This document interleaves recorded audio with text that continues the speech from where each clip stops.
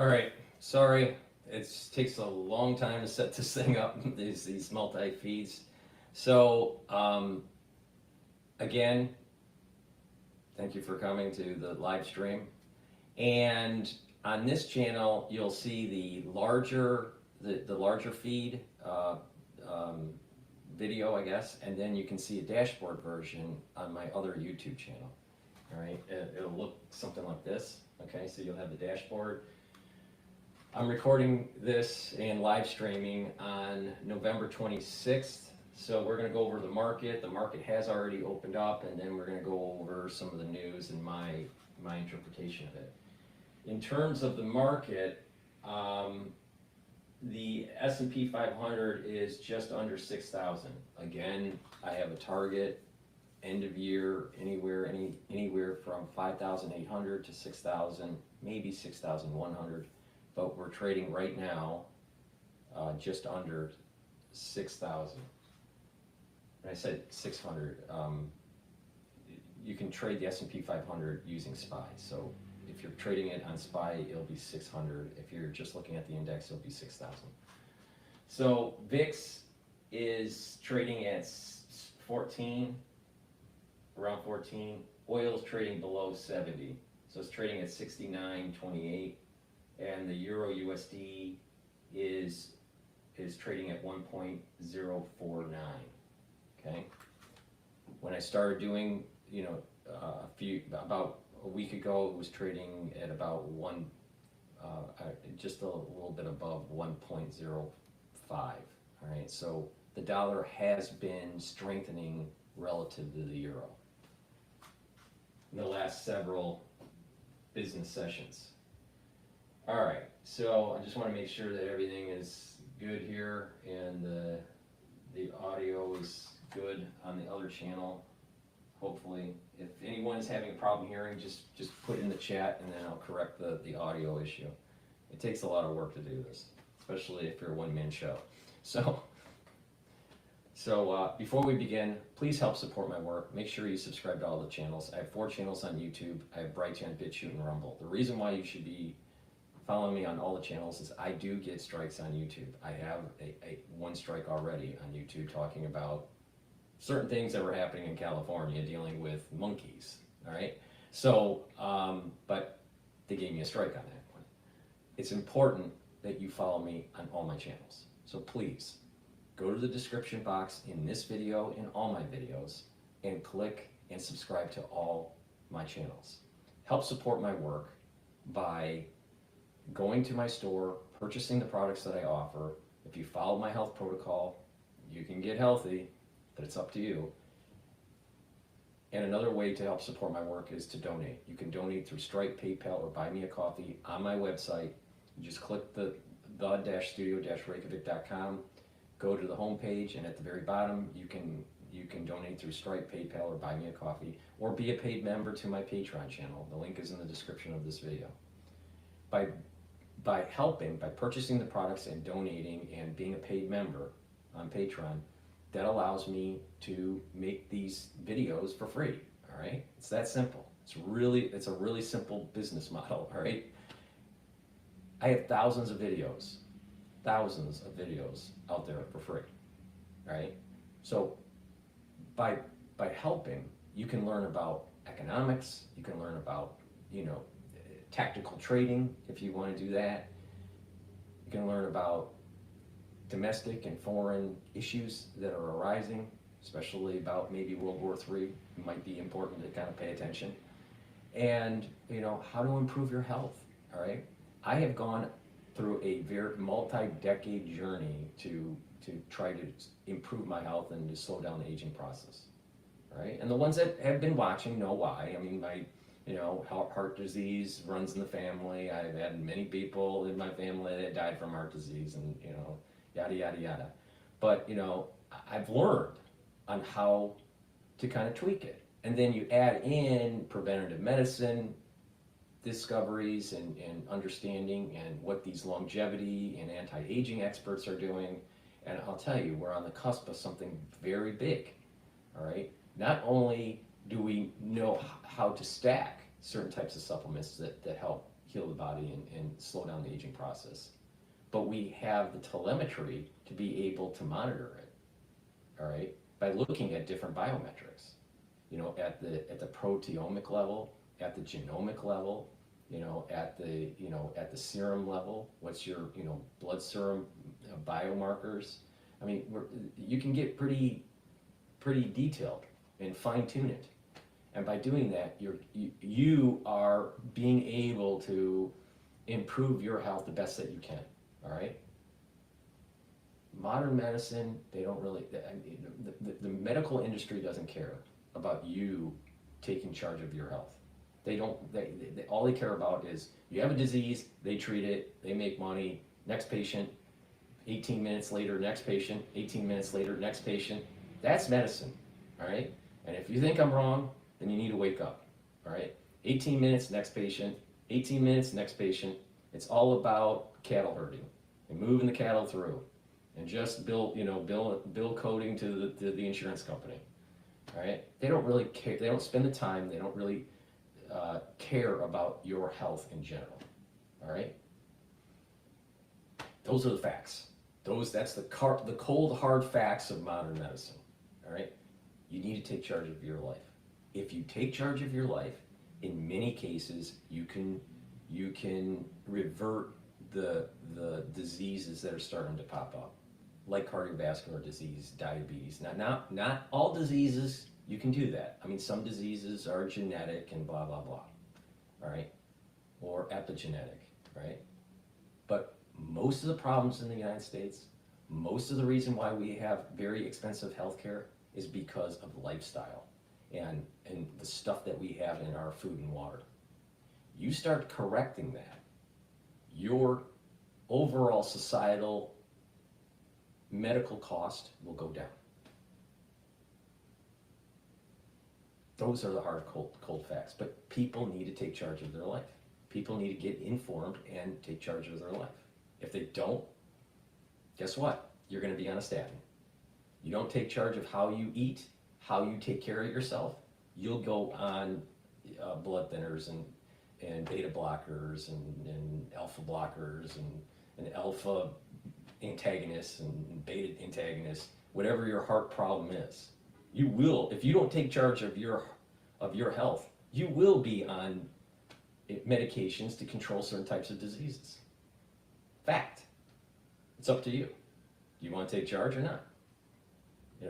I've seen people that if they don't take charge of their life, they go down a certain path. If they do take charge of their life, they're change their lifestyle and take care of their body, they go down a different path.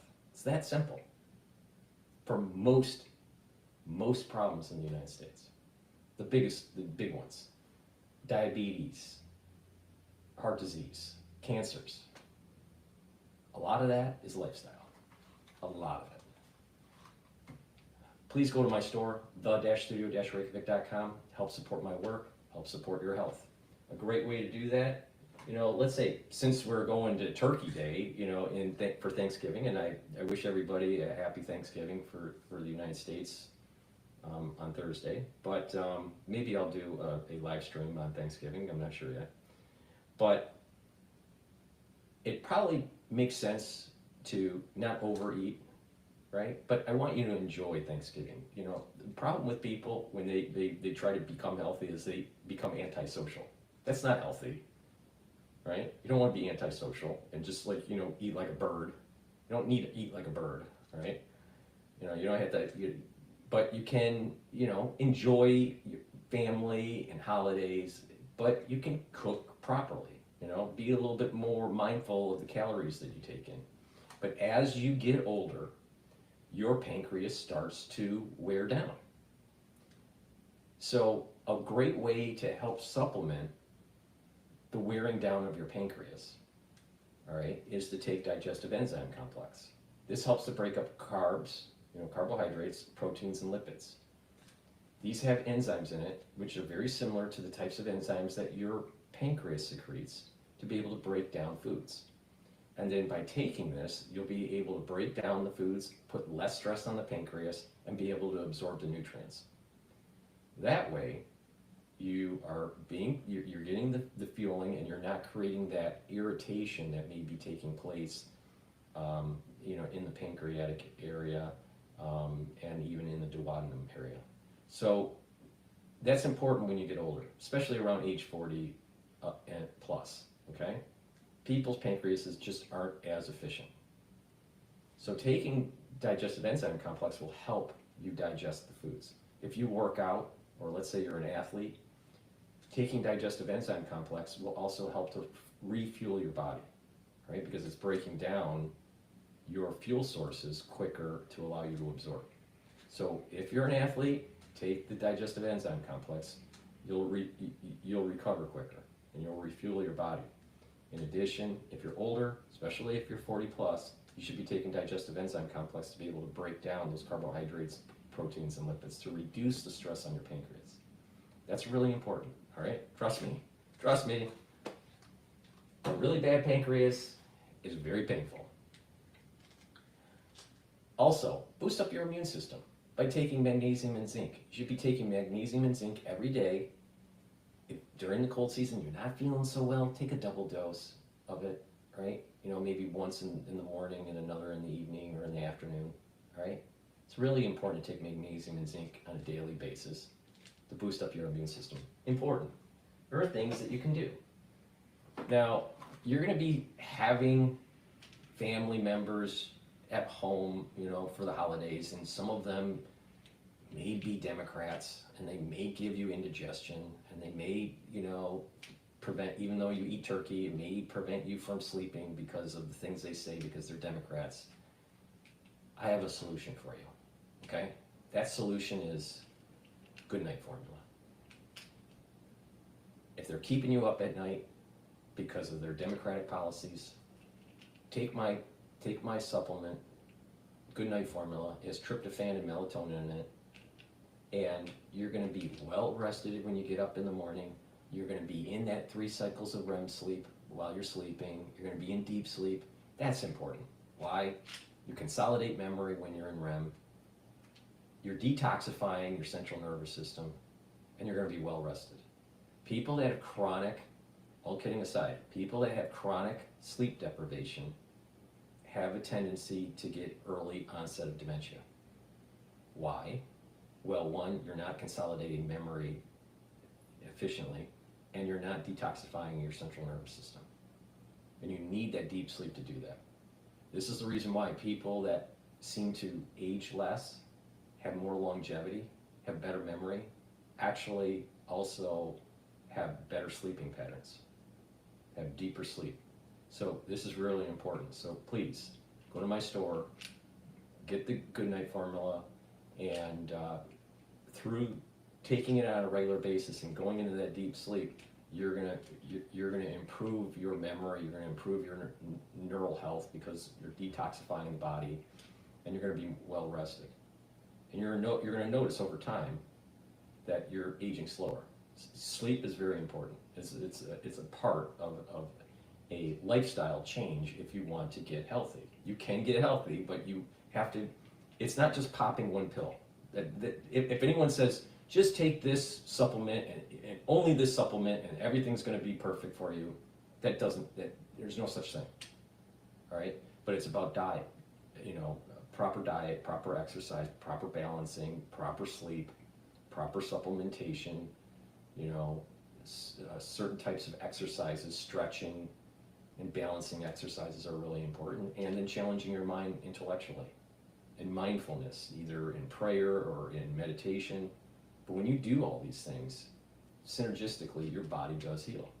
It takes time, but it can be done. But if you're looking for a quick fix, there isn't one. And you will end up taking medication when you're older with having heart disease, diabetes, and other problems. But it's up to you. Because, when you see a patient and they're having a heart attack, their life just, flashes in front of their eyes. And most of these patients, most of them, they regret the way that they lived their life because they're right on the edge of death. Now, sometimes you can pull them back, and you can control their heart arrhythmias and whatnot. Maybe give them a PCI or whatever. But the thing is, they got to a point where they were right at the abyss, right at the edge of the abyss.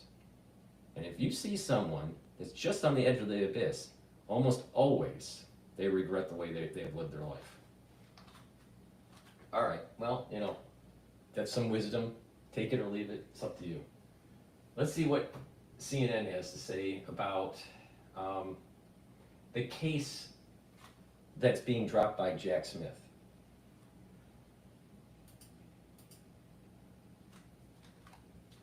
Both of those striking federal cases that made history against Donald Trump have now been dismissed, and the only U.S. president to ever be criminally charged is now fully reaping the benefits of winning back the White House.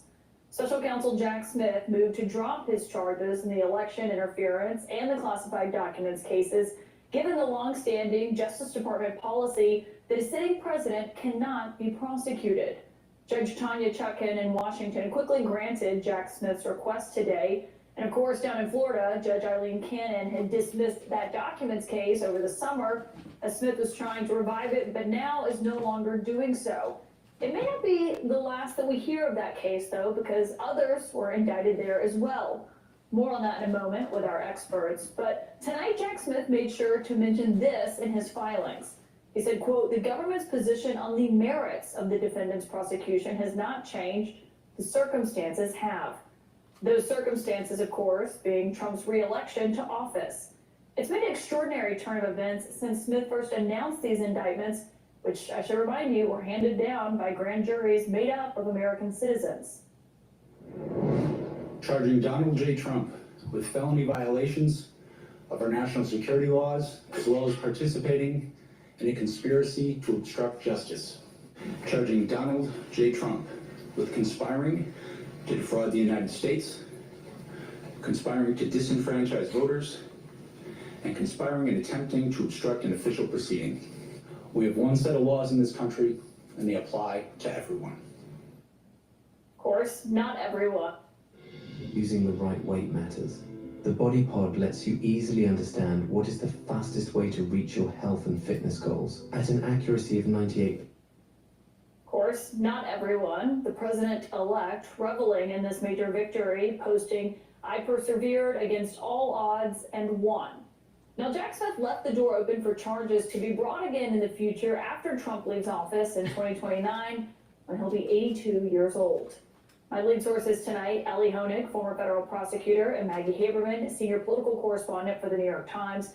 Ellie, can we just talk about how Jack Smith did this? And you know, was this his only option, essentially, that he had left, given Trump is promising to fire him 2 seconds after taking office? It was his only option. He had to do it. He did the right thing today. It's important to understand why, though. It's not because of that promise to fire him.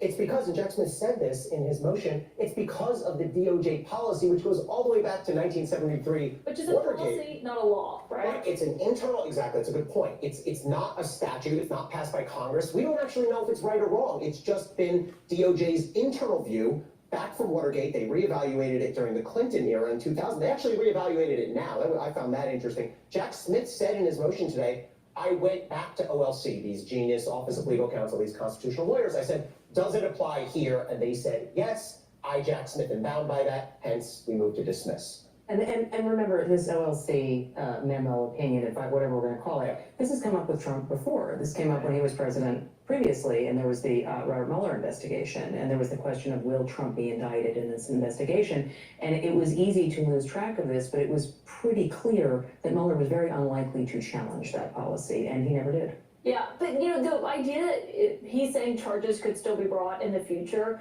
I mean, looking at that, Ellie, is that at all realistic? I mean, there's certainly some people who would be hoping that that would be revived in 2029, but the idea of that happening, I think, you know, and Trump could pardon himself, I don't know. Let's be real, that's not happening. I mean, it is only in the most theoretical possible sense. I mean, imagine this, right? Fast forward 4 years, who knows where anyone will be in 4 years? You're gonna have whoever wins the White House, whether it's Gretchen Whitmer or J.D. Vance or whoever, new AG is gonna say, let's revive a case that's been dismissed 4 years ago. That's probably It's interesting that he, if you know, just quickly passing Whitmer from Michigan, the governor, she might run for president. She's sitting, I think Hochul is another one from New York, probably running, 2 females, ultra liberal.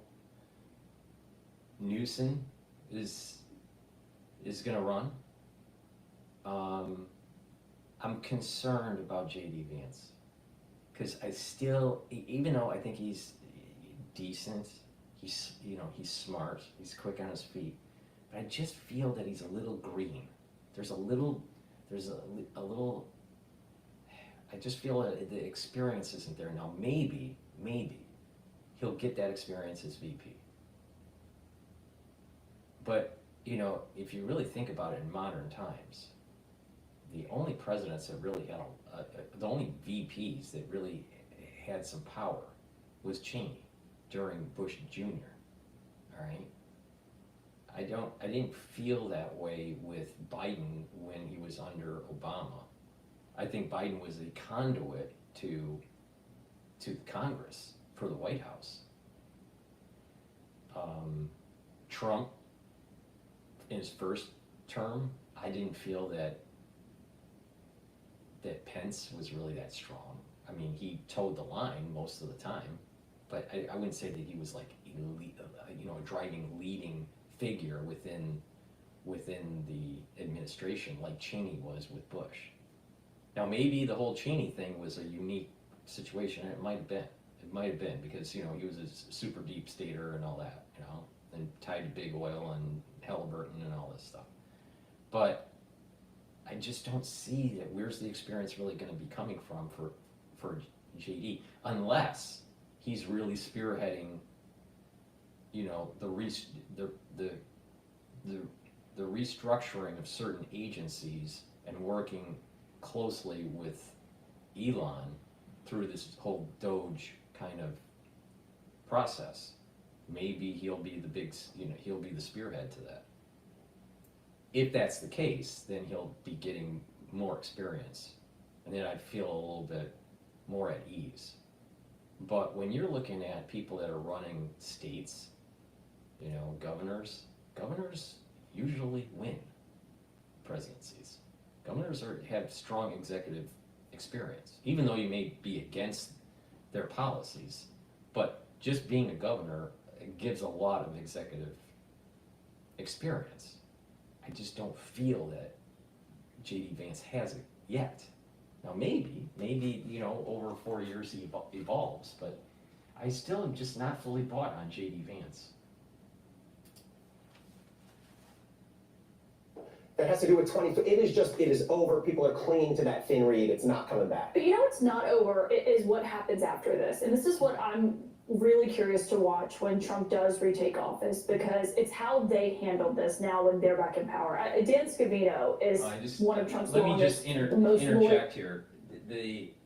So BITO on the dashboard is the ETF for Bitcoin long, and the BITI is the ETF for Bitcoin shorting. Now, if you look today, right now, Bitcoin's going down, so the shorting ETF is going up. So just keep that in mind. Dollar is, still, around the 1.049 mark for Euro to USD.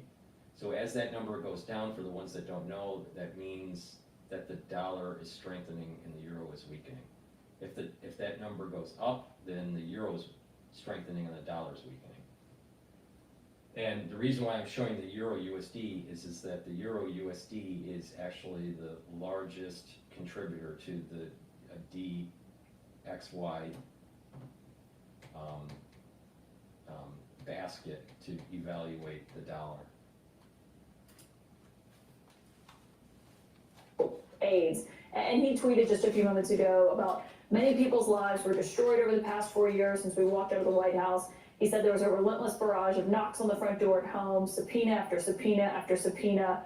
over the last 4 years, I have lots of questions. Well, and they all feel that way in Trump's world. I mean, I think you have to remember that it is not just the January 6th investigation, which related to a lot of people who were in the White House, and we've obviously seen the fallout of that. Then there's the documents investigation in Florida, which related to a much smaller group of people, actually, who were around Trump, but they all feel as if their lives were turned upside down, and they were, they were hanging on in the hopes that he would win. I mean, Trump was very clear with a number of people back in 2023 when he got indicted that, if he won, this would all go away. That's obviously what happened. No, the Manhattan case doesn't magically go away that he was convicted in, but they're not sentencing a sitting president. We've seen that get delayed indefinitely now, and the Georgia case is a real question mark for me. He is articulating what they all feel. What that ends up looking like, Caitlin, I don't know, because there are civil service rules about the prosecutors who worked on these cases. And so the question becomes, Trump can't just fire them. He doesn't have that magic power. But it is very clear that his team is... Doge can go in and restructure the DOJ and make it more efficient. And it just so happens that certain, departments just get cannibalized. What's wrong with that? You know what it is that the government has just been growing and growing and growing and growing and growing, and they want to tax you more and more and more. Well, why not restructure the government and shrink it and make it more efficient? So it's, it's for the betterment of we the people, and not, the betterment of, the deep state, right? To think that, for sure, the last 4, I would say even the last 8 years, and if you really want to go back, go all the way back to just right after 9/11, there's been a weaponization of the FBI, of the DOJ against the people through different mechanisms. Even the NSA is involved. Surveillance of the society, manufactured consensus by propaganda through the media, improper search and seizure issues, viewing the American public as public enemy number 1. That's wrong. Weaponizing the IRS. These are things that are out of control. We need a government that is efficient, and it's for we the people, and stop to demonize the different constituencies within the country. So I'm hoping that Doge goes in and, let's restructure. Department of Education, not working, make it work or kill it. Restructure the FBI, restructure the CIA, restructure the NSA, restructure what's going on at the DOJ. Make the country efficient. Stop demonizing the citizens.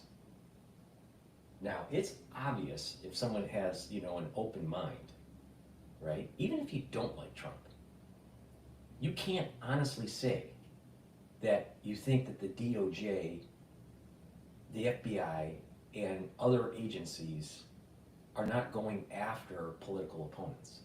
I mean, how could you not? I mean, look at what happened with Roger Stone. Look at what happened with Stephen Bannon. All right? Stephen Bannon decided not to show up for a congressional hearing. He gets thrown in jail. Mayorkas decides not to show up and testify. He doesn't get thrown in jail. Hunter Biden doesn't sit for the hearing fully. He doesn't get thrown in jail. I mean, there seems to be a little bit of, if you're a Republican, we're gonna use the system to go after you. Well, that's a problem, because now Lady of Justice isn't blind. And just the whole problem with these agencies going after citizens. They've weaponized them. Now, people can use the term lawfare or whatever you want to use. But the thing is, it's happening. And it needs to stop. It needs to be restructured. And we need to hold the people that were doing this accountable. So through restructuring of agencies, yeah, I'm pretty sure you can get rid of these people. Because maybe you don't need those departments. Why do you need a department to go after your political opponents? I bet there is a department somehow, some way, that's called go after your political opponents, department at the DOJ. Well, maybe you should, stop funding that. About this. Can they make their life hell though? That's what I was gonna say, and they can make it so miserable that in the hopes that they leave, that they just, go off on their own, and then if anybody is left, then they'll figure out what to do. Yeah, I think we need to, I need to throw a red flag here on this kind of comments by Dan Scavino and others, because we're seeing it regularly, these threats. We're gonna prosecute the. He's a referee? See, this is the problem with these mainstream media things.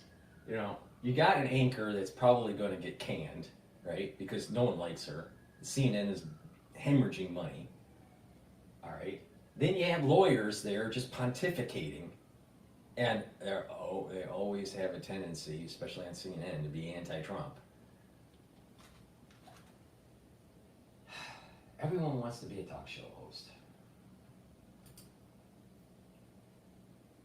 Investigators investigate the investigators. I mean, look, I have been critical of Jack Smith. I stand by all of my criticism of him. I think there were times he did things that are against DOJ principle. But if we're talking about opening a criminal investigation, there is zero evidence to justify that. And you make a good point, Caitlin. Even an investigation, I mean, there are safeguards that would hopefully prevent some sort of ridiculous indictment. But even an investigation can turn someone's life upside down. It's extraordinarily expensive. You get a subpoena, that's 6 figures. But the Trump team is gonna say, that's what you did to us. Right. What they say now. Yeah, it's childlike retribution. Yeah, but the thing is that they went after people in the last 8 years, right?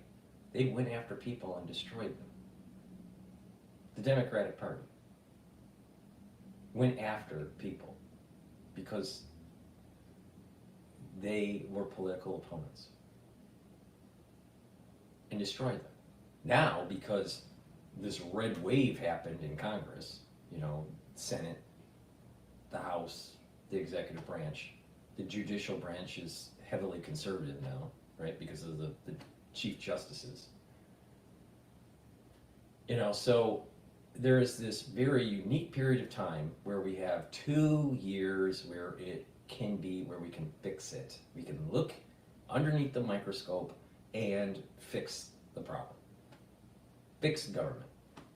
Be able to stop this never-ending retribution. But the Democratic Party, through the speech of Schumer on the Senate floor, saying, we can give peace a chance. We can come together. We can find common ground now. You think he would say that speech if he won the Senate? If the Democratic Party won the Senate? Of course not. He would say, this is a mandate to go after people that are anti-democracy. So when the Republicans have power, the Democrats are worried of retribution. But when Democrats have power, they want to exercise their retribution. Okay, I see. Sometimes you can't forgive your enemy. Sometimes you have to go after your enemy.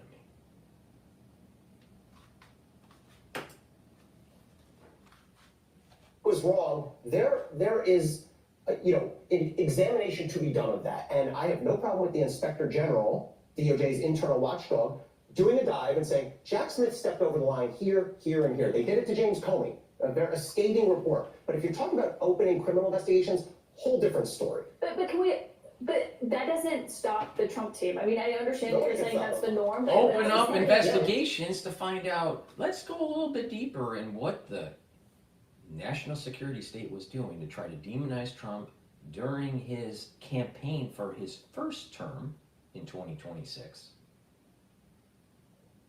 And how that carried on into his first term as president. Trying to demonize him, trying to impeach him and blah, blah, blah. The problem, the root cause The root cause of the problem is that the deep state, the national security state, has too much power, and it needs to be truncated. It needs to be restructured. And then we can really exercise the true wisdom and essence of our Constitution. But without that, there is this dark veil over our Constitution where we are not protected by our civil liberties. And it's a transfer of power from the executive branch and the legislative branch. There's a transfer of power, dark transfer of power, a cryptic transfer of power, a hidden transfer of power to this national security state, where they feel as though they are the ones that have keys to the kingdom, ones that make the full decisions. And these are the ones that have drafted the documents on what's going to happen during a nuclear war. And believe me, in a nuclear war, either full-blown, intercontinental, or just local, your civil liberties are going to be eroded on steroids. I mean, our civil liberties were eroded right after 9/11. Can you imagine if a tactical nuke was starting to go off, or nukes started to go off in Europe? Do you think that your civil liberties are going to be protected? They're not going to be. It's already written in documents to take away, to go into emergency powers. And guess what? The national security state, when that does happen, they're going to get even further power. And you're going to have less. And when you add in the technologies that we have now compared to what we had back in 2001, it's a lot easier to control the society. Now, do we really want to go down that road? Because it looks like the national security state is poking the bear to do a tactical nuke. But when they do that, they're going to ask for emergency powers and erode your civil liberties. Be careful, be careful. Maybe we need to investigate. Because when you get to the root cause of what was happening in 2016 and all the way through the Trump administration, and even, during the hiatus between terms, when you dive that deep and you get to the root cause, you're going to notice you got a runaway national security state. Now that is an intellectual looking at the problem wide-eyed, not these pseudo-intellectuals that have law degrees. Pam Bondi is his new pick for Attorney General, and we were looking at what she said about a year ago on Fox Pretty News. blatant. Well, Yeah. listen to her in her own words. Yeah. The Department of If a man wears this, he's definitely getting lucky tonight. Most jeans are either super baggy, too stiff, or have a terrible. The Department of Justice, the prosecutors will be prosecuted, the bad ones. The investigators will be investigated, because the deep state, last term for President Trump, they were hiding in the shadows, but now they have a spotlight on them, and they can all be investigated, and the House needs to be cleaned out. I mean, what does Attorney General? That's exactly what a big part of America wants done. They know that something's not right. Fix it. So we can have a future, and future generations can have a better future, so America can fulfill its destiny. And it's a bright destiny. But we got to take charge. Just like I was saying early on in this video, you got to take charge of your health, right? Or you're going to end up on statins and having heart disease, right? Or memory loss, or whatever, right? You got to take charge of your health. We need to take charge of our civil liberties. We can't let them be trampled on. Don't tread on us. That's the ethos of America. And this is exactly what we need. We need to investigate to find out what the fuck was going on. Because what's been happening is that the national security state is out of control, and it's been out of control. I'll use the delineation point, 9/11. 9/11, post 9/11, it got really out of control. But really what's happened is that the moment that we learned on how to use nuclear, nuclear power as a weapon back in World War II. The moment we learned that, it was the start of the national security state taking charge and trying to supersede the branches of government in kind of like some sort of like cryptic government. That's where it started. And so they want you to think, you know what, worry about climate change. Worry about climate change. Worry about the waters going up. Worry about the coral reefs eroding and, receding, and, worry about the forests burning down. They don't want you to ask the bigger question. Why the hell do we have thousands of nuclear weapons aimed at us? And why are we aiming thousands of nuclear weapons at our, quote, enemies? And that any given day you can wake up into a nuclear holocaust. And that has been going on since the late, 1940s, early 1950s. Why?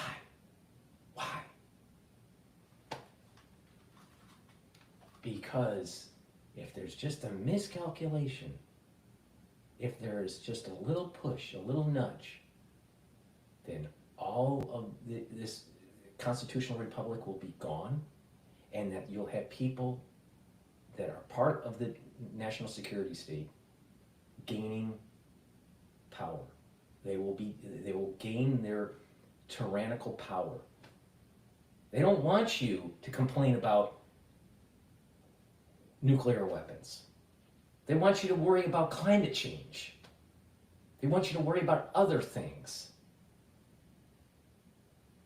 But one of the most sinister things that is happening to mankind is nuclear holocaust.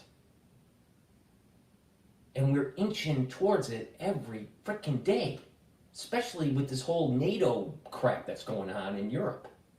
We need to wake up. This is way beyond just finding bad actors that went after, quote, Trump's, administration, or way deeper than going after individual citizens like Bannon or, let's say, Roger Stone or others, Peter Navarro. We're talking about a deep state that's out of control, that is pushing the levers of power that can lead to a nuclear holocaust.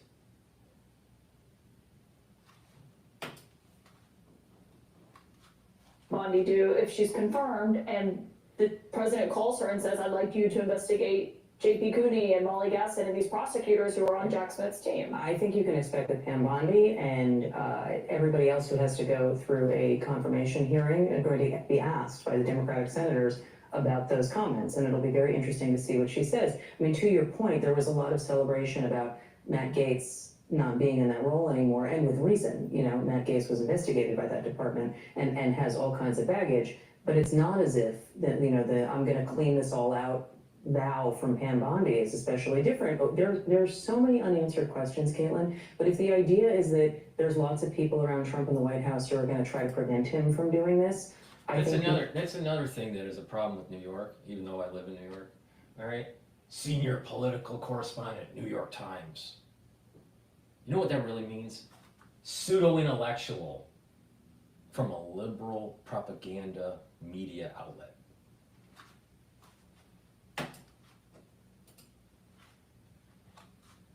they're sorely mistaken.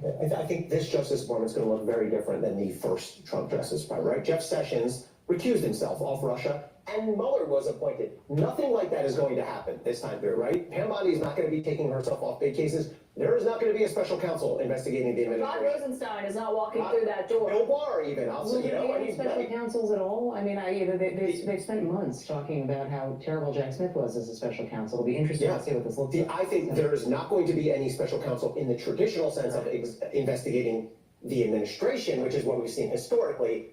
My question is, will there be a special counsel going the other way? The reason why that they've been pushing the whole drumbeat that Trump's going to go after you know, the ones in government that, you know, that were nefarious. The reality is that this deep state aligned itself with the media. So there are people on CNN, on MSNBC, even on Fox, there are people that help push this agenda against the will of the people, against, you know, the administration who tried to do certain things because it was against the deep state. You have media people, famous media people, that were on the take, that were part of that operation, you know, through this whole Smith modernization and this propaganda that was orchestrated domestically. So the media people are worried. Like, for example, I have seen at the Harvard Club, I have seen three major media people. Olive Belshi, when he was promoting his book, and he was anti-Trump during the, you know, the book signing and, you know, the book lecture. I saw Brian Stelter, all right, also anti-Trump, you know, and also, and you know, and he was a little bit more, both, how should I phrase this? Comparing Ali to Brian, Ali is a little bit more left. Brian is actually a little bit center to Ali, all right? But Brian still is, in terms of against Trump, right? Meaning right is like pro-Trump, let's say. Right leaning would be pro-Trump, left leaning would be against Trump, and then centrist would be ambivalent. All right, Brian is still left, but he's closer to center in terms of relative to Ali. All right, Ali Belshi. Now the other, actually I saw four media people. The other one, I don't remember his name. He was the one that was, I think, part of NBC. I think it was NBC. He was the anchor that was embedded in one of the roadside Army patrol units in Iraq. I think this was back in 2006. I think it was around 2006, and then they hit an IUD, and then he had brain damage. All right, I don't remember his name. I have to look it up. He was actually pretty phenomenal to watch speak, and he was very central. You know, he was saying, you know what? There's too much infighting that's going on in this country, but they do it because they want the ratings. They want they want the ratings, and by having the eyeballs and having the strife, then what will happen is that they can charge a little bit more because of the eyeballs for the advertising. But he himself was very centrist, and there were people that came and asked questions and tried to push buttons, like saying, oh, Trump's bad, he's a convicted felon and blah, blah, blah. And he just stayed ambivalent. He stayed like a true kind of reporter should be. Like an ideal reporter should not give you their opinion, all right? They should just say, these are the facts, as we know it, it could change, all right? But that's journalism, right? But everything is op-ed now. Everything is op-ed. Opinion related. And unfortunately, that's where the society is starting to just kind of just get more and more riled up, and it's turning into WWF, wrestling, and just everything is getting really, right? We need to step back. Now the other anchor, and I'd have to look up her name. I actually did a video about her. She was from CNN, conservative, but hated Trump because of the abortion issue and blah, blah, blah, all right? She ended up having some sort of cardiac event because she was an avid runner in Atlanta. I think it was Atlanta where she passed away. But I'd have to look up her name.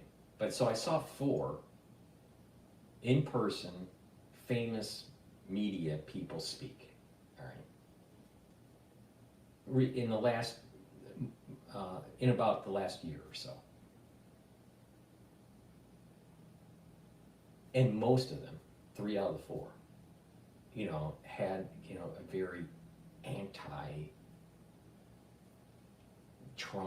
stance.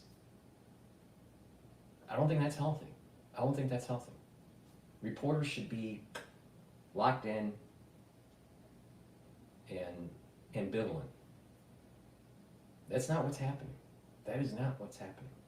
And the reason is that these people, not everybody, but a lot of them, they are towing a line to try to demonize one side of the political spectrum, to try to promote the other side of the political spectrum.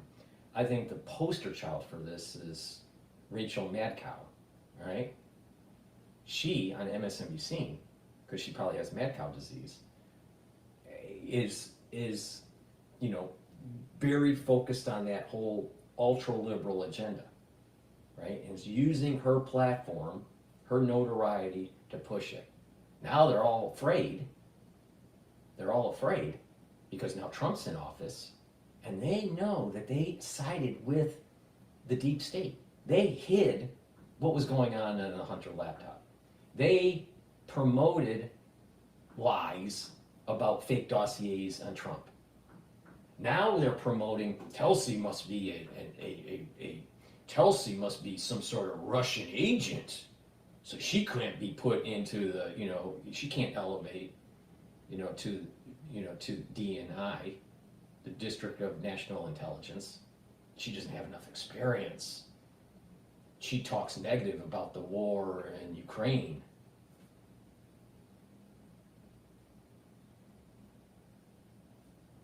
Problem. So people need to investigate not only the people that are in the deep government, but also in deep media. Maybe that's a new term. Maybe someone's already used the term. I don't know. But there is this deep media that's aligned itself with the deep state. They need to be held accountable because what they did was they were lying to the American public through this Smith Modernization Act. The CIA, the deep state, was using domestic propaganda through media to make you think that Harris was winning Iowa in the polls. Oh. And there's other, you know, I don't want to get a strike on YouTube, but there are other things the deep state has been doing that, you know, I had covered. That they've, you know, they promote harm, physical harm, when they say, believe the science on XYZ. You know, believe the science on global change. But let's not worry about nuclear war. What do we do with the nuclear waste even if we don't have a nuclear war? It's going to get so, you know, clean energy, nuclear power. Really? Really? That's clean energy? Really? You look at the whole process, how it's mined, all the way through, you know, creating the energy and then the waste products from it, and you add that all up, the net present value, you really can say with an honest face that nuclear power is clean energy? Really? If it's so clean, then why don't we put that radioactive material on Martha's Vineyard? Oh, no, we can't do that, because that's bad. That's nuclear waste. Oh, if illegal immigration is so great, why don't we just move them all to Martha's Vineyard? Oh, we can't do that. No. Not in my backyard, no. But it's clean. Yeah, right.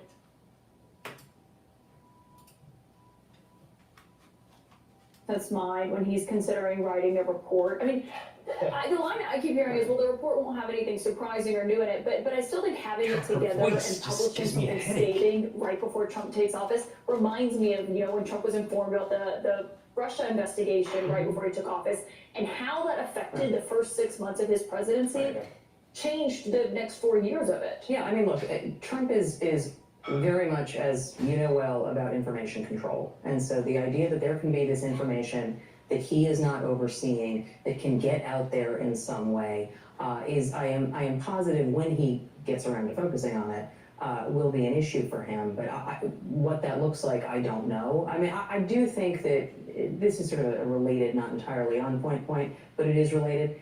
The fact that the transition is not, I'm doing my best here, stay with me, will you?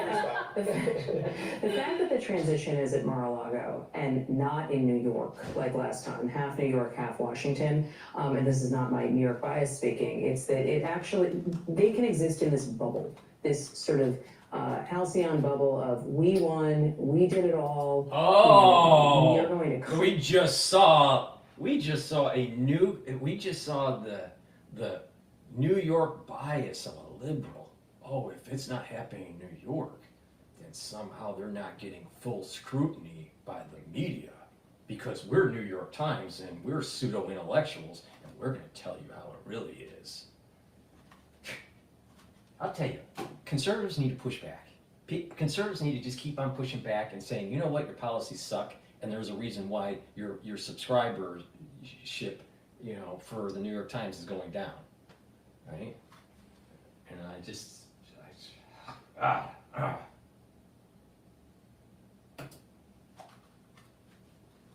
Then we're gonna shake things up, and Washington is not Mar-a-Lago, and it is a very big government, and so they are going to show up and they're going to want to do things a certain way. Washington's not like Mar-a-Lago, but New York is.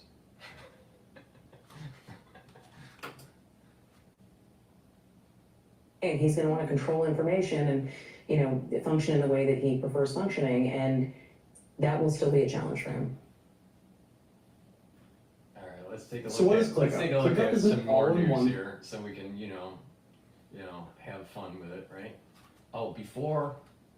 Look, why don't we go to Cash Jordan? We haven't done a Cash Jordan video in a while, and we want to understand what's going on with the immigrant roundup. Right, because it's going to literally look like the Wild West from the day one when Trump gets into office in New York City, which we probably need. Please go to my store, help support my work. All right, where else are you going to get the plethora of wisdom on YouTube? Please, all kidding aside, I want you to improve your health and also help support the channel. Please go to my store, the-studio-reykjavik.com. The link is in the description of this video, and get the great structural nano silver soaps that I have. They're very high quality, all right? I have them in 4 versions, all right? I have it in peppermint, I have it in lemongrass, oatmeal spice, and also charcoal tea tree. So please go to the store, get a couple bars for your household. Very high quality structural nano silver soaps, right? Help support your health, help support the channel. It's a win-win, all right? And it's through your help that we can reach a larger audience, and I can do some, cool things. I'm actually, for the ones that don't know, I've added 2 new features on my website where you can listen to my podcasts in audio form. You can also listen to my podcasts on Apple Podcast and on Podomatic. The links are in the description. And you can also go to my website and watch live stream. When I live stream, I'm actually feeding into the website. So, for example, just quick show here of what it. But if you go to the website and you just go to broadcast, you got radio, and radio will. I'm starting to populate the audio files, but I also have live. So when I do a live broadcast, you can actually see the live broadcast, right? So you're seeing the live broadcast here. So I'm adding features because I have people that are helping support my channel by purchasing the products and sharing the links and all this. It's a win-win. My next big feature that I want to bring to the public is an app, to develop an app where you can purchase my products on the app, but also watch my content, live stream, and my listen to my audio files, my podcasts. and, you know, look at the PDFs, these research PDFs that I post and stuff. That way it's a win-win. It's a win-win. You learn, it helps support to grow the channel. So, you know, that's my next big project is to develop develop that capability of having some sort of app. But with that, let's go to Cash Jordan and figure out what the hell is going on in New York. If you've been using a regular pepper grind all your life, you have no idea what you're missing. This is the hex mill. The city will no longer issue vouchers to migrants to pay for food, ending a controversial program that had repeatedly come under attack by conservatives and others. This pilot program in New York City. So, you know, the reality of the situation is that you had vets, all right, combat vets, or military vets. You know what? They're living on the streets. They're not getting health care. They're not getting food. They're not getting the help they need. They got mental, you know, they have, you know, mental problems because of maybe PTSD or whatever. Our veterans need to be taken care of way before illegal immigrants. All right? There's something wrong when we don't take care of our senior citizens and our military vets with the same vigor as we are with illegal immigrants. That's wrong. That's wrong. We had, you know, another thing, I know I go off on tangents, you know, welcome to my channel.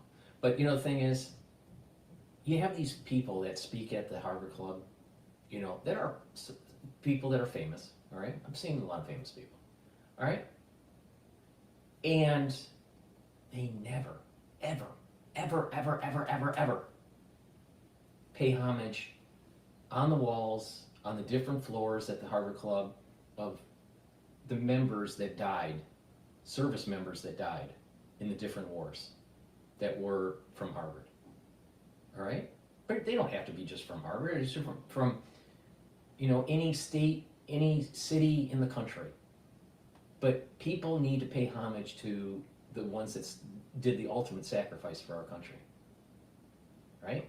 But they never get up on stage and go, you know what, on the third floor in the hallway, there's a memorial for the World War I. Or on the first floor, in the main floor, you know, there's a memorial of World War II. They never say it. But they'll always be focused on pushing their book. They'll be focused on making sure that, you know, they push an agenda that's anti-Trump. That's wrong. Don't worry about the anti-Trump. Don't worry about pushing the book. You can, you know, you can do that, you know, at the end of the lecture. At the beginning of the lecture, pay homage to the people that did the ultimate sacrifice for our country. These people don't do it. So you have the ultra liberals telling you, we need to be taxed more to make sure that you know, that money is there for these social programs for the illegal immigrants. Meanwhile, right next to the illegal immigrant, as you know, is a vet that's homeless. Where's the help for them? If we have the money for the illegal immigrant, why didn't we have money for the military vet? Problem.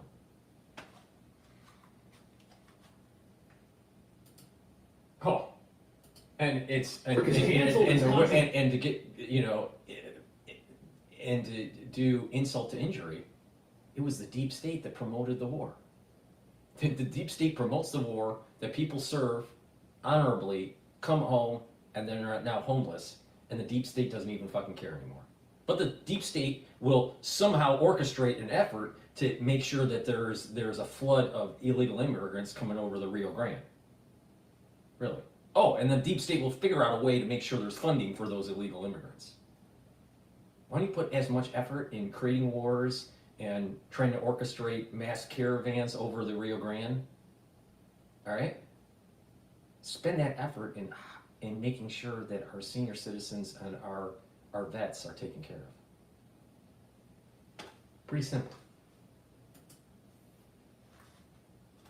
The controversial debit card program that gave asylum seekers $350 a week for food. And with the price of groceries in this city way above average, the controversy over these cards was never ending. But they were canceled within a day of President Trump winning re-election in a landslide. And the cancellation of this program just adds to the uncertainty many asylum seekers here are already facing, with the new president promising mass deportations.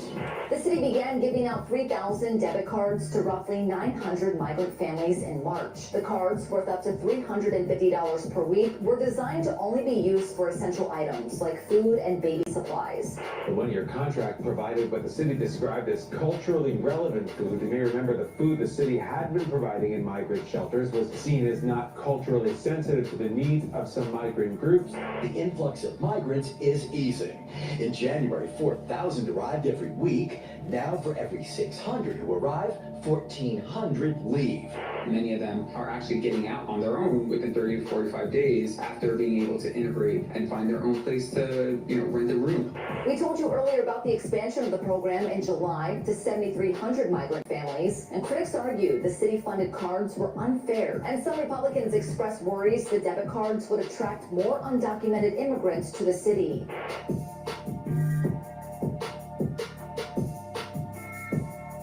So the incredibly controversial prepaid debit card program is now over. But what nobody's talking about is this program was pretty much doomed to fail from the start, because not only do New York City shelters provide 3 meals a day and unlimited continental snacks, cooking is banned inside the shelters themselves, and the cards were supposed to be used for groceries, making it hard to see exactly how the $1,400 monthly allotment families were given could be used to buy and prepare the healthy, culturally relevant foods that they were intended to. But what's really shocking here is the timing of this program's cancellation, because it was started almost a year ago, and then 4 months ago it was such a success that it was expanded to cover more families, and then within a day of the election it was just canceled. Which is weird, because our leaders kept defending this program by saying that the $1,400 prepaid cards were saving the city money and helping us help more asylum seekers than ever before. But the city's shelter system still evicts asylum seekers after 1 or 2 months, leaving many homeless, spending for themselves. At the same time, the number of asylum seekers in the city has dropped drastically ever since President Biden's executive action on the border. And with President Trump set to take office and start what he calls the largest deportation effort in U.S. history, the 700 people or so arriving here every week could continue to drop even lower. And that brings us to the real reason why these cards are now gone. President Trump's landslide election victory has signaled the end of the growth phase of the asylum crisis here in New York City. And Donald Trump's victory.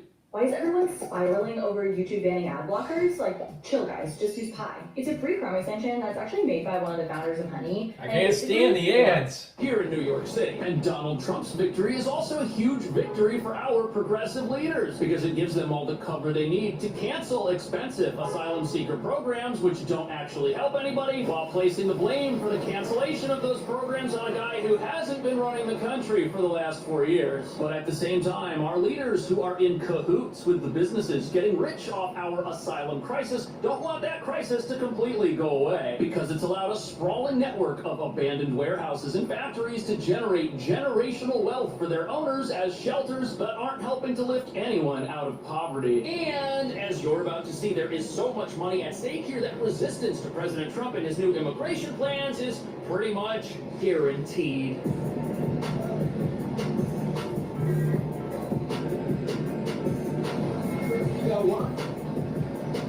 So this tower right here behind me, this is the Row Hotel. It's a former luxury hotel that now operates as an emergency shelter for asylum seeker families here in Midtown. And not only does it make its owners... Of course it's luxury, because it's only luxury in New York.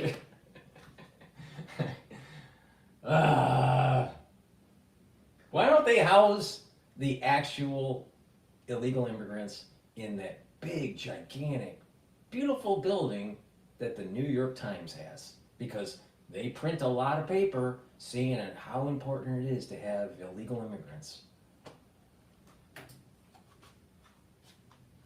billions of dollars a month because of the asylum crisis. This is also where this controversial debit card program has its origins, because whistleblowers revealed that the city was throwing away hundreds of thousands of dollars of prepared meals that were supposed to go to asylum seeker families, but because they weren't being eaten, they were just being disposed of, thrown in the trash. They weren't even being donated to some of the local homeless shelters around here. Video footage of the meals. Isn't that crazy? There are lots of people that are homeless, that are hungry, that are citizens, all right?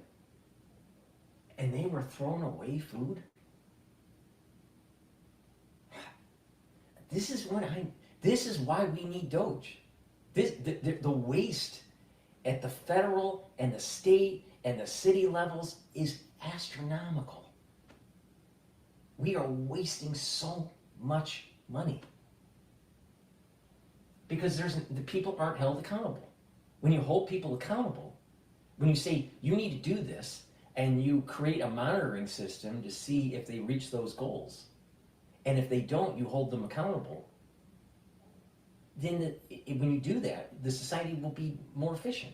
But when you don't, then you have this runaway waste spending.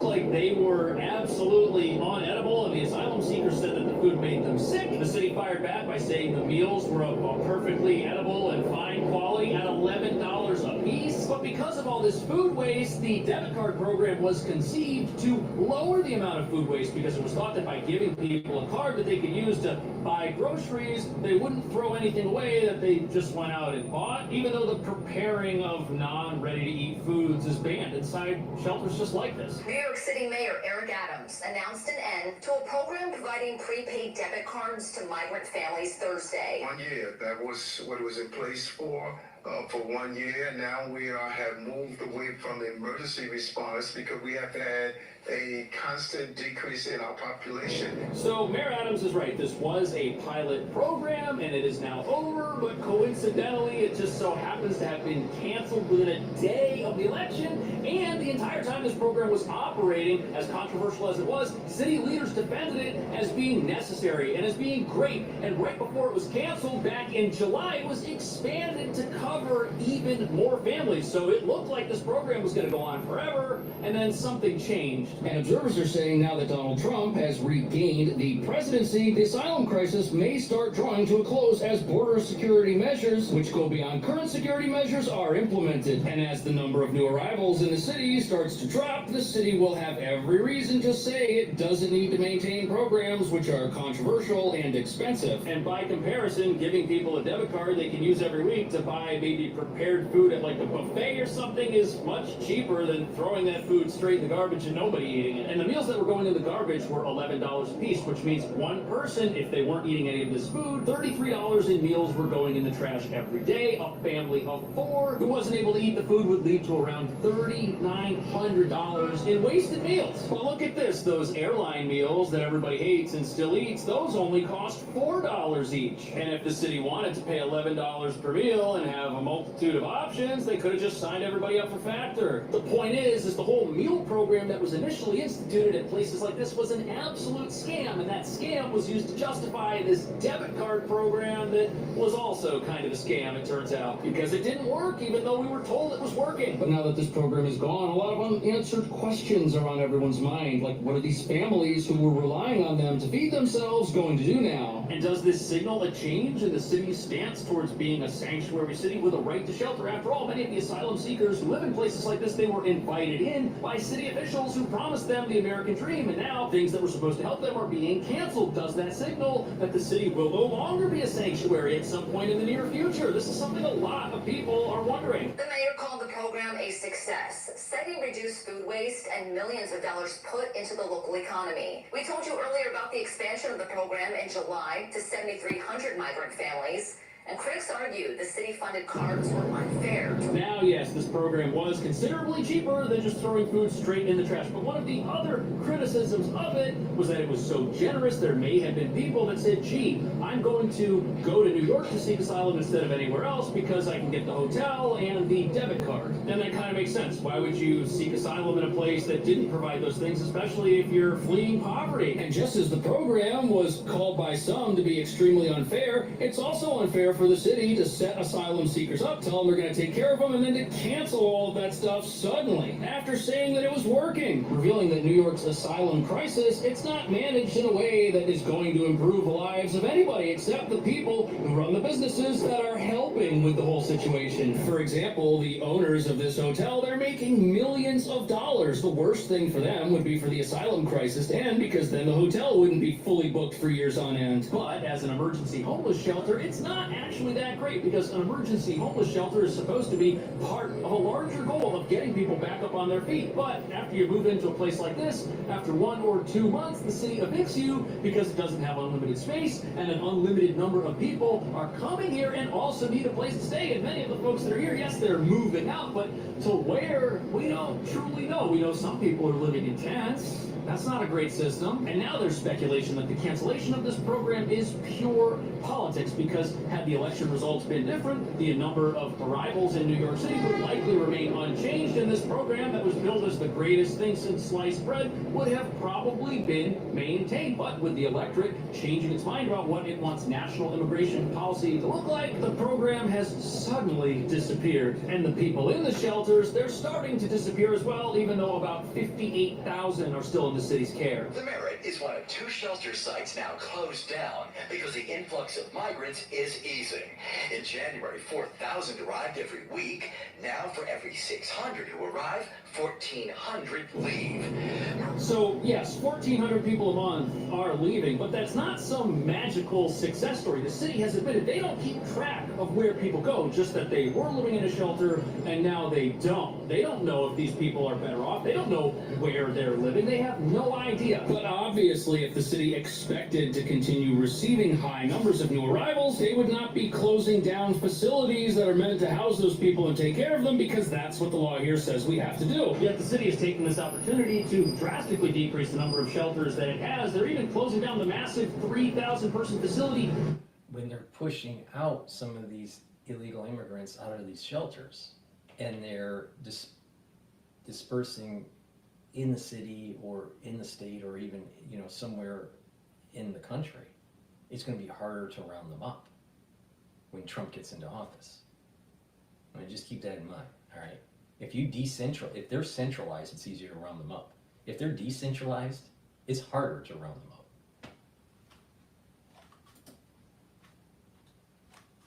Randall's Island that has been plagued by controversy and has gang members reportedly using it as a home base to commit crime all over town, which is another issue altogether. How helpful can these shelters really be if bad people are living inside of them, people who are members of a gang that profits from human exploitation? This is a massive problem. A humanitarian crisis infiltrated by human exploiters? That's not only a massive problem for the people living inside these facilities who have little kids and now have to wonder if the criminal underworld will try and recruit them. But it's also a problem for the entire city, because how can we harbor gang members and fugitives and keep them safe in a place where law enforcement is not allowed to enter? Police, they can't even go inside these places. That's why you have a cruiser parked out front. That's as close as they can get to put forth a law enforcement presence. And with reports coming out about weapons finding their way inside these facilities, many people want to see the police doing more, but they can't. It's illegal, because as a sanctuary city, we've got this idea that somehow law enforcement and immigration are toxic to each other. But since we think that way, many of the same people who fled poverty and fled crime are finding the same criminals in the places that are supposed to help them get back on their feet. That's not a good system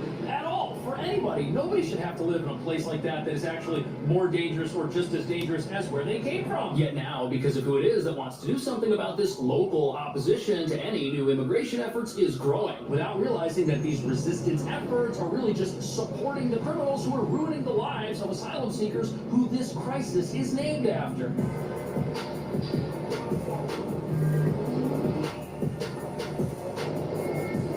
So So in just a few weeks, the criminals, gang members, and terror watch list suspects who've escaped into America and aren't supposed to be here, they're gonna have to start watching their backs because the incoming president has promised that they will be the focus of his deportation efforts. And when you consider that many of these cartels and gangs have been exploiting people since before they even entered this country, their removal from it is gonna be a good thing for the law-abiding asylum seekers, as well as the middle-income communities around New York that have been overtaken by crime, which has come from these gangs in many cases. Yet somehow, not everybody agrees that securing the border and getting rid of the bad guys is a good idea. I have arguments a lot about Capitol Hill. Give me one downside on secure border. What's the downside unless people on terrorist watch list coming across the border? A secure border saves lives. Right. I'm for secure border because I believe that if you don't have a country, you don't have a country if you're not securing your border or your currency.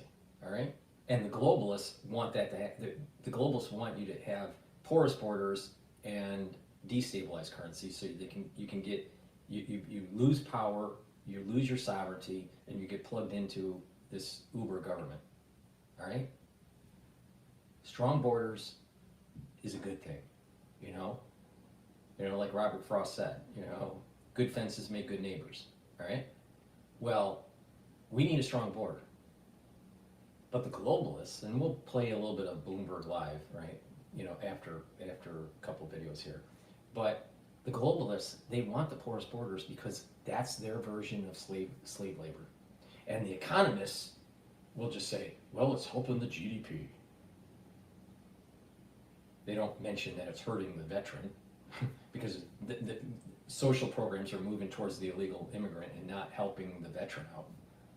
But the economists will say, it's helping our GDP, so we should bring in illegal immigrants because who else is going to, work for $10 an hour cleaning toilets? It's a problem. It's a big problem. The elites that are liberal, they keep on promoting this policy, but really, if you want to go down to the root cause of it, it's slave labor. It's slave labor. You can't have strong national security if we don't have border security. We gotta know who's coming in, what's coming in, where's coming in, why it's coming in. I guess the only downside to a secure border is that they hurt those who profit from the asylum crisis, both the gangs that are smuggling people into the country and the businesses here in New York that are getting rich off of all this while not actually helping rehabilitate people. And apparently these cartels have a $13 billion a year industry bringing people into the country for money. That's massive. Of course they're going to be upset about it. Their whole industry is going to get shut down as it... This space heater is being called the Tesla of heaters. It can warm up houses for practically zero cost. This game-changer invention will keep you warm without costing you a fortune. It can crank up the heat in any room in seconds, and get this, it does it while barely sipping any.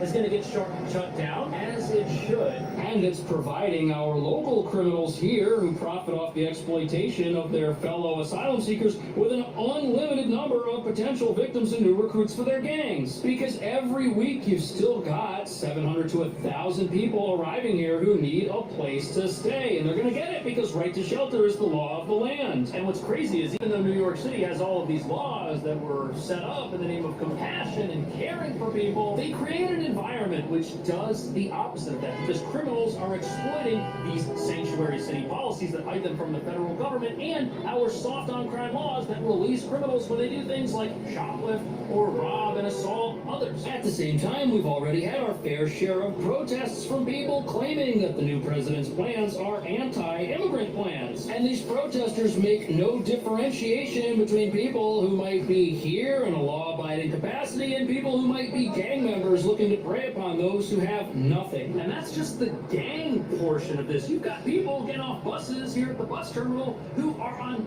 terror watch lists. Who knows what their plans are? And it's a good thing that someone's finally going to try to track these folks down. The priorities for the deportation operation are public safety threats and national security threats.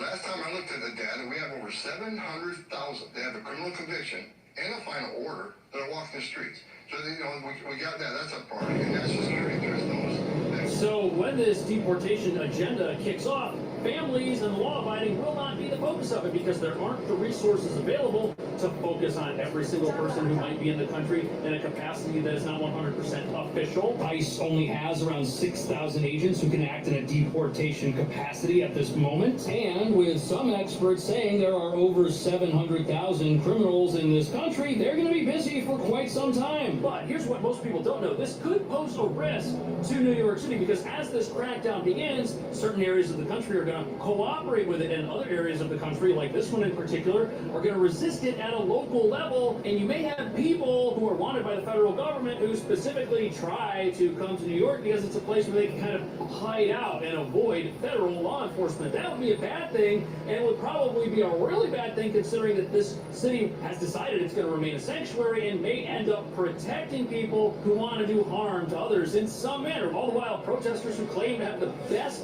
interest of asylum seekers and law-abiding immigrants at heart are giving cover to these criminals by protesting on their behalf because they're the ones that are the target of this new deportation effort once it starts. What do you think about that? Would this end up being a good thing for New York City to get rid of some of the criminals that live in our shelters and live next to families who have small kids who may be approved for asylum and may be on their way to beginning new lives in this country? Let me know what you think. Thank you so much for watching. I will see you in.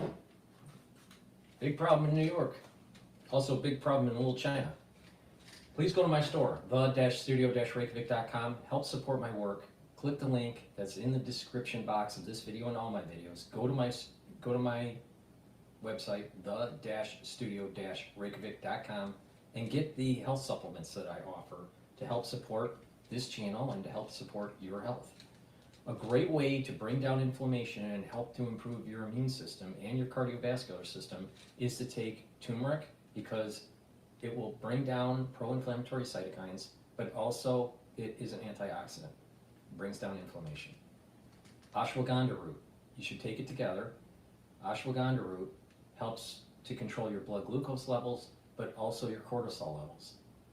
And by doing that, you're bringing down that inflammatory response and you're improving your cardiovascular system because you're bringing down that inflammation and reducing the irritation in the intima of your blood vessels, right? You need that irritation. Irritation and inflammation has to happen to allow for plaque buildup. The first stage of it is irritation. If you bring down that irritation, you bring down that inflammation in your vascular system, you're reducing the chances of building up plaque. So, when you bring down chronic inflammation in your body, you're also improving your immune system. So this is why it's a dual purpose product, right? It's it's the second pillar of my anti-aging protocol, bringing down inflammation. The first pillar is neutralize pathogens with structural nanosilvers. The second pillar is bring down inflammation with the turmeric and the ashwagandha. And the third pillar is take strong antioxidants like C60. So, and then you build onto that, those pillars with these different supplements by stacking. That's how it works, right? So everybody should be taking turmeric and ashwagandha on a daily basis. Please go to my store, the-studio-reykjavik.com, and get the turmeric and the ashwagandha. Help support the work, the channel, and improve your health. It's very important for everybody to take a multivitamin. This multivitamin is easy to digest. Go to the store, take a look at the actual vitamin profile. I don't have time to read it off. But it's a very high quality vitamin, easy to digest. You should take this every day, and this is part of your daily stack. So multivitamins are important because they are cofactors for enzymatic activity. You have an enzyme, all right? And there's different little docking areas on the enzyme. And these multivitamins, right? Vitamins, certain types of vitamins will attach to the enzyme and create a certain conformation on the enzyme to allow it to function better. If you don't have those multivitamins, your enzymes don't function as well. That means your biological processes and your cellular processes are not happening as efficiently. You need the multivitamins for that proper efficiency. So please go to my store, the-studio-reykjavik.com, and get the multivitamin. All right, let's go to Fox News. This is about Mexico, China is going to pay. I like this. You know why? Because I saw the automotive industry and the tool and die industry get decimated because of NAFTA in Detroit, all right? NAFTA hurt manufacturing in the United States. Now, there were people that benefited from Wall Street and Walmart, people that own, you know, the Walmart family. But manufacturing was decimated because of NAFTA. I would love to see higher tariffs against Mexican goods and Canadian goods.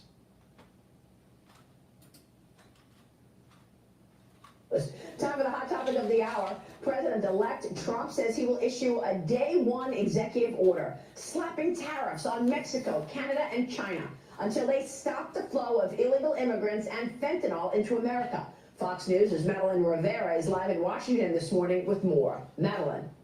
Hi, good morning, Maria. This could all have a major impact on trade. The threats are also the biggest indication yet that President-elect Trump intends to move forward with the tough talk he espoused during the campaign trail. He wrote on Truth Social, as one of my many first executive orders, I will sign all necessary documents to charge Mexico and Canada a 25% tariff on all products coming into the United States and its ridiculous open borders. Trump also says we will be charging China an additional 10% tariff above any additional tariffs on all of their many products coming into the United States of America. He's accusing Chinese leaders of failing to follow through on its promises to impose the maximum penalty for drug dealers. Canada, Mexico, and China are the top 3 largest trading partners of the United States, so the tariffs could have implications for several industries like automakers, farmers, and food packagers. The reaction from international leaders was swift. A spokesman at the Chinese embassy in Washington says China believes that China-U.S. economic and trade cooperation is mutually beneficial in nature. No one will win a trade war or a tariff war. It's unclear, though, if Trump intends to follow through with the tariffs or if the rhetoric is intended as a negotiating tool. Canada's Deputy Prime Minister says they'll continue to discuss immigration with the incoming administration, adding Canada places the highest priority on border security and the integrity of our shared border. It's an example of how governments and companies are rethinking their strategies in the wake of Trump's re-election. Maria. All right, Madeline, thanks very much. Maddie Rivera there. Here's what Trump's incoming Treasury Secretary, Before we go to the, before we continue with Fox Business, I just want to do a market update here. So the S&P 500 is trading above 6,000 right now. The VIX is trading at about 14, so risk is lower in the equity market. The dollar is strengthening relative to the euro, and oil is still trading below $70 a barrel at 69.60. And Bitcoin is trading lower.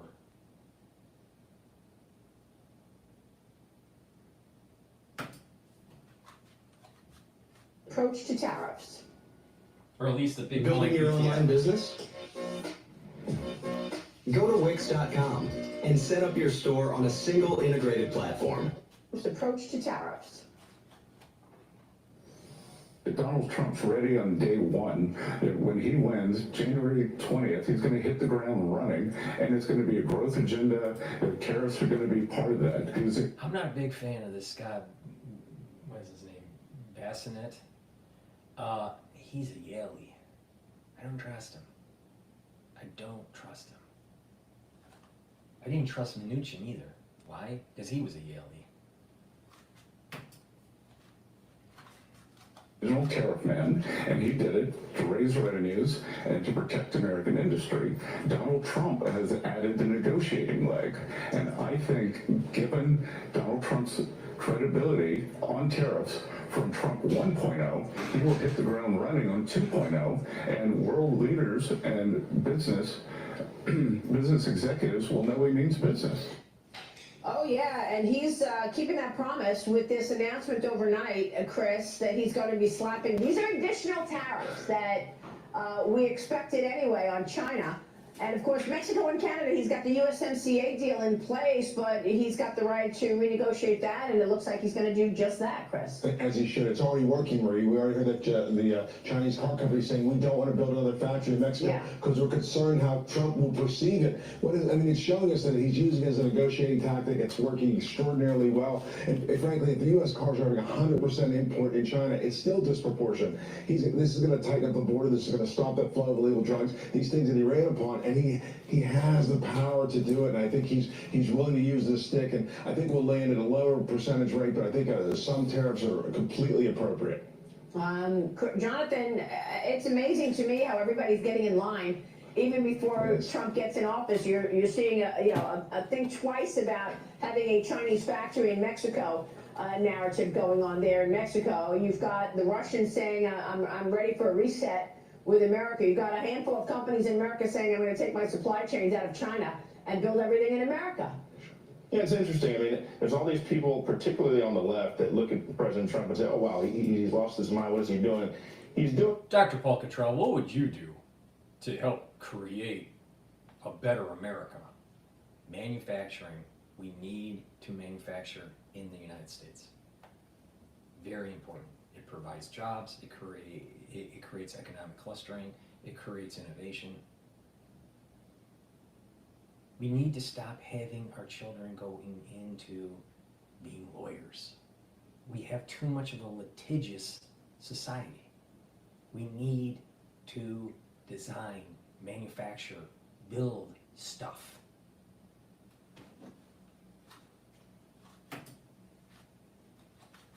Something when the left has done nothing for the last 4 years to address what he's trying to do. So I commend the president in terms of what he's doing, but also keep in mind that these tariffs, they're level playing field tariffs, right? I mean, these countries are also imposing tariffs on our country as well. So, it doesn't just flow one way. The other thing is, China has been long overdue for tariffs to be going up. I mean, they have lied, cheated, stolen. So let's just say, okay, you have Trump going, okay, I'm going to put some tariffs on China, all right, and those goods and services, those goods that are coming in, from Walmart are going to be a little bit more expensive. So you have the Walmart family picking up the red phone, the bat phone, and calling Trump, how dare you put tariffs on our goods in China? Even though we decimated middle America businesses because the American people need to buy cheap goods at Walmart. And then Trump would say, well, Walden family, you're rich enough. Don't worry about it. We need to build manufacturing in the United States. Now, what you're going to hear is a bunch of economists saying, that's going to be inflationary. Very few of them will say it's building economic clustering and allow for us to have a better GDP.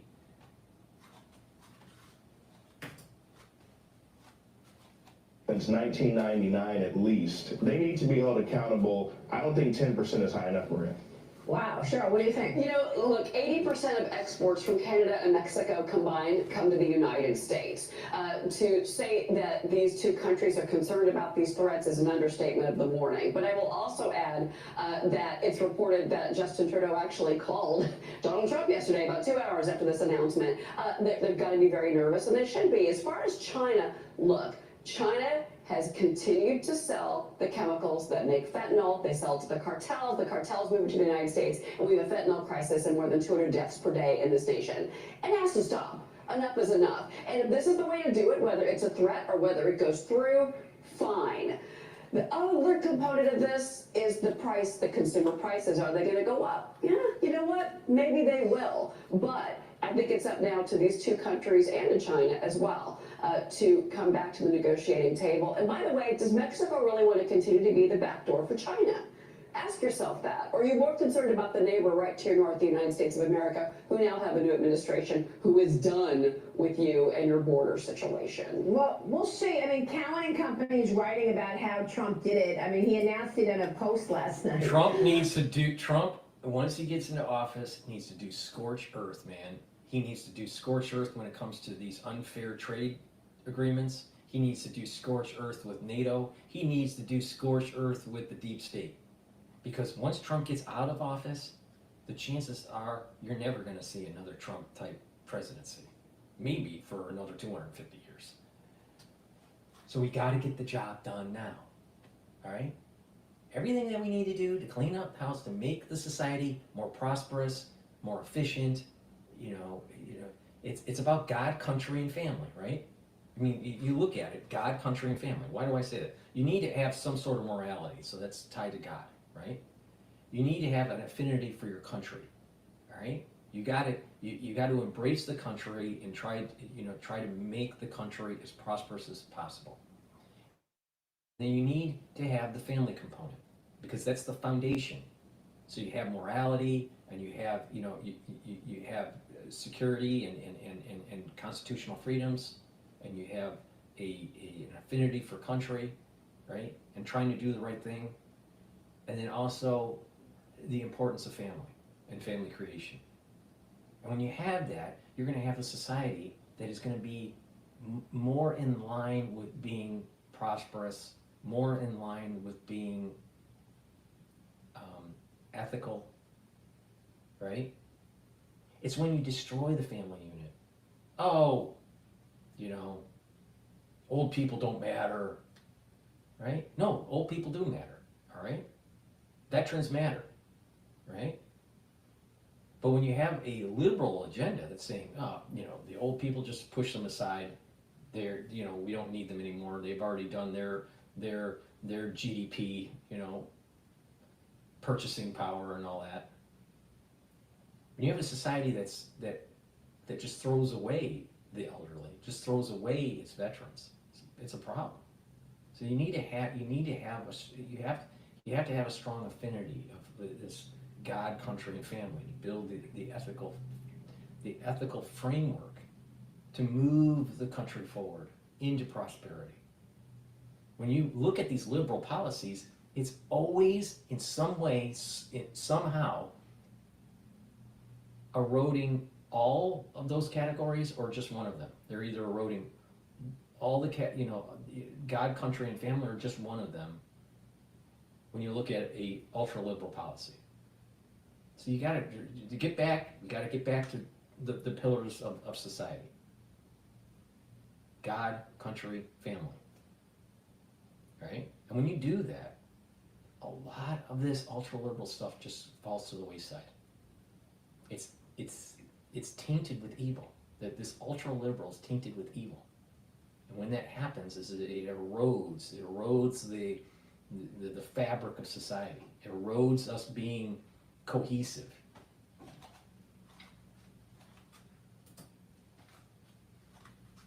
Trump, in a social media post Monday night, threatens the 25% tariff on Canada, Mexico, and a 10% tariff on China on January 20th. Scott Bessent has talked about this on many times that he's joined us on this program. And he also discussed the lawfare against then candidate Trump and the impact on the dollar after Trump's former chairman of the Council of Economic Advisors, Kevin Hassett, told me nobody will want to buy treasuries in America if Donald Trump is found guilty in these legal cases and handcuffed. Watch this. But we are starting to see foreign central banks moving out of the dollar. We have never run deficits like this before, either in peacetime or during when we didn't have a recession. So we depend on foreigners to fund those deficits, and if they stop, then interest rates go higher, which is what we've seen here. Yeah. And but the thing is that if interest rates go higher and we need to reservice our debt with higher interest rates, perhaps maybe we should be more efficient with our spending. See, we can't look at these problems in silos, just one variable. We have to look at these problems multivariable.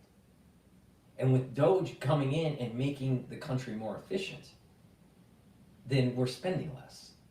When you cut taxes, yes, tax revenue will, at the individual level, the individual taxes going into the government will be less, right, if we cut taxes. But the thing is that with more money, you have more purchasing power. And with more purchasing power, what will happen is that the GDP will go up, and that the overall economy and that invisible hand of the economy functioning will generate taxes that will lead to going into the coffers of the government to pay for its debt. So it's a combination: issue less debt, make the government more efficient, and give the people more money by reducing its taxes, and then put tariffs on foreign goods so it pushes companies to build and manufacture and design in the United States, so it revs up our economy, not someone else's economy. See, for the last 30 years, because of NAFTA and this whole push for globalization, the money changers, the banks, Wall Street, they're the ones that were benefiting. Middle America was not really benefiting. They were getting by. They were slowly getting better, or they were stagnant. And in some communities, it fell to the wayside, especially like Flint, Michigan, where the economic clustering was large when the plants were there. But once the plants left Flint, the tax revenue left, the water ended up becoming poisonous for the population, and you know, the whole society was starting to spiral downward. But when you have manufacturing in the United States, when you're creating jobs at different levels, right? There's economic clustering, and the economy is more vibrant. That's more important than this quick fix with, well, just import cheap goods.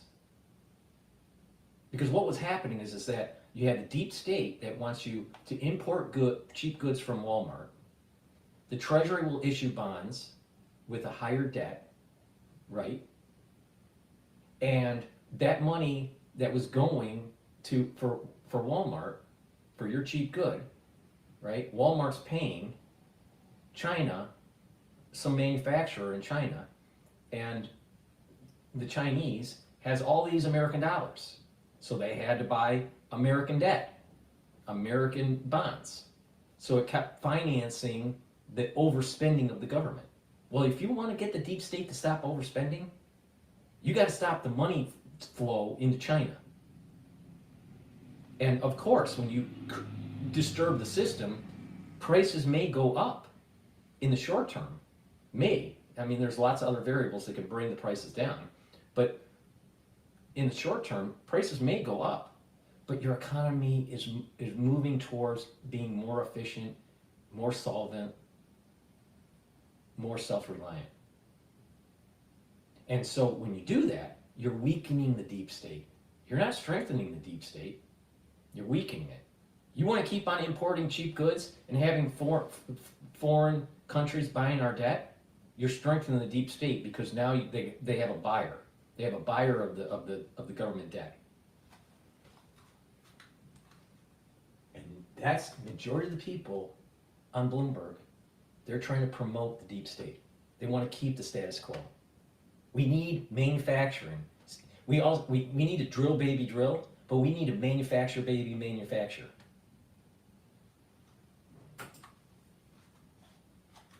Spectacle of a former president being hauled away would not help anyone's confidence. And I think that the American people abroad don't believe that this is anything but a show trial.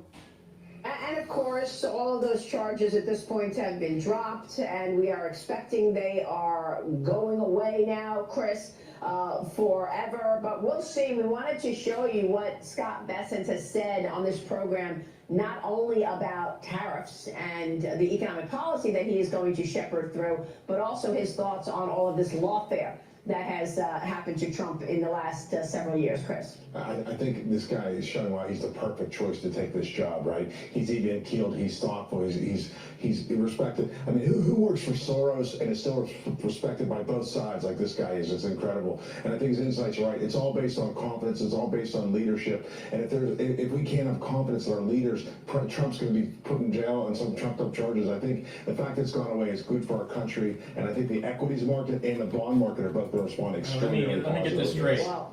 Soros involved nominee, Ann Yaley, that sounds like a recipe for problems.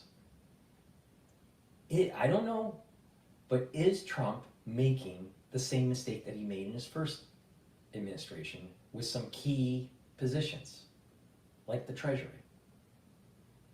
and getting, wolves in there that have sheep's clothing? Because sometimes Trump does stupid stuff. Amazing. All right, let's go to Bloomberg. Not live feed, but one of their podcasts dealing with Trump's vow for taxation. And I haven't seen this, but I'm willing to bet they're going to demonize the tariffs because they're going to be pushing, it's going to be inflationary. Because remember, Bloomberg is promoting a status quo agenda, not the change that the people want. But we'll see. In today's working world, complexity is everywhere. And before you can catch up, everything changes. But what if technology and AI, content, When you think about it, a 25% tariff on our two largest trading partners. I mean, Mexico has now become the #1 trading partner with the United States, followed by Canada. And part of it is the markets are highly, highly integrated. Particularly, I would say the two sectors that have sort of already been touched on, autos and energy. I mean, autos is one of those industries where they're highly integrated because we allowed NAFTA to just keep on going and cutting jobs and cutting jobs and cutting jobs and cutting jobs to the point that you have to rely on the international community. Doesn't that sound like a long-term, multi-decade process to weaken the country so it loses its prowess and its self-determination and its sovereignty? Seems to me that's what was happening. I am so tired of these people that are just like, well, we're integrated now. Well, why don't we ask the question, why don't we disintegrate? why do we unravel the damage that NAFTA and this global trade has happened to U.S. manufacturing and go towards localization, not globalization? The auto parts literally crossing the border 8 times before they ultimately get developed into a car. So when you start to then put a tariff of 25% on each one of those parts each time it crosses the border until it ends up becoming developed into a car, you start to see how incredibly significant this idea of a 25% Okay, so tariff. you're gonna go buy your Bronco from Ford. Let's say it costs $35,000 right now. I don't know how much it costs, but let's say you option it out to $35,000. All right, Trump throws in these tariffs, and now your Bronco is $40,000 or $50,000, and sales go down. Guess what? You know what Ford's going to do? They're going to get on the phone and they're going to go to their local manufacturers in the United States and go, how long is it going to take for you to start moving the manufacturing back to America? Because Ford isn't going to put up with declining sales. So you need a president that's willing to play chicken with these big manufacturers like Ford Motor Company and go, move the fucking stuff back to America and make it.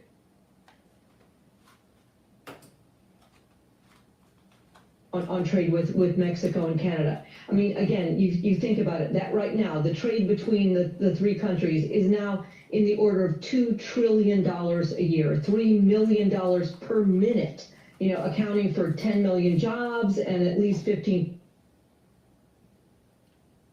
So if we have this trade, trillions of dollars, wouldn't it be nice to make it in America? There would be more people employed. They're being paid high paid jobs. And that activity would be taxed and help with paying down the debt because we're $36 trillion in debt.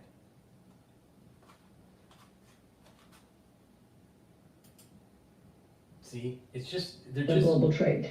So this idea of hitting our two largest trading partners again, with this somewhat unusual notion of using tariffs, a trade tool, again, an economic trade tool, in order to fight something that is not particularly trade. The globalists are like vampires. Literally, they're like vampires. And with vampires, you show some light and they're afraid of the light. Or you show them, I don't know, a crucifix and or holy water or whatever, right? There's certain things that vampires are really afraid of. Well, globalists are really afraid of the word tariff. And you're seeing an economist, former U.S. International Trade Commissioner, I'm assuming she was an economist, but someone that's pro-globalization, all right, trying to demonize tariffs because she's a vampire and she's afraid of the word. Because you know what? Tariffs do work. But it's not, as long as you also pull the other levers. Manufacturing has to come back to America. And the globalists do not want that.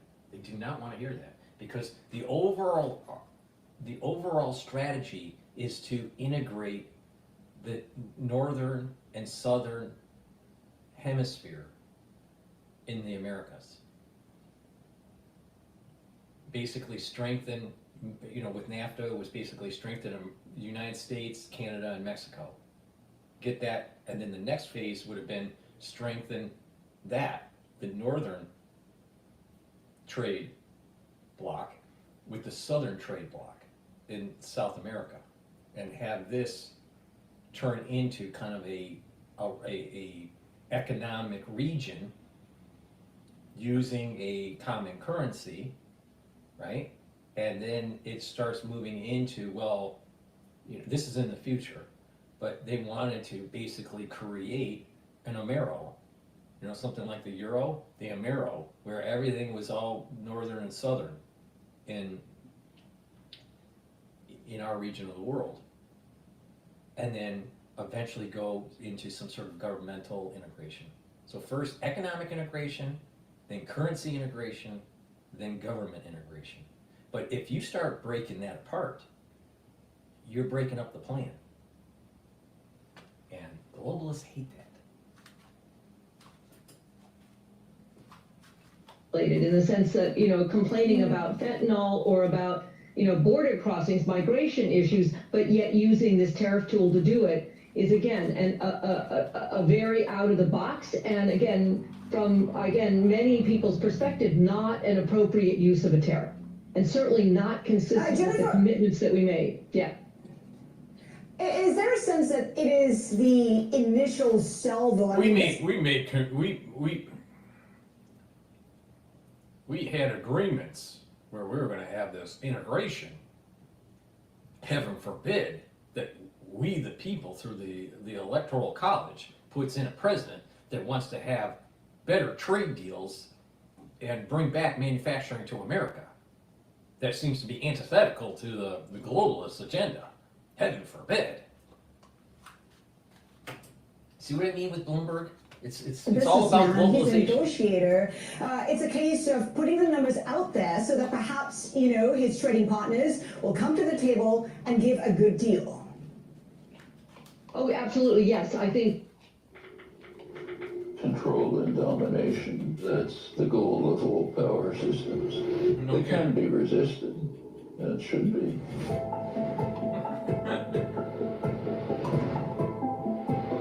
That's Noam Chomsky. I'm simply helping people. You know what's amazing with Noam Chomsky? Even though I'm going on a tangent. Oh, absolutely, yeah. I know I'm going on a tangent, but it's my show and I can go on tangents. But, the thing is with Noam Chomsky, he hated Trump. But if you really listen to Noam Chomsky, some of the things that he's talking about with, globalization and the deep state and manufactured consensus, with the agencies trying to convince you to do things, right, at a domestic level or international level, he's right. Unfortunately, he's wrong. He's wrong on the political spectrum, but he's right about what's going on in society. And we got to be, we got to strengthen our manufacturing. People need to start waking up. We need to design and manufacture in America. We gotta stop placating to globalist interests. All right, since I'm off my tangent, I'm gonna go back to Bloomberg.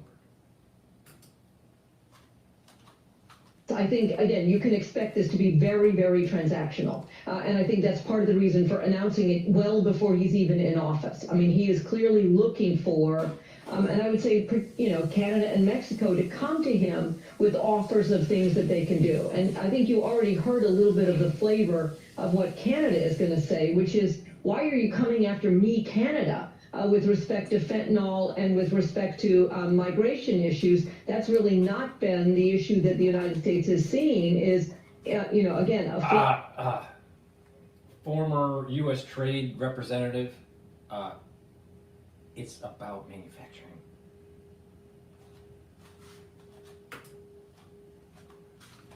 Across the border, coming across the Canadian border. And the issue is whether this is partly trying to divide Canada from Mexico and have them be treated differently. But there's no question that this is an opening salvo of a negotiation to try to get, again, and the problem is a little bit of an unclear result. So again, the bargaining will begin about what do either of these countries have to show in order to demonstrate that they've come forward with something that would be acceptable in order to get these tariffs lifted.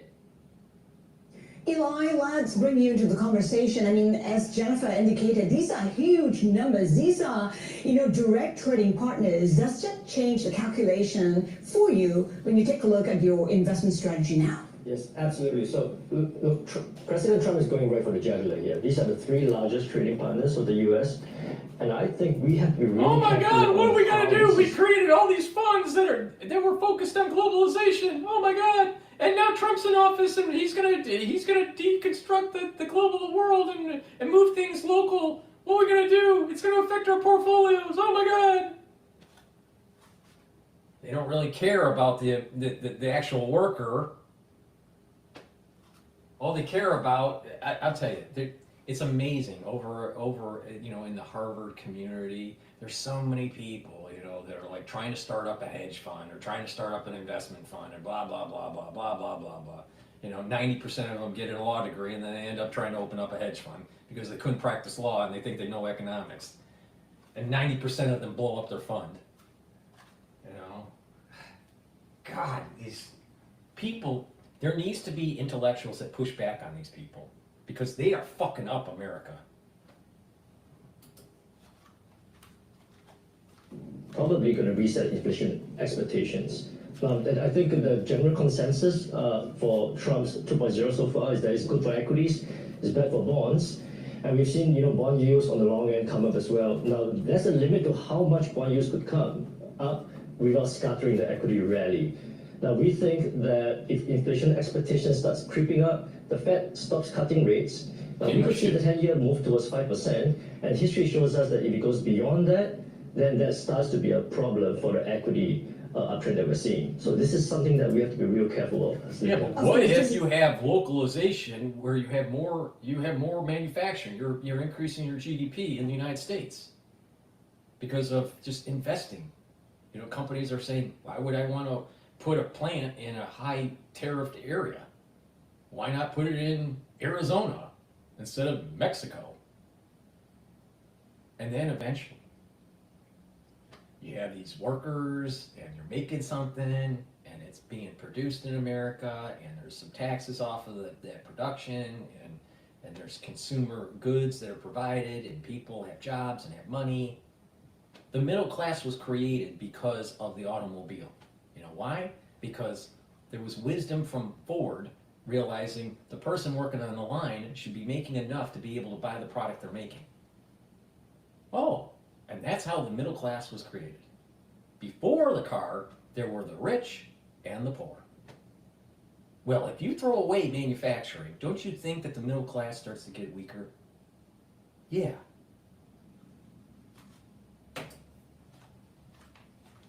Ahead of PCE, it's also ahead of the December move. Expectations are that the Fed may cut 25 basis points. Might this just change the needle for the Fed? Well, we think that the Fed is probably mostly on autopilot for the next 2 to 3 cuts for now. I mean, they've just started. Real rates are still too high, and Trump hasn't come on yet. So I think they'll do a little bit of wait and see on how the data comes in. But I think, from the last news we saw, I think suddenly growth is still resilient. They are watching out for how, inflation expectations are moving. And again, if Trump's tariffs moves that needle in the direction that they're not looking for, I think we could see probably higher bond yields start to be a problem for markets. What we're seeing right now is the reaction in the dollar at the highest level in about 2 years. I mean, how concerning is that? That is a problem. That is a problem. That is a problem for emerging markets, and that's a problem for Trump too. He wants a weaker dollar. We've heard that, which is why I think the nomination of Scott Bessent as Treasury Secretary is a really, I think, key development yesterday. In fact, I think we saw the dollar weaken on the news of his nomination. We saw bond yields come down as well, and I think he has expertise of how markets work. And I think he's going to be really instrumental in helping Trump get his cake and eat it too, meaning have his tariffs, but yet have markets perform well.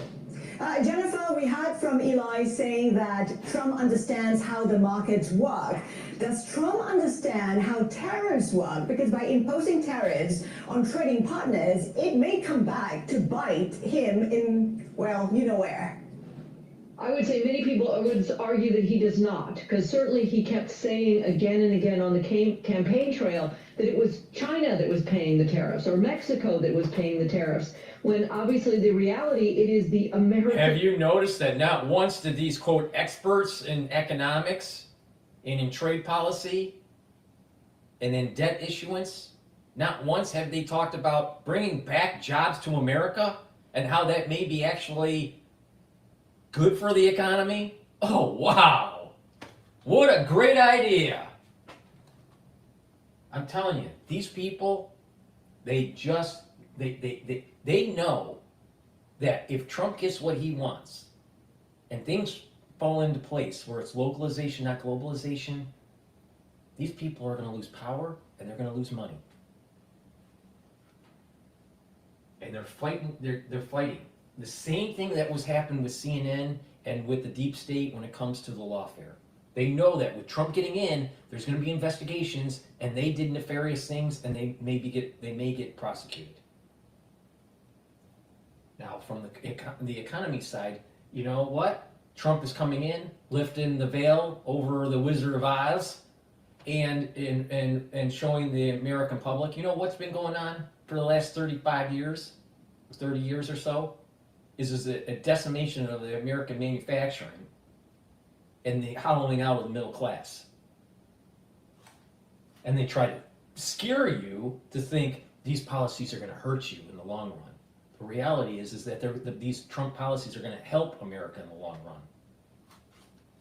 Don't worry about the short-term inflation if it happens, because it might not happen. But building economic clustering in the United States is by far better than building up China. Importer that is paying the tariffs. So again, the basic cost of all of these tariffs falls on the American importer. And again, just to be clear on the impact on inflation and everything else, with respect to these Mexican and Canadian tariffs, the importers are bringing these in because these are inputs into what we need. Again, they're largely bringing in parts and components and oil and gas. And wait, let me get this straight. Let me get this straight, honey. We have more oil and more gas than anywhere in the fucking world. If we drill, baby, drill. And if we need parts for the Bronco for Ford, why don't we make those parts in Arizona and ship them over to Michigan to assemble? Great idea. Importers now have to pay a lot more for all of those components. It makes everything that they make using those imports much more expensive. Again, if you flip over to what's going to happen with respect to China, again, they're going to add an additional 10% tariff on top of already all of the existing tariffs. I mean, to me, what's really significant there is what does not right now have an additional tariff coming in from China. It's largely a lot of the kind of retail-ready products that are sold at Walmart and Target and all those places. It's electronics, it's computers, it's watches. The most powerful thing that an American can do is stop buying these products and force the manufacturing to be in the United States. You know, like, look, for example, let me give you an example. The power of the consumer. When the wokeism with the advertising with Bud Light happened and people stopped buying Bud Light, guess what happened with Bud Light? The price went down, and it kept on going down. And eventually, Budweiser kicked out their whole woke marketing staff. All right? Because they destroyed the brand. You're seeing something very similar with Jaguar right now. They're destroying the brand because of wokeism. But once people stop buying people's products, they change, the company changes its behavior.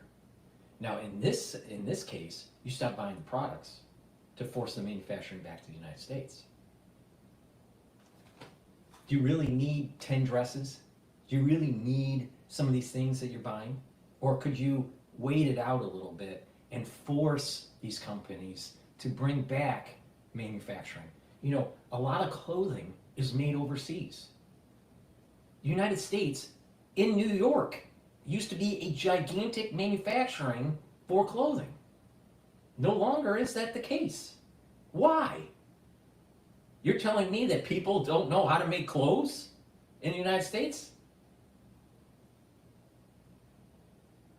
So why isn't the manufacturing of this clothing, especially with all the robotics and all the automation that we have today, that we didn't have, you know, back in the 80s and the 90s?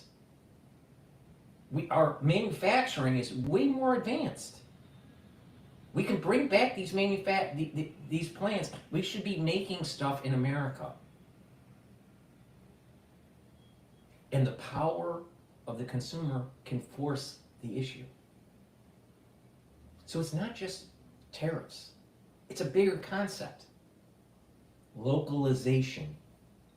If you, let's say you subscribe to the whole global warming thing. All right? I don't, but let's just say you do. Doesn't it make more sense to make the manufacturing goods in the United States for that clothing that you buy at the store than to have it made in China and then have it shipped or flown and wasting energy, adding to global change, global warming? Doesn't it make more sense to make it locally? So perhaps localization at this juncture is the best thing for the United States.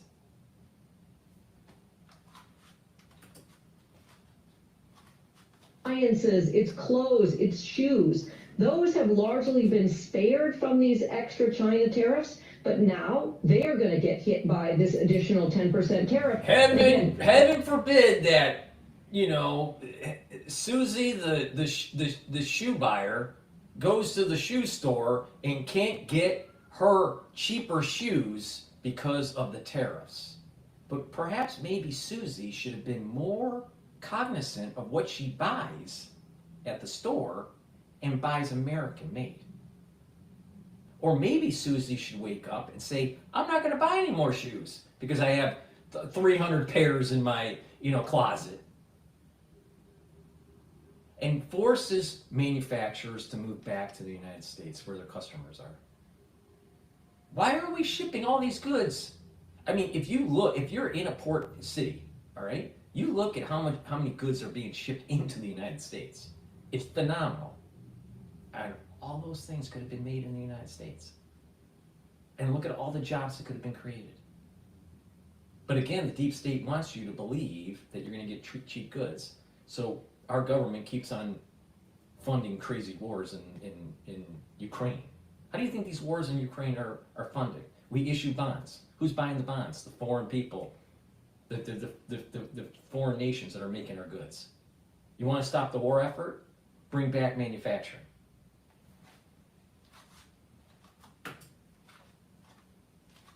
Out of that, I think you're going to see immediately get passed on in terms of increases to consumers for the prices that they're paying for things. Mm-hmm. And by some calculation, U.S. imports would drop 50%, exports slumping 60%. I mean, Trump won the election on the basis of an economy that is, squeezing most of the Americans. I mean, how do you see this playing out in the U.S. economy? How might that impact growth going forward? Thank you for asking So I me. think it's gonna- Thank you for asking me. In the short run, there's going to be inflation. In the long run, if manufacturers are smart, they're going to move it to the United States. If the consumers are smart, they're going to force the issue and make the goods and services in the United States. And it will make the economy better. And we'll have less debt to GDP ratio because our GDP will be going up. And we'll have less debt because we're paying it down. And we have Doge to being able to make the government more efficient. But let's see what the expert has to say. Very negative impact on growth, because again, a lot of what's being imported are parts and components that you can't just change at the last minute and say, okay, well, never mind, I don't want it from China, I'll buy it from somewhere else, or I don't need this part from Mexico, because those component parts have been, again, engineered and designed and tested and qualified to go into that particular use by that particular American company that is using it to make something else. And they cannot simply immediately turn on a dime and start using product coming in from somewhere. Right, exactly. And so let sales go plummet down and force these companies to bring back the manufacturing. You got to put pressure on Ford and GM. You have to put pressure on, Boeing, and you have to put pressure on these other manufacturers that are doing final assembly in the United States. There is no reason why we don't increase our clothing manufacturing in the United States. None whatsoever. There's no reason why we can't do it. There's just no will. There's just no will. And people just keep on buying into this globalization bullshit. The transition, because of this integration, this supply chain integration, they weaved it in, so it's hard to try to pull out, just like with central banking. They weaved it in so much that it's hard to abolish the central bank. So it's hard to abolish globalization. But it can be done if the people just say, we love your product, but we're not fucking buying it until you make it here.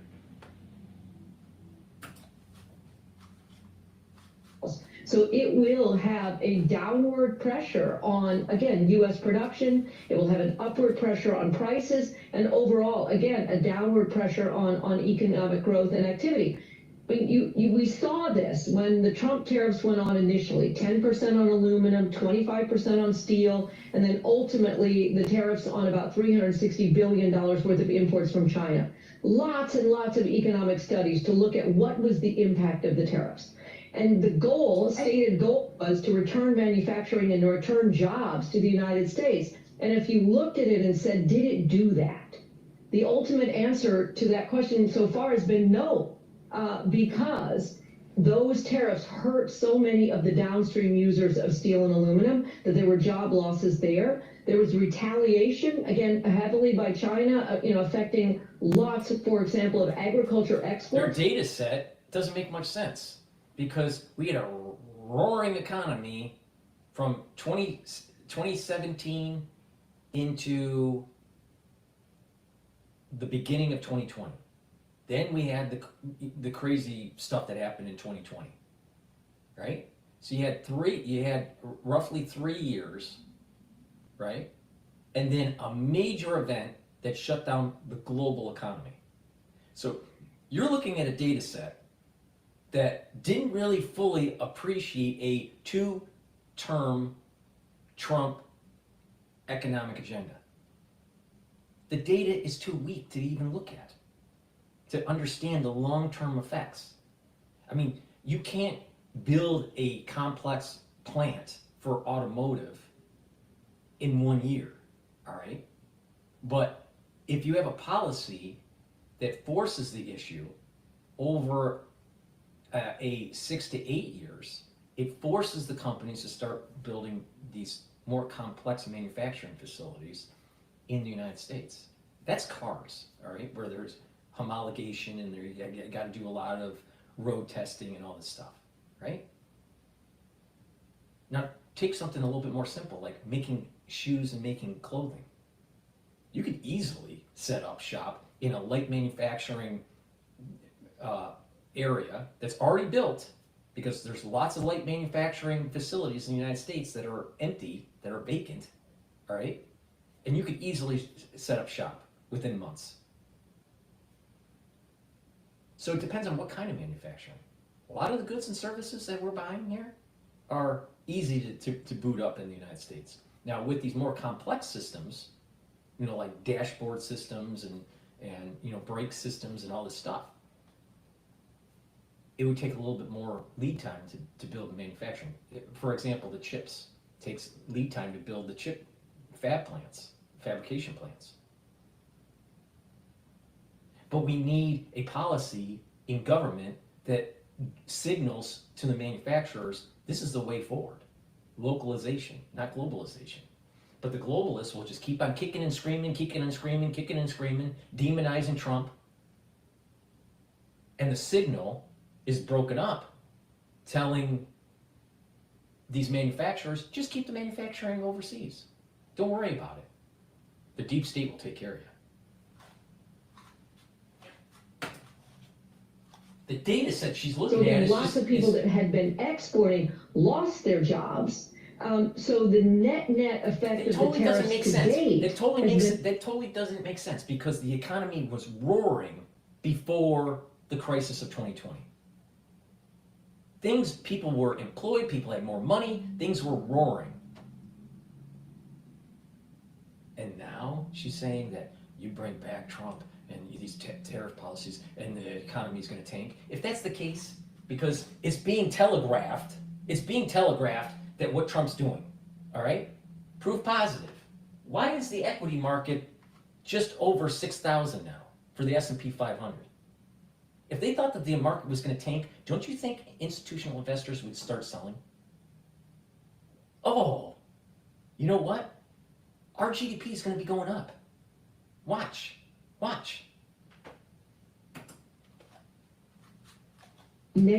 for the U.S. economy. And so I would imagine that with now these idea of increasing the tariffs, particularly on Canada and Mexico, our two largest trading partners, the effect is going to be even more of a negative downward pressure on U.S. economic growth. And for China, Eli, the effect will... The economy is multivariable. You're going to have, and it's based on short-term and long-term. In the short run, the tariff variable, increase in the tariffs, by itself will increase prices. But when you look at the other variables and they move up and down, short-term and long-term, overall, the economy is going to be better off. Just let it, there is an invisible hand and magic that happens, all right, for lack of a better term, of employing people, making things that people want to buy. There's this economic activity and clustering that takes place.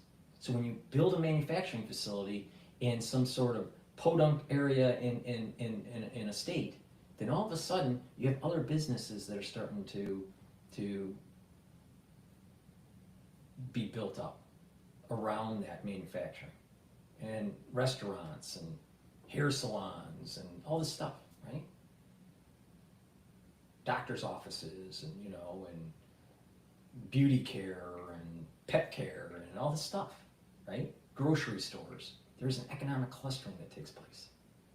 But when you take away that main artery of energy, of manufacturing out of a system, what happens is that usually that economic clustering starts to wither away. Perfect example is what happened to Flint, Michigan.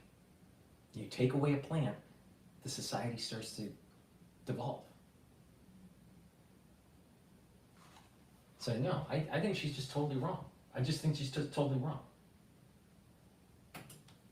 Globalization is not the future of America. To be negative, this is an economy that's just experiencing nascent growth. Yet, when it comes to the markets, you say that you're pretty constructive. China, that you should be overweight. I know I'm going on.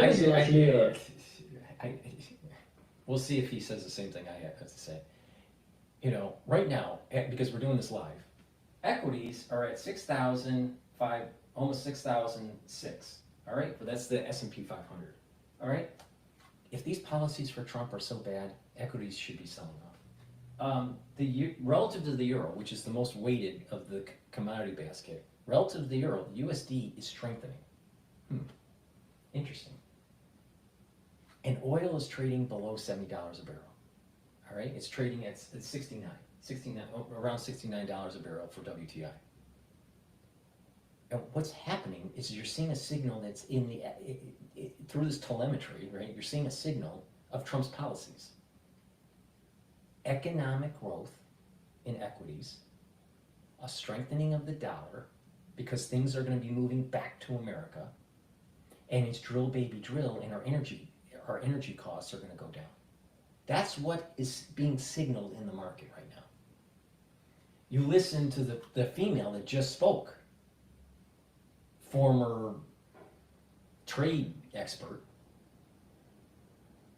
and you know, it's the apocalypse of unraveling, you know, globalization and trying to turn it into localization, and how bad tariff policies are. Think back on where you were right before the crisis of 2020 economically in the United States, for the ones that are watching that are from the United States. And I'm willing to bet that almost all of you would say that you had a good economic situation.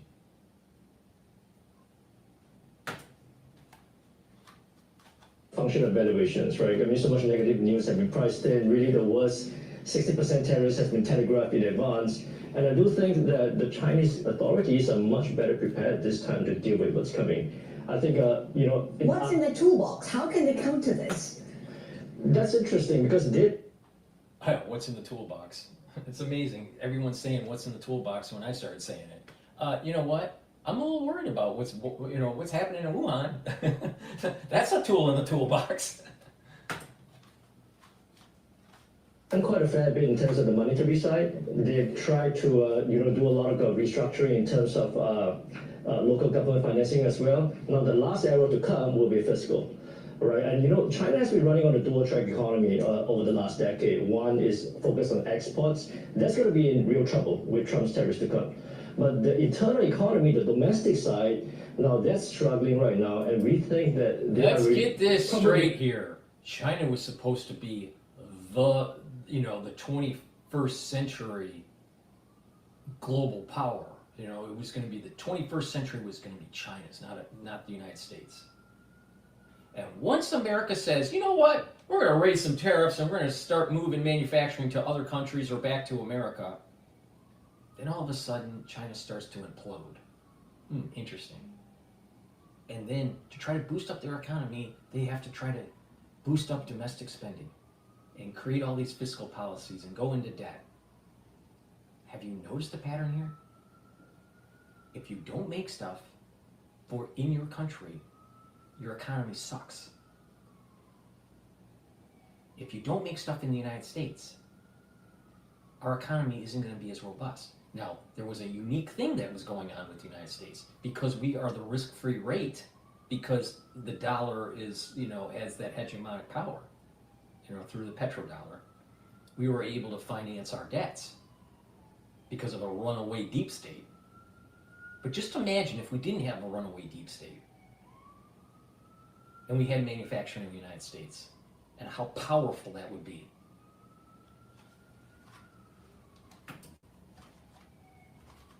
In reserve, fiscal policies to boost domestic consumption, and with Trump's tariffs being announced, that's probably in reserve to counteract that when it comes. So you're looking at a triple R cut soon? Sure, yeah, I think, on the monetary side, the easing is going to continue. There's going to probably more to come in terms of clearing the, unsold inventory on the housing side as well. What's really been lacking and inadequate and frankly disappointing so far is the lack of fiscal, especially in terms of, boosting consumption demand, in terms of, I think, what we're seeing in terms of business confidence as well. And that, I think, will come probably the first half of next year. in response to Trump's tariffs internally. If you're overweight China, what would you be buying right now? When we see a dip in Chinese stocks, what would you be buying? Right. The strategy here is we think the A shares are probably more domestically focused. It'll be more sheltered against the tariffs. We talked about the domestic track earlier. The large platform internet names are excellent companies. Those are really attractively valued right now.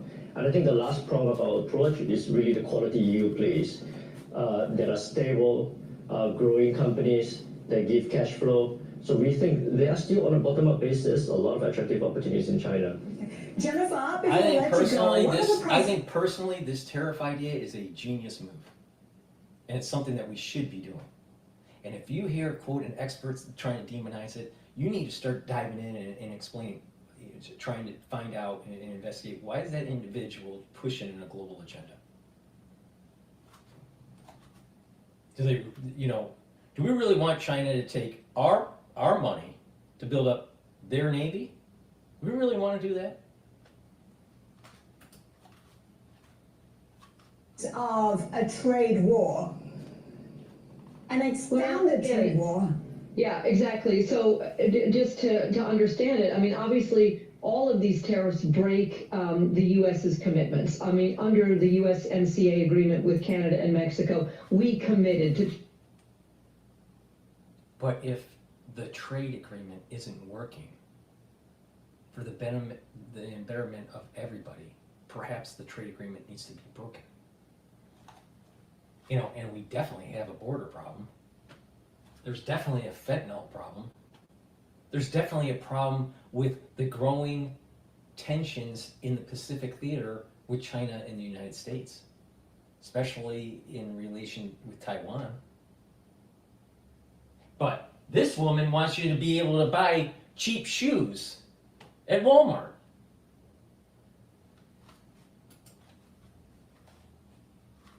Zero tariffs on goods that meet these rules of origin qualifying as these goods. Similarly, we agreed within the WTO system not to charge China any more tariffs than those that were listed in our tariff schedule. So all of this violates the United States' commitments to its trading partners, which means that Canada, Mexico, and China are well within their rights at some level to challenge these U.S. actions and to presumably ultimately to retaliate.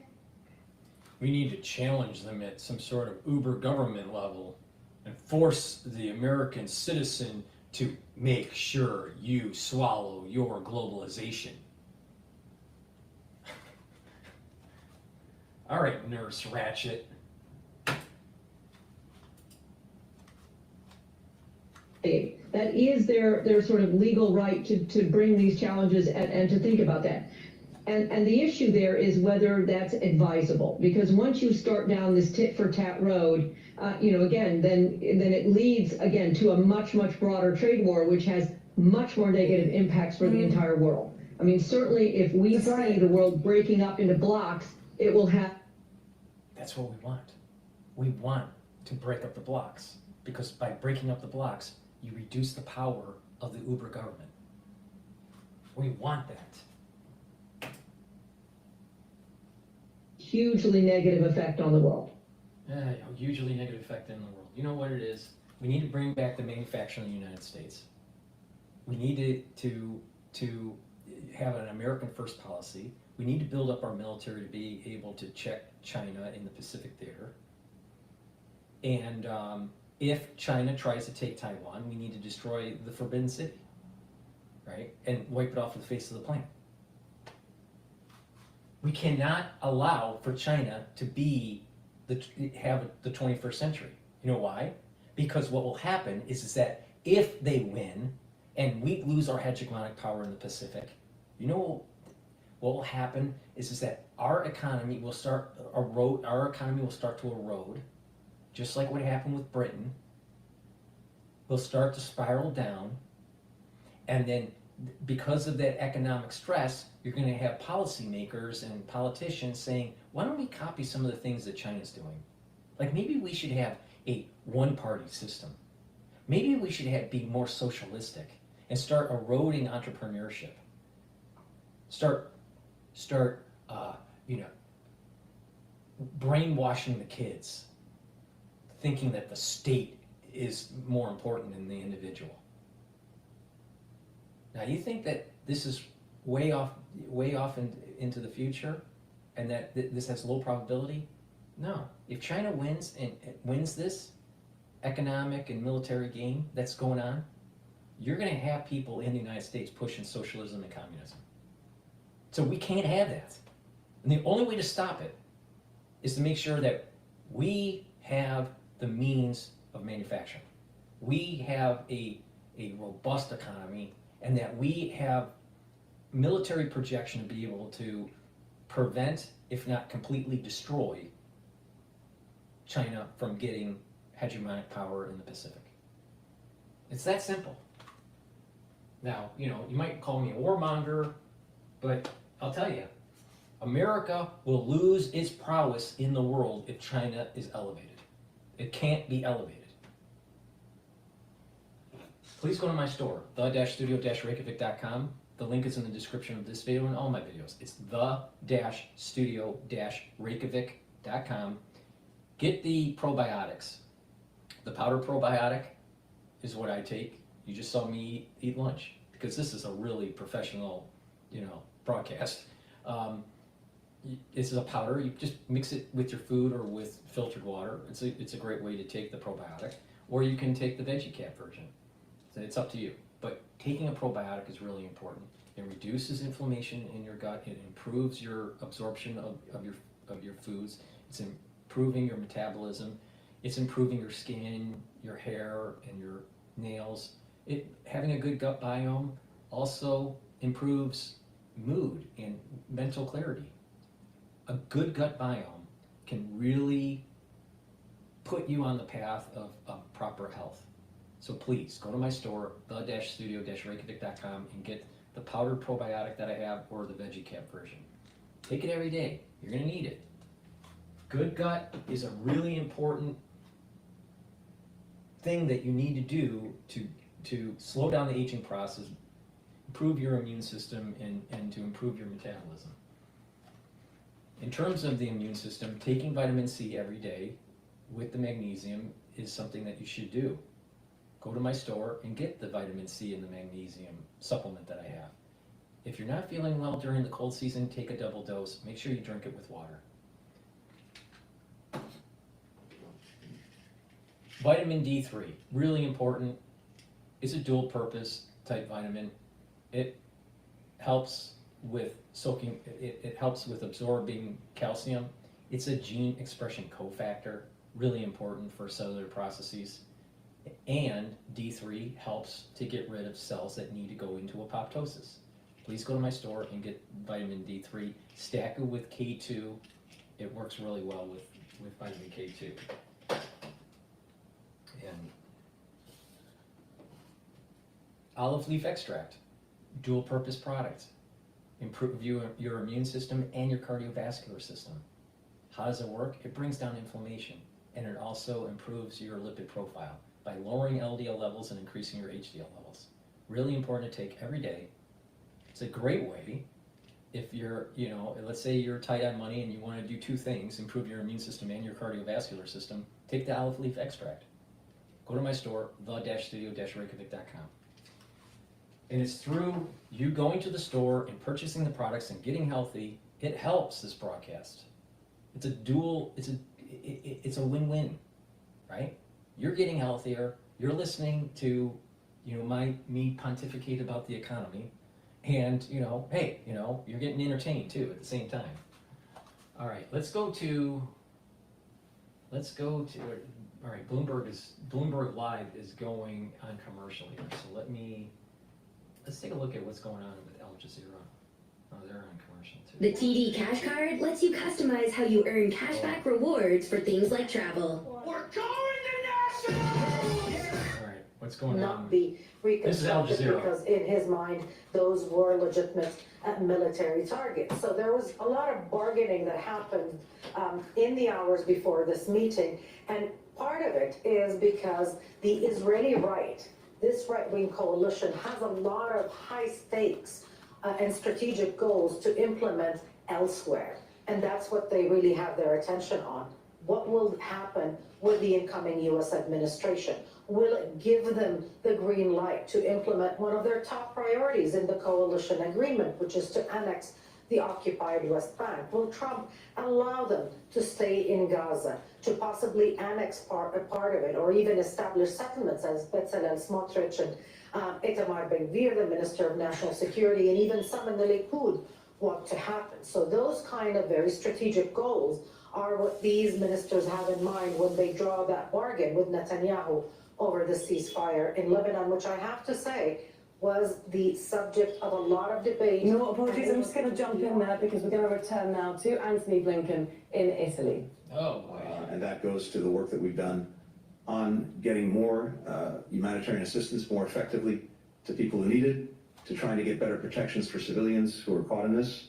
And while we absolutely must see more done on that front, it's also fair to say that what we've seen to date would not have happened without U.S. engagement, without U.S. determination. So we're intensely focused on this. We will be till the last day of this administration.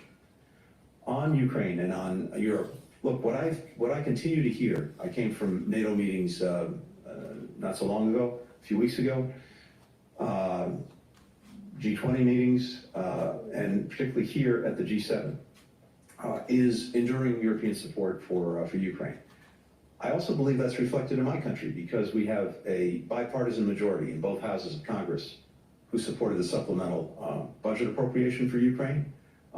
You see support on a bipartisan basis among the public for continuing to support Ukraine.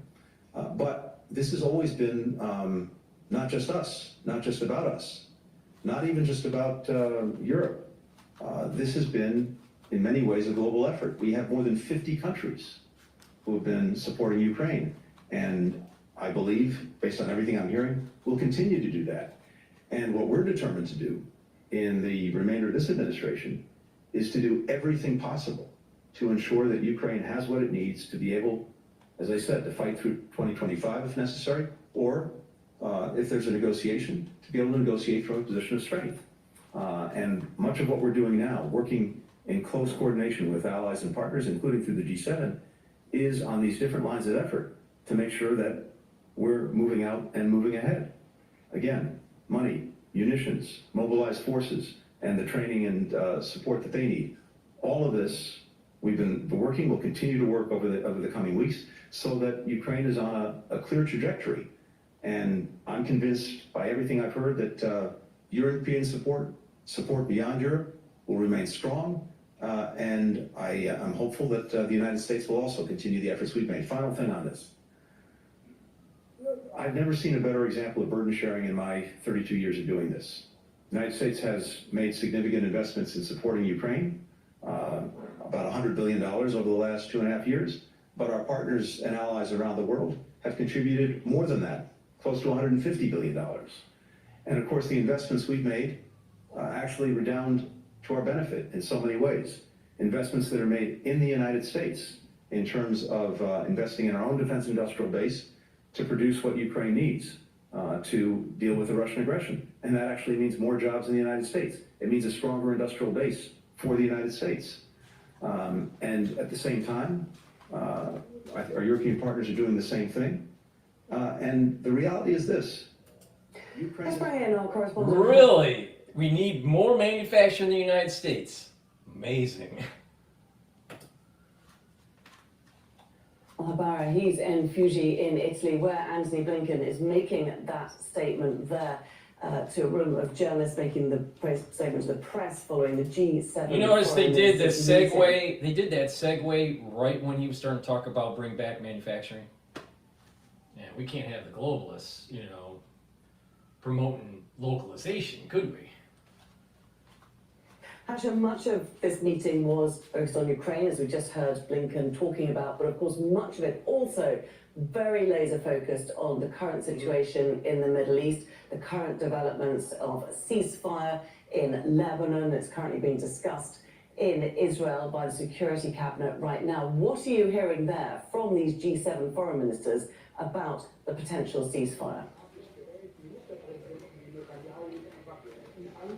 Well, Laura, very interesting statements coming out now from the U.S. Secretary of State Antony Blinken, who says that the efforts to bring about a deal in Lebanon have reached a final stage, and that he hopes that the agreement, which many believe could be announced tonight, will lead in the future to another ceasefire agreement in Gaza, and that there is another effort which is underway now with all the key players taking part in it, which is to put together the elements of the post-war plan in Lebanon and in Gaza, where he says they're going to put together elements for a new Gaza where people can live together without the presence of Hamas. Now, he has been referring to the latest uptick in airstrikes targeting different parts of Beirut, saying that this is an indication that should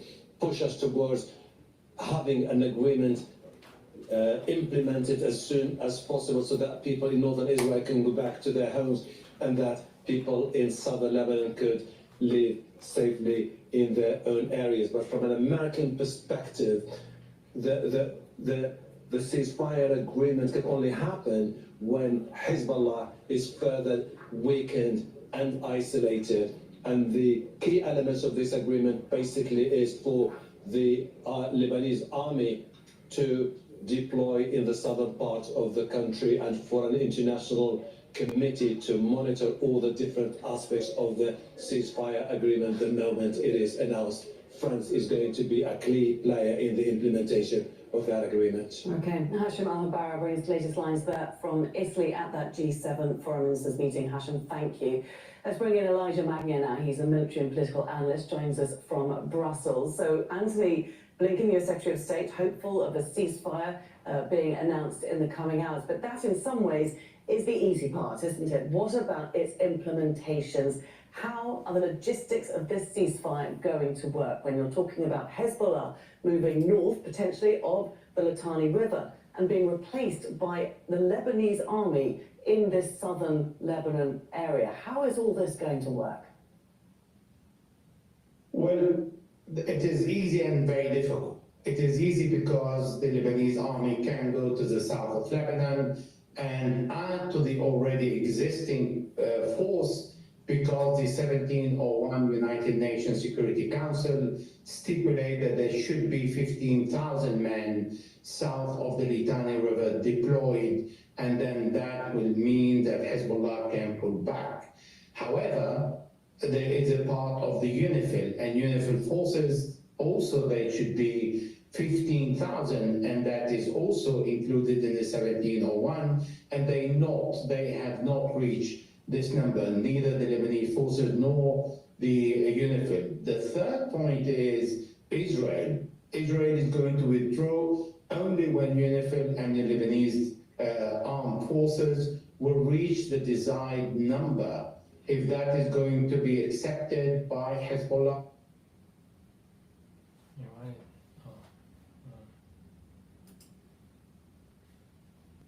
See the Israelis standing in their villages along the borders, even if there is a cessation of hostility, and not pulling out until the Lebanese forces, the Lebanese army forces is deployed.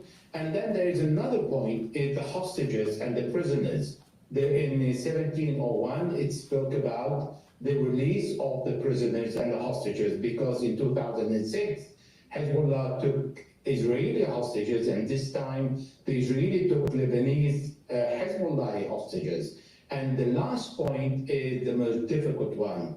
It is where the Israelis should respect the sovereignty of Lebanon, should not fly and violate the Lebanese sovereignty, and above all, withdraw from all the Lebanese territory occupied by Israel, and that is including the Sheba. Elijah, just before, because we've only got a minute left, I just want to get an idea of what the Israeli side is going to be, how difficult it is to get those people back into the villages in the north of the country near the border.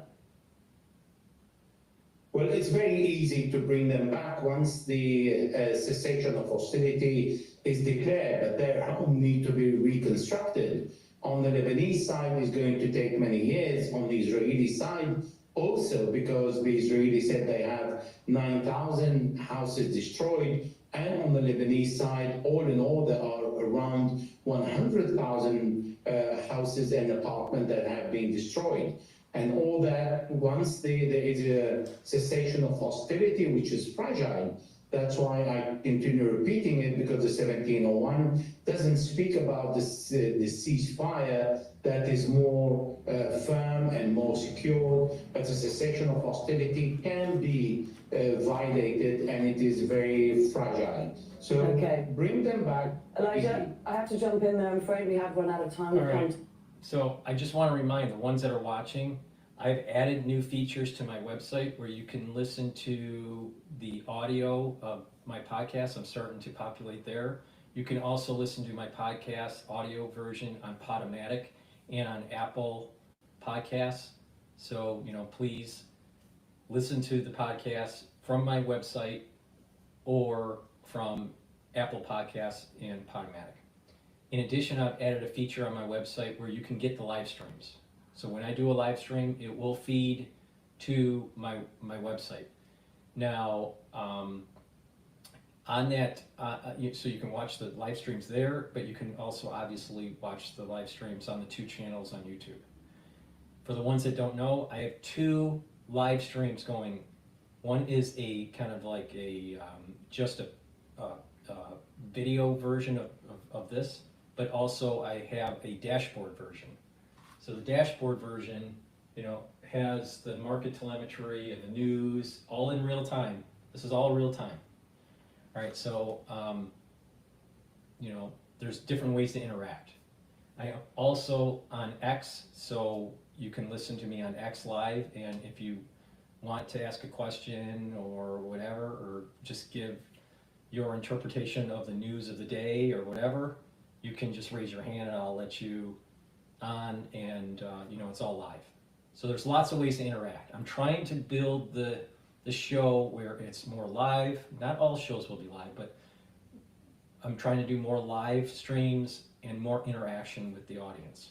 So please, watch it on the website, watch the streams on YouTube, and also watch or listen to the live version on Spaces, where you can actually interact by raising your hand, and I'll let you speak on the show live to talk about the current topics of the day. So I think it's a great way to interact. And it's through your help, by interacting, by sharing the links, by going to the store, the-studio-reykjavik.com, and purchasing my products to help improve your health, but also to help support the show. That way I can continue on improving the website, and I'm also, in the thought process of developing a app where, you would be able to go to my store through the app, but also watch the live streams, the archive, and some of my, and also the podcast, the audio versions of it. So, but it takes time and it takes money. So please help support my work so I can grow this, and it'll be more interactive. All right. The whole idea is to have it more interactive, where it's not just me playing videos and me telling you about products and me telling you my opinion, but also getting your opinion and how you're going on your health journey, or what's happening to you economically, or what are you seeing in your region, with politics, or your opinion on things. We need to interact. By interacting, we're going to have a better show. So please, follow me on these different platforms and different modalities to be able to interact. All right, so let's go back to Al Jazeera here. The publication is one of the leading media outlets in Israel, willing to challenge the government's narrative on the war on Gaza and criticize its policy. Almost all the media outlets totally recruited themselves to the narrative of the government and the army, and avoided the Israelis foreseeing Gaza, avoided Israel foreseeing the crimes in Gaza, and pleased or did anything possible to please the viewers and readership while Haaretz tried to stick to the truth and to the full truth. Israel's war in Gaza has led to a crackdown on both domestic and international media. Analysts warn that its campaign against Haaretz may have only just begun. What they're trying to do is put the Haaretz out of business. Now, if they're unsuccessful, they're likely to consider other measures as the criticism goes on. Because what they're really trying to do is shoot the messenger. Israel's war on Gaza has killed more than 40,000 Palestinians, sparking condemnation from around the world. The government's response has been to attempt to control the narrative and silence dissenting voices. Policies that may lead to the truth in Israel becoming another casualty of war. Vincent Monahan, Al Jazeera for Inside Story. All right, so I want to go to Bloomberg because they're talking about the tariff here. So let's go to Bloomberg Live here. On balance of power, and they're going to join me straight ahead as we look more at this policy proposal from Donald Trump and how it fits in to the promises he made on the campaign trail. We're also keeping an eye on the Middle East. We are expecting Israeli Prime Minister Benjamin Netanyahu to speak less than half an hour from now on a ceasefire in Lebanon. And we'll bring that to you here on Bloomberg. All right, they're on commercial here. So let me just do a commercial break.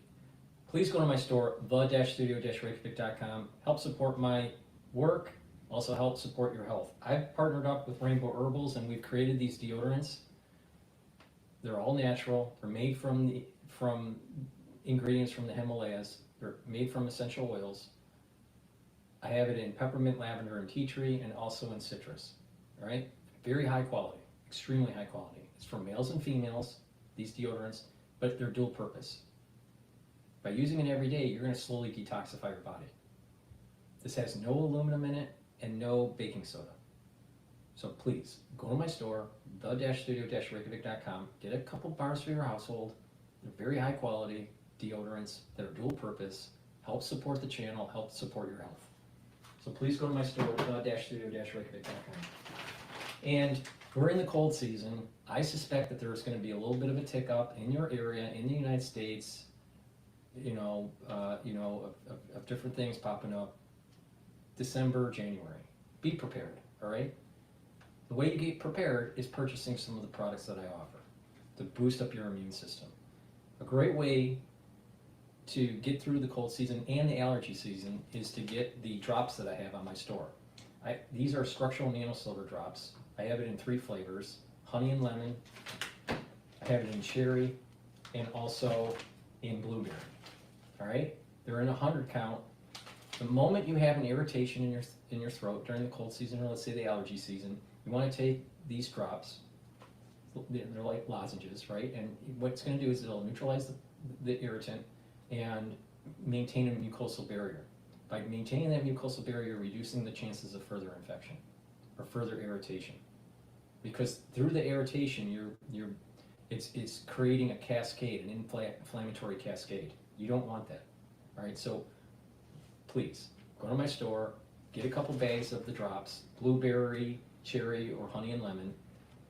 Make sure you're prepared during the cold season, so the moment you have that irritation, either at work or at school or at home or wherever, you're neutralizing it right away. So please go to my store and get the structural nano silver drops. Get a couple bags for your household. Be prepared, trust me. Because the moment you neutralize that irritant, the faster you do that, the better off you're going to be long term. All right, so let's go to Al Jazeera while we're waiting for Bloomberg to recycle. We not just with the government, with Netanyahu, the persona, and with his policy, you are not legitimate.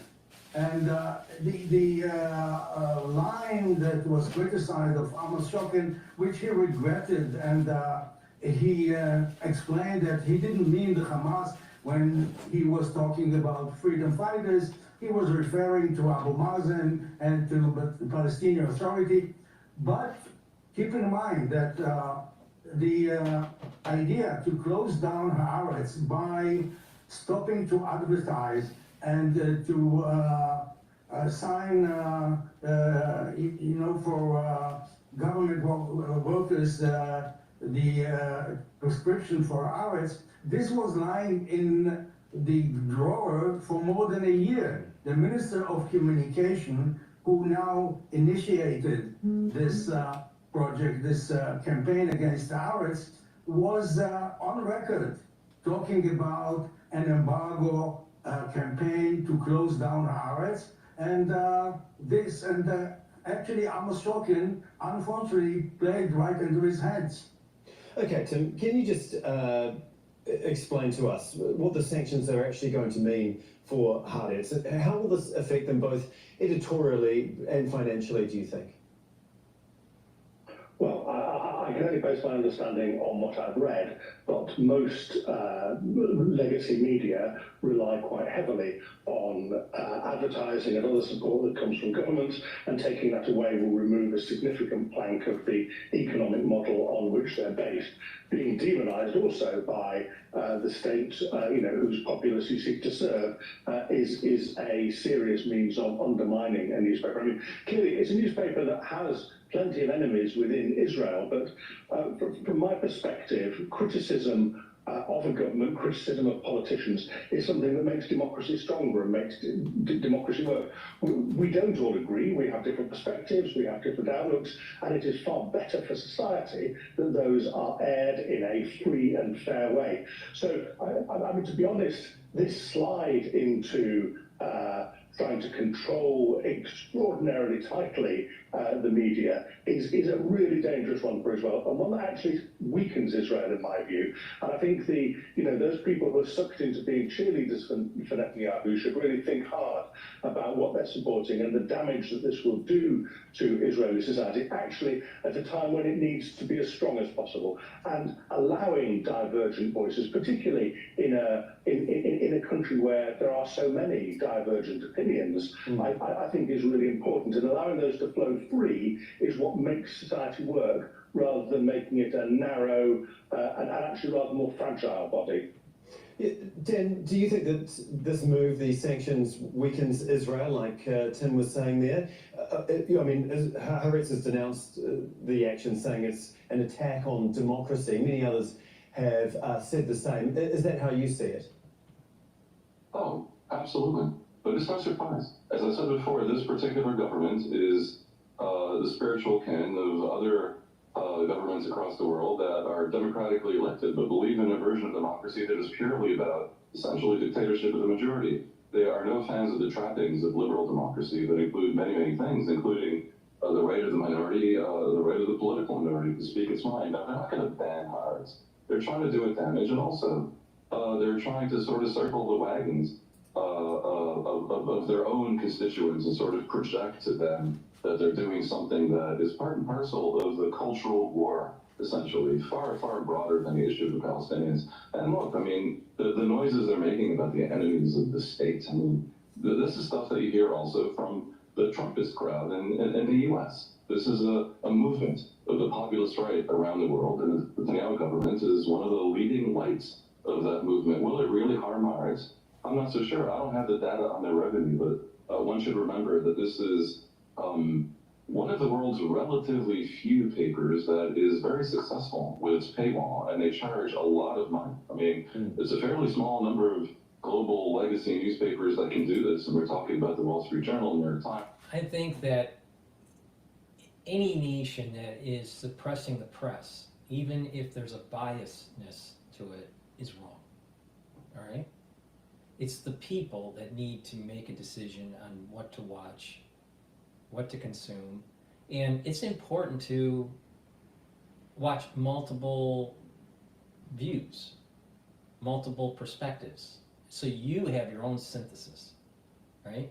It's interesting, when I was telling you that I was at an event where Brian Stelter was promoting his book, all right? And in person, he's not that bad of a person.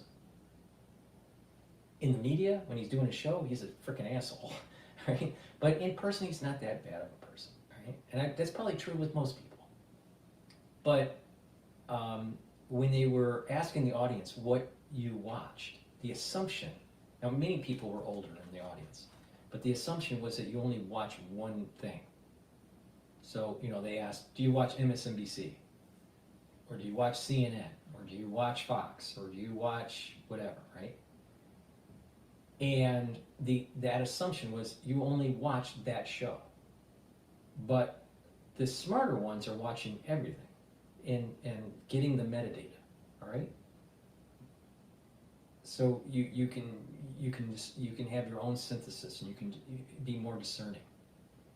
If you're only watching one thing, it's probably going to be a problem, right? There's differences between Bloomberg and CNBC, right? Or even Fox Business.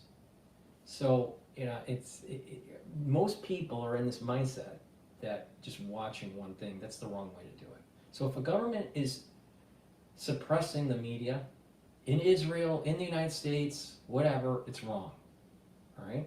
In the United States, they're suppressing RT. In Israel, they're suppressing, Haaretz and Al Jazeera. Wrong. They shouldn't be doing that. Now, there's going to be bias with these media organizations, of course. But it should be the people to decide what they want to watch. And the smarter ones will watch both sides of the argument. All right, I want to go to Bloomberg here, talking about this tariff plan.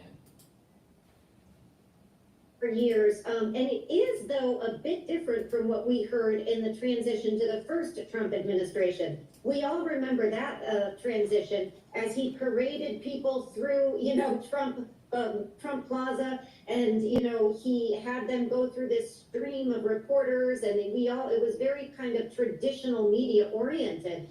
Now, of course, Donald Trump, I don't think he has talked really through the traditional news media much at all since he won the election. Every single thing he has done has been via social media, either Truth or Twitter. And I think that is indicative of what we're going to hear as we go forward. He will be governing in this way.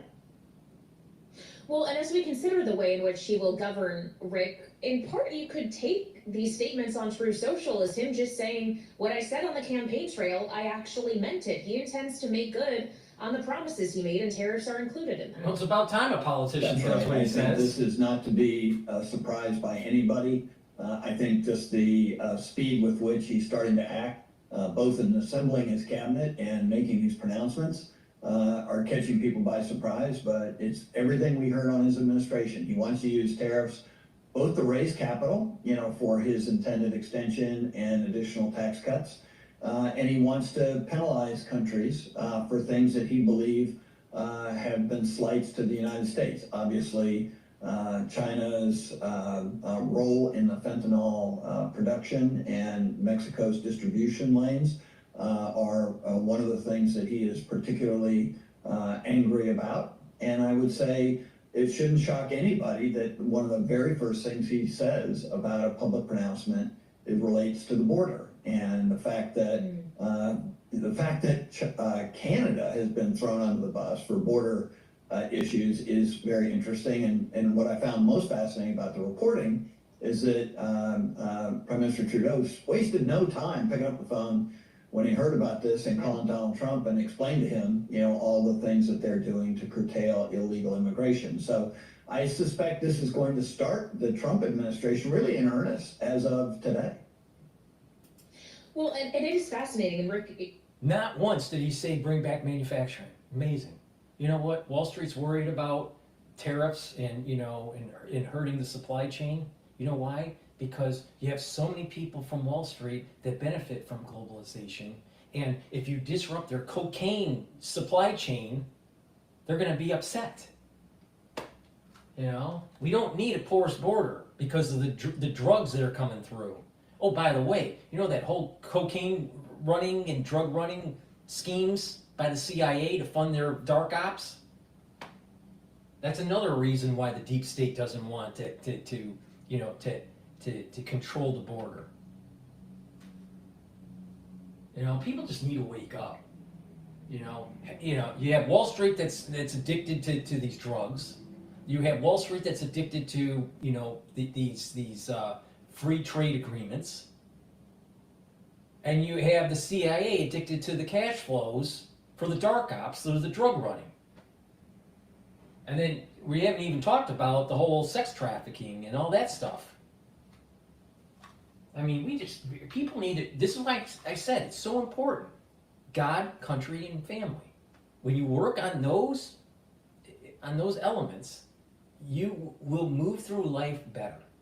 You will, when you're at a fork in the road and you're deciding on the best policy or the best way forward, you focus on those pillars and it'll move you in the right direction. But, you got, Cocaine Joe, at NYSE, trading stocks, making sure, that he has his supply. Because he has to have a porous border. The CIA has to have a porous border because they don't want to tell Congress what they're doing, so they have to fund their dark ops. Makes you wonder how Clinton got into office, right? Look at the ag sector last time around. He doesn't want to do that again. I think we have to hope he doesn't want to do that again. And this is more rhetorical than it's going to be actually fulfilled policy-wise in the long run. Well, and as we consider the ultimate impact this could have on the economy if he follows through on this, Rick, I would point out he's the going to data follow we got through. today. I know you're a University of Michigan consumer sentiment guy, but we also got consumer confidence data for November today, the highest level in more than a year. More optimism out there on the economy and also the labor market in the aftermath of Trump's victory 3 weeks ago. So whatever economic analysis we do here on Bloomberg, it does seem that the American electorate believes that these policies that Donald Trump has said, and it seems he intends to follow through That's on. because that's what we want. And when we get what we want, we're going to have a vibrant economy. But the globalists are not going to get what they want, and they're going to kick and scream and try to convince you that what you want is bad for you. Out of office, and people remember a very positive economic environment. They had more money in their pocket. We heard that over and over and over again. And I think that there's this expectation that all that's going to change overnight for them. And the reality is a lot of the expectations do look like that. When we saw CBS recently put out a poll just in the last week, they indicated that Republicans who thought the country was on the wrong track before the election, now that Donald Trump's elected, the country's on the right track. And he hasn't even taken office yet. So these sentiment indexes, these confidence indexes are ephemeral in the sense that if you look forward, I think the expectation is people feel like Donald Trump's going to make it better for them economically. And we'll see how his economic policies spin out, but he's got a roaring economy. It's proof positive on what was happening in 2016, or 2017, 2018, and 2019. He was successful. I'm telling you, I personally think that America's moving in the right direction. But you are going to have globalists that are going to continue to demonize Trump. You're going to have, the potential of lawfare and all this stuff, and you're going to have economists that are trying to demonize policy. But America can, if we focus on the right things, God, country, and family, we will go in the right direction. Ultraliberalism is not the future of America. It will be the destruction of America. But the future, a bright future of America is the path forward. It's not going to be perfect. It's going to be bumpy, but we can do this. We can do this. But we got to be builders. We got to be inventors. We have to be creative. We do that. We're going to be the best nation. We have been the best nation in the world, in world history. But we can be so much farther ahead. So much. There will be a major blessing that happens. But if we keep on, demonizing God, country, and family, we're going to end up in a shithole.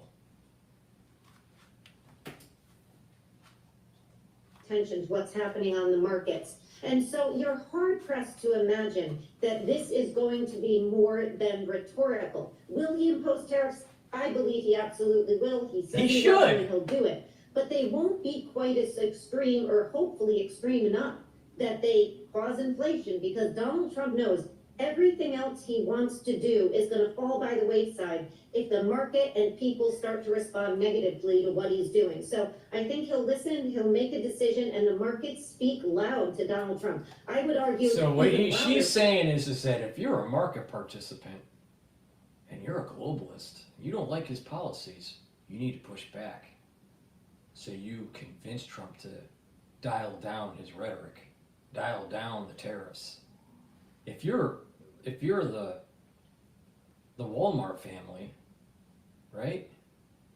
And you don't like the higher tariffs because you're importing more expensive goods for your stores, and people aren't going to your stores anymore, then you have to raise hell and convince Trump that, that these tariff policies are bad.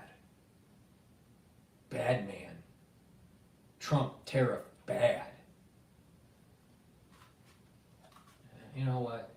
These globalists, they have a rude awakening. If the American public in general, the middle class, wakes up and pushes back, you can hurt the globalists. Because the globalists' Achilles heel is the infrastructure and the flow of money that they have wired up the last 35 years. That's their Achilles heel. Mexican trade agreement was the first thing he did on trade when he first got elected. All right, Rick Davis and Jeannie Shanzano, our signature political panel, thank you so much. They'll be back for more in our second hour of Balance of Power. Just 5 minutes from now, we are expecting a televised news conference from Israeli Prime Minister Benjamin Netanyahu. We'll have more on the prospects of a ceasefire ahead on Bloomberg. Can you imagine me on Balance of Power and how I tell it the way it is? Please go to my store, the-studio-reykjavik.com, and get the NAD+. This is a supplement that I've added to my store, and I have added to my personal stack. The reason why I've added it to my personal stack is that it boosts up energy levels, and it helps with repairing the DNA mechanism.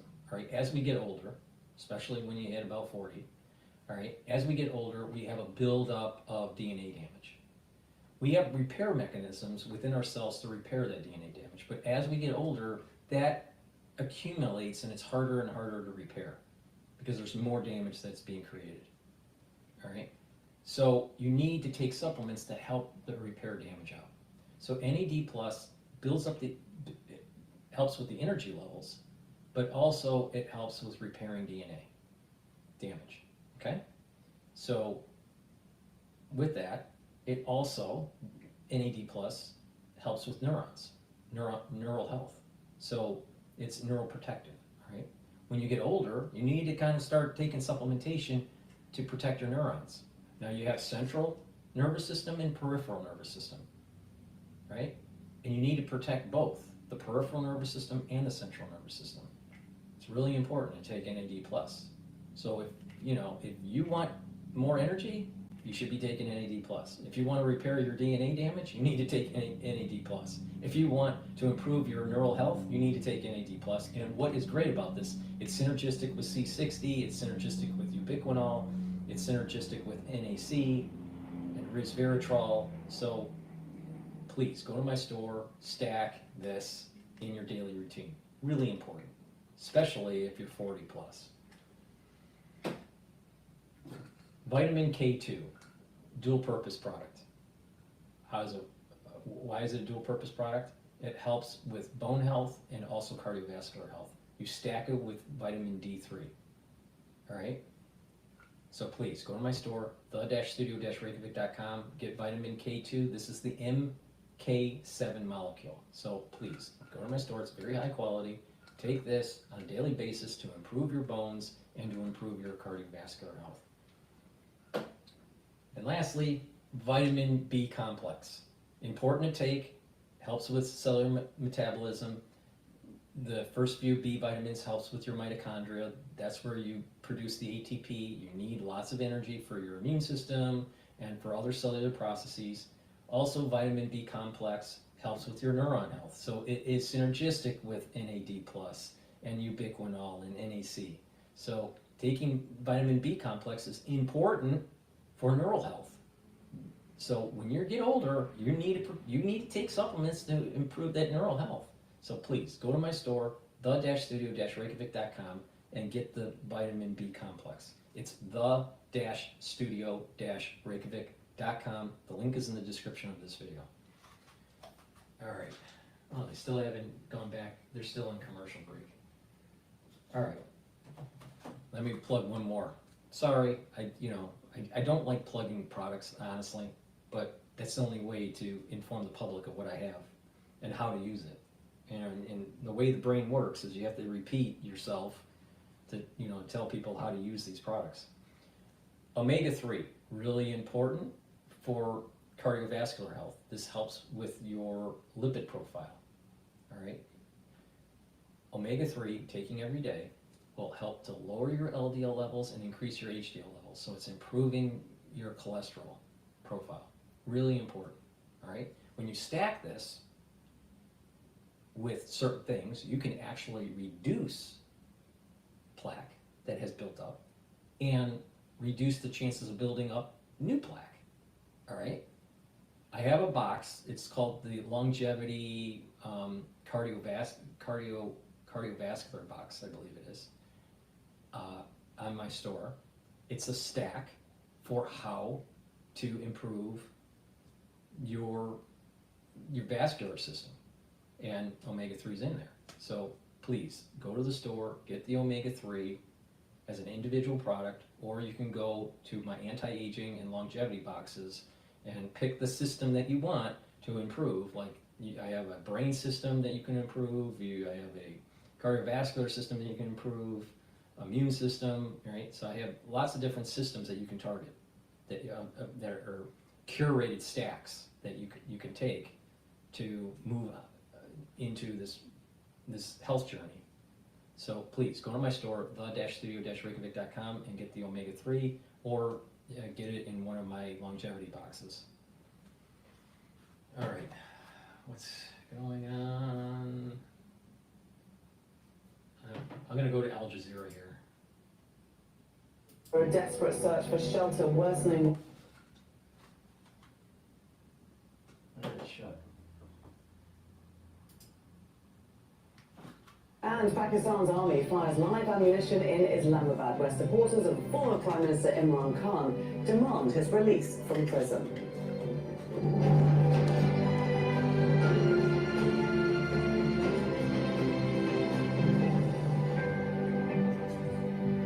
We begin in central Beirut, where at least 10 people have been killed after Israeli forces targeted new areas of the Lebanese capital. It caused chaos, with thousands of people trying to flee. That came amid rising anticipation of a ceasefire deal. Israeli Prime Minister Benjamin Netanyahu is due to speak this hour. Dina Hodder begins our coverage from the Lebanese capital. Israel shows its firepower as its leaders consider a U.S. proposed ceasefire in Lebanon, an extensive wave of near-simultaneous airstrikes. More widespread destruction on what are now largely empty neighborhoods in Beirut's southern suburb. All right, I'm going back The to Israeli Bloomberg. military called They this stopped their assault. Their advertising here.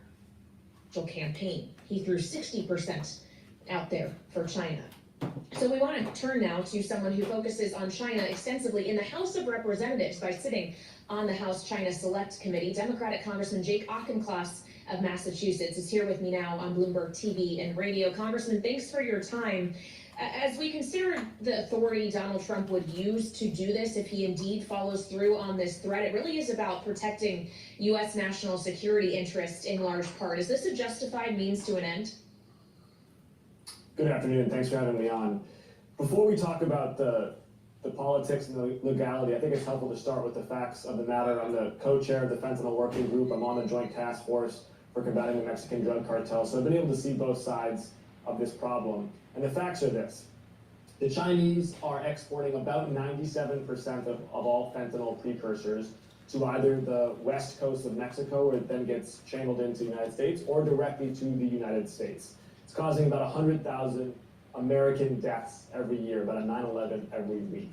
Damn. The Mexican drug cartels are absolutely part of this supply chain, both through trafficking and also through money laundering. And yes, as the Mexican president said, they are also being equipped by U.S. arms sales going to the south. So there are no clean hands in this problem. But what is for certain is that Donald Trump's knee-jerk approach to using tariffs right off the bat does two things. One, it removes his most potent leverage, as opposed to using an escalatory ladder, starting with other more targeted reprisals to Chinese exports. And two, it's going to raise prices on Americans. It's going to raise prices on Americans for car insurance, for housing, and it's also going to compress wages for American employees who are working for companies that now have smaller end markets. Okay, well, so if we consider that, then this notion that these things do need to be calibrated, is there a level of tariff you think would be appropriate to put in place to use as leverage to get more favorable outcomes when it comes to the flow of things over the U.S. border, both people and illegal drugs, as Donald Trump suggests, or is this not the right way of approaching this policy? Putting tariffs on the table as negotiating leverage is not a bad idea. And by the way, Donald Trump didn't invent that. I know he likes to claim that he's the person who thought of the idea of mutual market access being a negotiating tactic. He's not. U.S. trade representatives have been using that for time immemorial.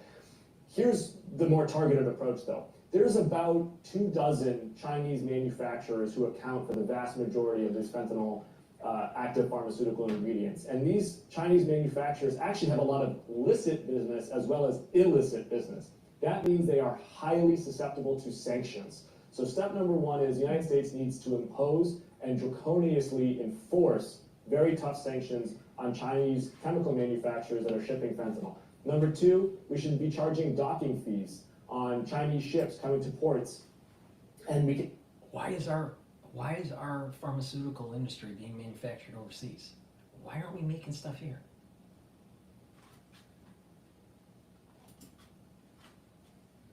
Our intelligence, law enforcement, customs, immigration, to targeting fentanyl shipments into the United States, whether by air or by sea. And finally, we should totally get rid of the de minimis exemption that Chinese, both licit and illicit manufacturers have been abusing to ship in projects to the United States. All of these things that I just said don't raise the price of car insurance for the average American family, don't raise the price of housing for the average American family, but they still get the point across to China. Well, and many of those things you just said also involve other cabinet officials, presumably, or other departments at the very least. Treasury for the enforcement of sanctions, tariffs obviously there as well, the Secretary of State potentially to handle with the diplomacy aspects. And when we consider the individuals that the president-elect has selected for those posts, does that give you more confidence about the way China policy is going to be approached under this administration? Well, as I look at the opioid epidemic cascading over the United States, and then I look at the nominee for Health and Human Services Secretary, no, that doesn't fill me with confidence, because he starts by looking at problems from a position of conspiracy, not from a position of science. RFK is somebody who doesn't believe that AIDS is caused by a virus. He thinks the high-speed internet causes leaky brain syndrome. He thinks that COVID was ethnically targeted to spare Jews and Chinese and target Black Americans. So this is not an individual that I trust to look at the evidence and take a rational and science-informed view of how we reduce opioid deaths and how we tackle fentanyl imports to the United States. But this is why it is so critical. I'm pretty sure that RFK Jr. isn't well liked in Big Pharma. All right? And since Big Pharma advertises on Bloomberg a lot, don't you think that they'll find people to demonize RFK Jr.? Arab groups in the Middle East. We can accomplish those two things in the first year, but not if Donald Trump punishes American citizens with higher prices as opposed to punishing China.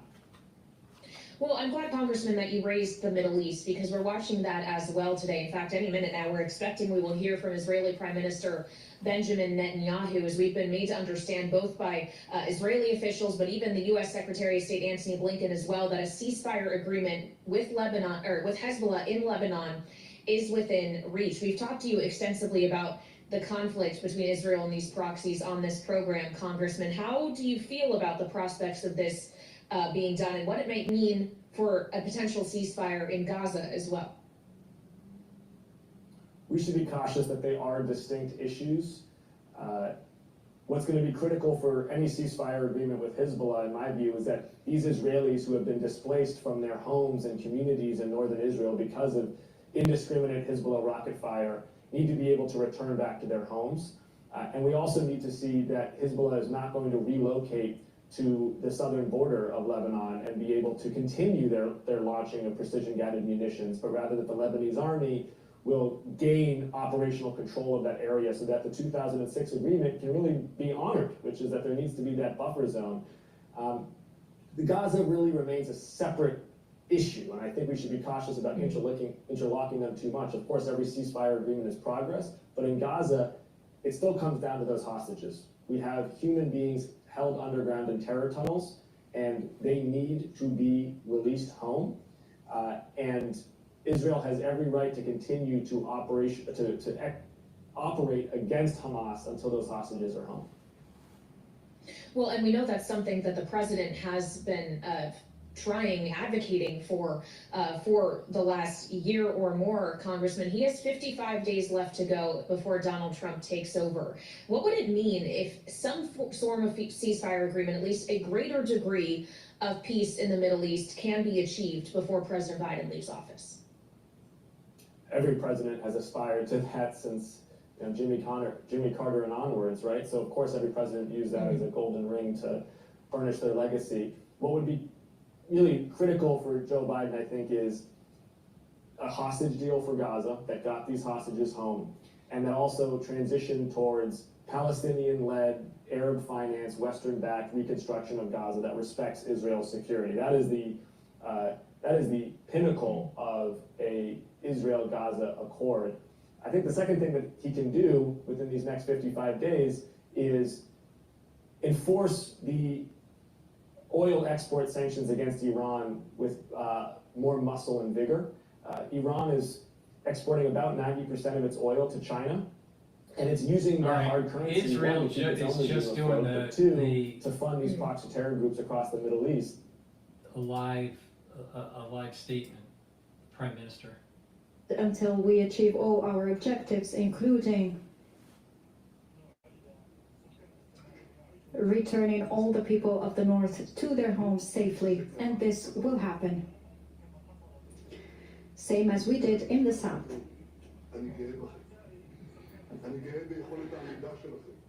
Dear people of the North, I am proud of your steadfastness, and I am committed, completely and fully committed, in order to allow you to go back to your homes and to reconstruct and rebuild your homes.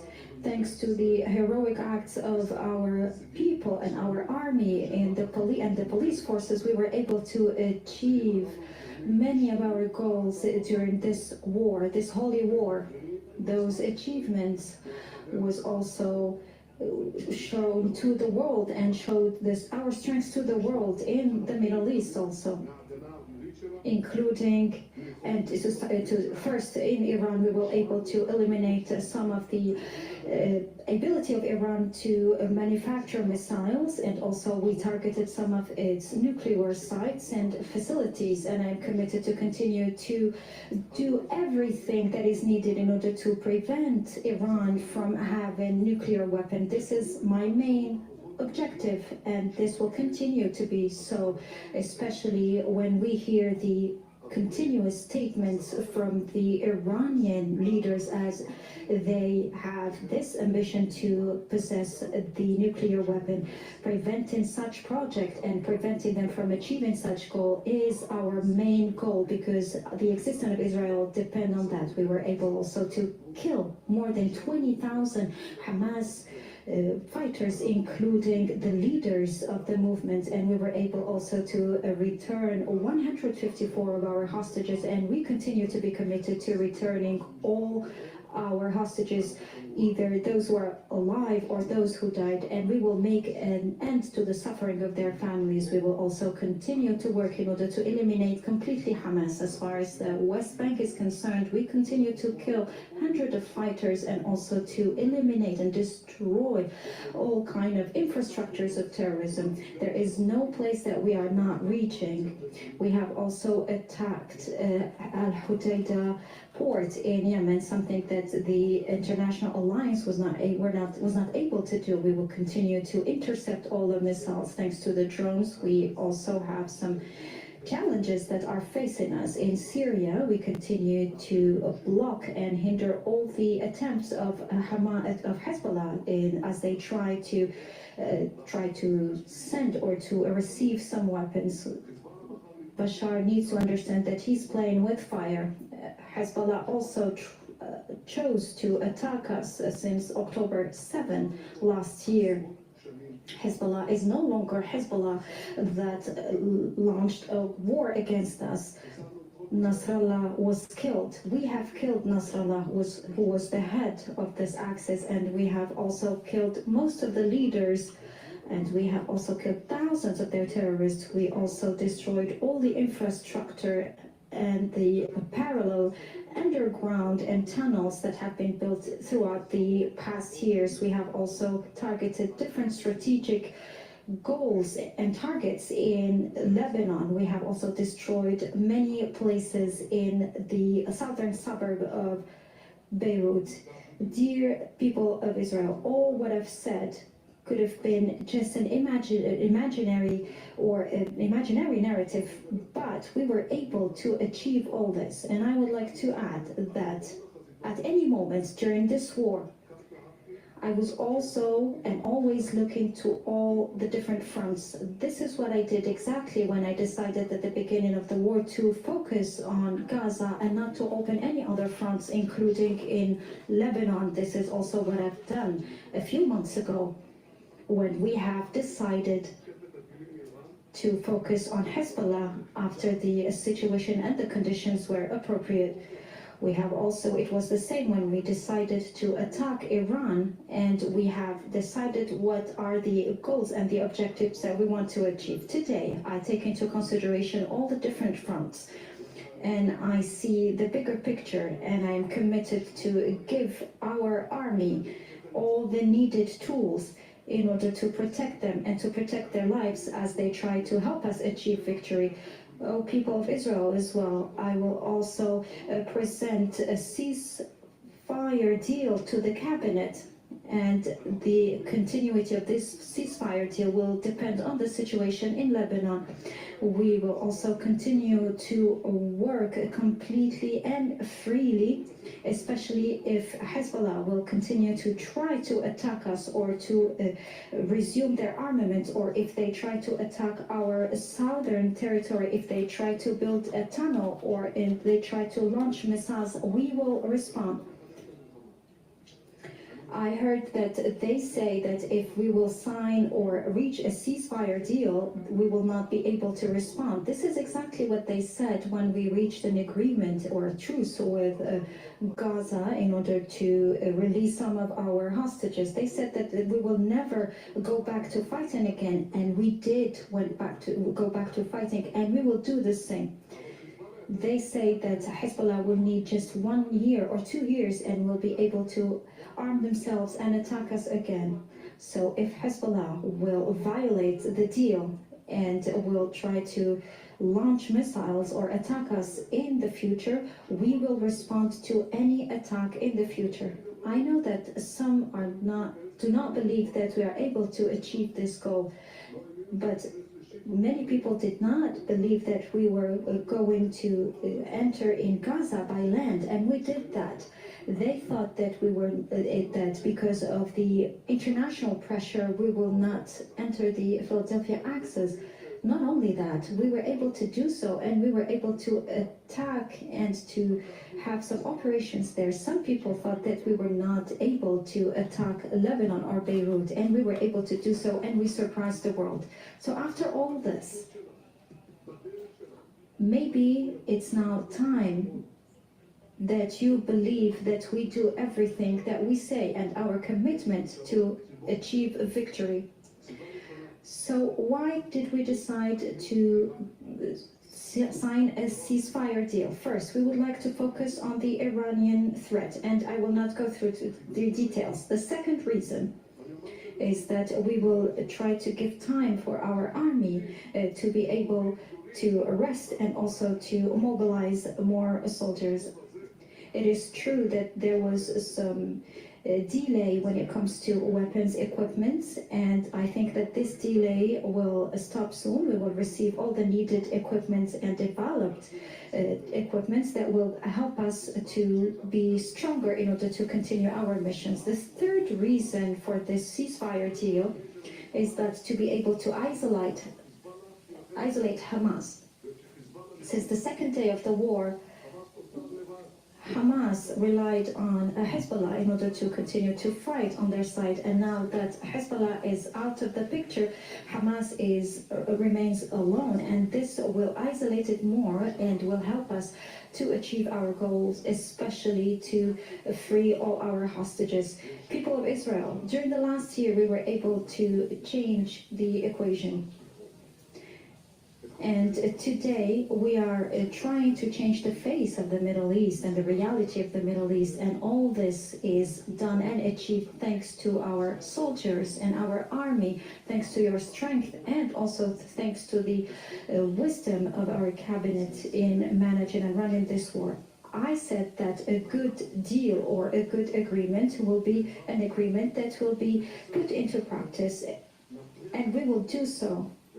And with the will of God, we will continue to work in order to save and to... And that was the end, abrupt end to the Israeli Prime Minister Benjamin Netanyahu's address to the nation. He was very much talking about a ceasefire deal that has been agreed there, talking specifically to the people in the north, he said, of Israel. He said that you can go back to your homes. We will return all citizens to their homes. Of course, this is one of the key aims for Netanyahu, to go to war against Hezbollah and launch a ground offensive in Lebanon. He also said that the war has shown our strength to the world.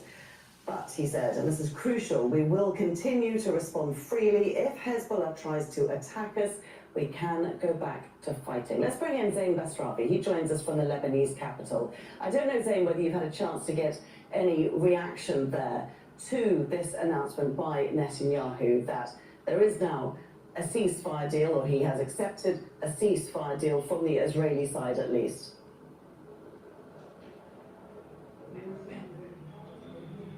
Well, certainly the people in Lebanon were waiting for this speech. Strangely, people here have been saying for days that they were waiting for the Israeli Prime Minister to speak. And despite the fact that this speech was still talking about a ceasefire, saying that they could cease the ceasefire anytime they wanted. All right, I'm going to go to Bloomberg on this topic here.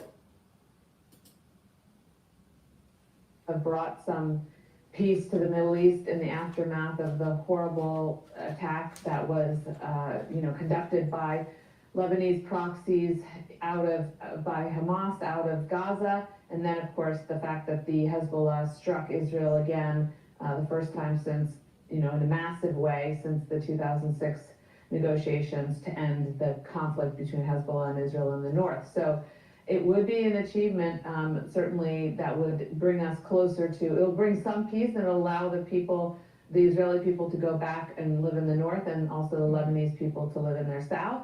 But it wouldn't solve the Hamas. It might make it easier to solve Hamas, but those are very different situations. So I'm a bit skeptical as to whether that would open the door wide enough. All right, Evelyn, appreciate you joining us as we work through these headlines from the Israeli Prime Minister Benjamin Netanyahu. Evelyn Farkas, Executive Director of the McCain Institute, as we await as well, of course, remarks from President of the United States, Joe Biden. And on that note, we want to assemble our... All right, so the market right at this moment in time is, the equity market is trading at 6,010, 6,011 now. And oil is trading below $69 a barrel at $68.53. and the dollar is trading at 1.04 relative to the euro. So the euro USD trade is 1.046. VIX is trading at 13.94. So this news is actually positive for equities. To Israel, he is obviously a great friend of Israel, and so he would like to see this happen. That said, history doesn't sort of suggest that he should be incredibly optimistic, because Middle East peace has been one of the most confounding things for presidents in the modern era to get and to achieve, and they've all tried, left, right, and center, Republican, Democrat, very hard to get to. And you know, to hear Netanyahu say that he has an outline, or there is an outline that the French and the US diplomats were able to negotiate, and he's bringing it to the cabinet, I just keep wondering, in the back of Joe Biden's mind, is he thinking he is the next Jimmy Carter with the Iran hostages, that he is going to work this hard and Donald Trump will come in and on January 21st, we will see an agreement? You know, it's hard to say, but that's got to be weighing in the back of his mind. It's going to be curious to see how he handles this when he speaks in a couple minutes. Yeah, and we actually do have a correction here on the timeline. He'll be speaking now at 2:30 p.m. Eastern Time from the Rose Garden at the White House. So just over 1 hour from now is when we expect those remarks. Rick, I'd love for you to weigh in on this kind of legacy shaping question as well, because we all remember when President Biden came into office, he was suggesting America's back. He made foreign policy a really key pillar of his presidency. Is it going to end on a foreign policy oriented note? Well, I think certainly foreign policy is going to be one of the things that shapes Joe Biden's legacy. You know, starting with the withdrawal from Afghanistan, you know, a horrific outcome for him, and something that actually hurt his standing amongst the American people, that sort of lasted all the way through to the election. But then, you know, the vexing war in Ukraine. And even though many observers will say that Joe Biden's been a staunch advocate and supporter of Ukraine and fighting the war of Russian aggression, you know, there are just as many who will say he hasn't done enough, quick enough, to really end the war, but has now resulted in a prolonged conflict with no end in sight.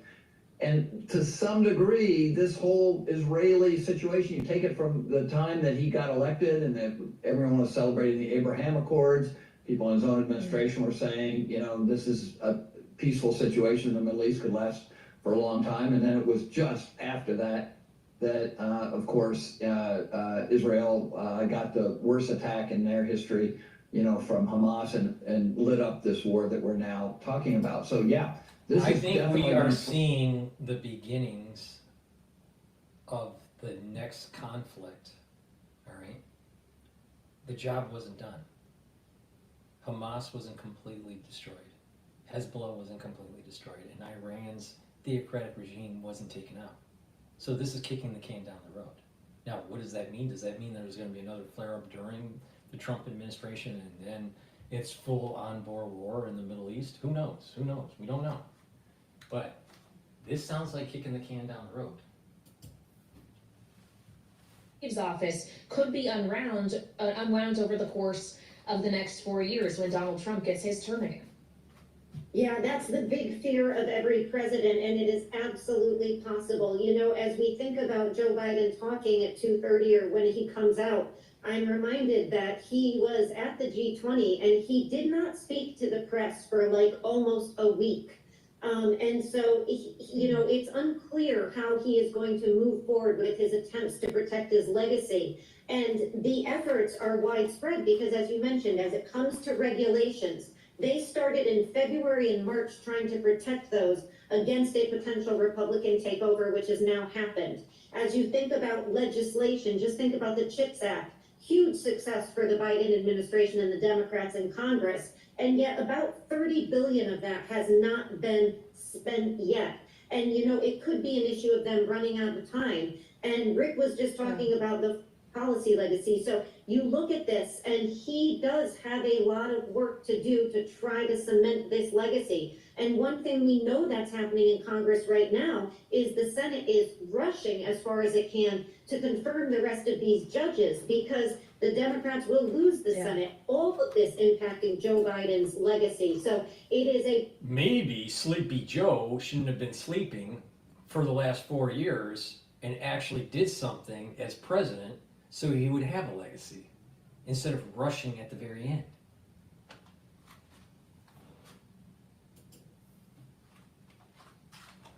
Well, and something else President Biden has focused on is lowering the cost of prescription drugs. And we actually have a new proposal on that from the administration just today, Jeannie, proposing a rule that would require both Medicare and Medicaid to cover obesity drugs, the weight loss drugs we all have heard so much about in recent years. The White House says this will give more than 7 million people access to weight loss treatment, but it also could add potentially $40 billion in costs over 10 years in the process for these programs. So clearly he's trying to lower more prescription drug costs, Jeannie, but does he still have time for it? This is the reason why I said even at the very beginning of this broadcast, if you take charge of your health at the beginning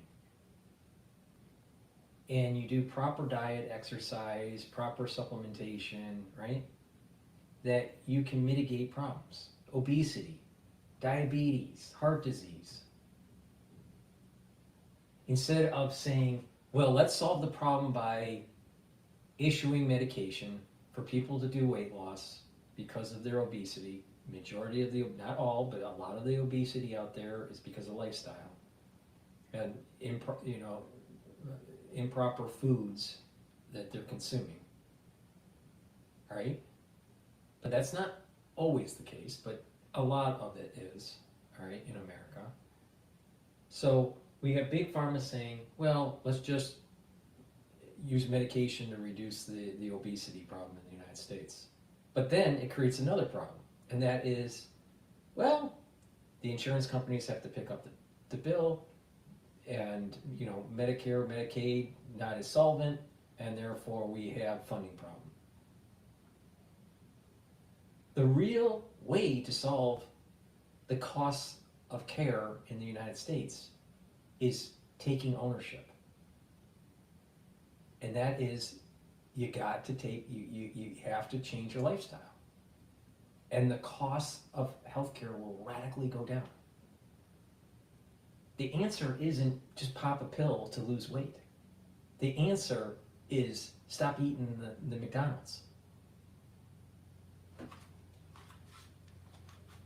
And of course, when you fund, you create more funds to go into Medicare or Medicaid, then there's corruption and just inefficiency and all this stuff.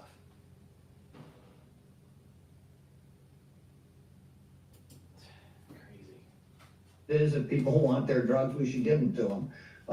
And so I think that this is going to be a administration that makes decisions out of the White House, and they will be implemented in their agencies, not the other way around.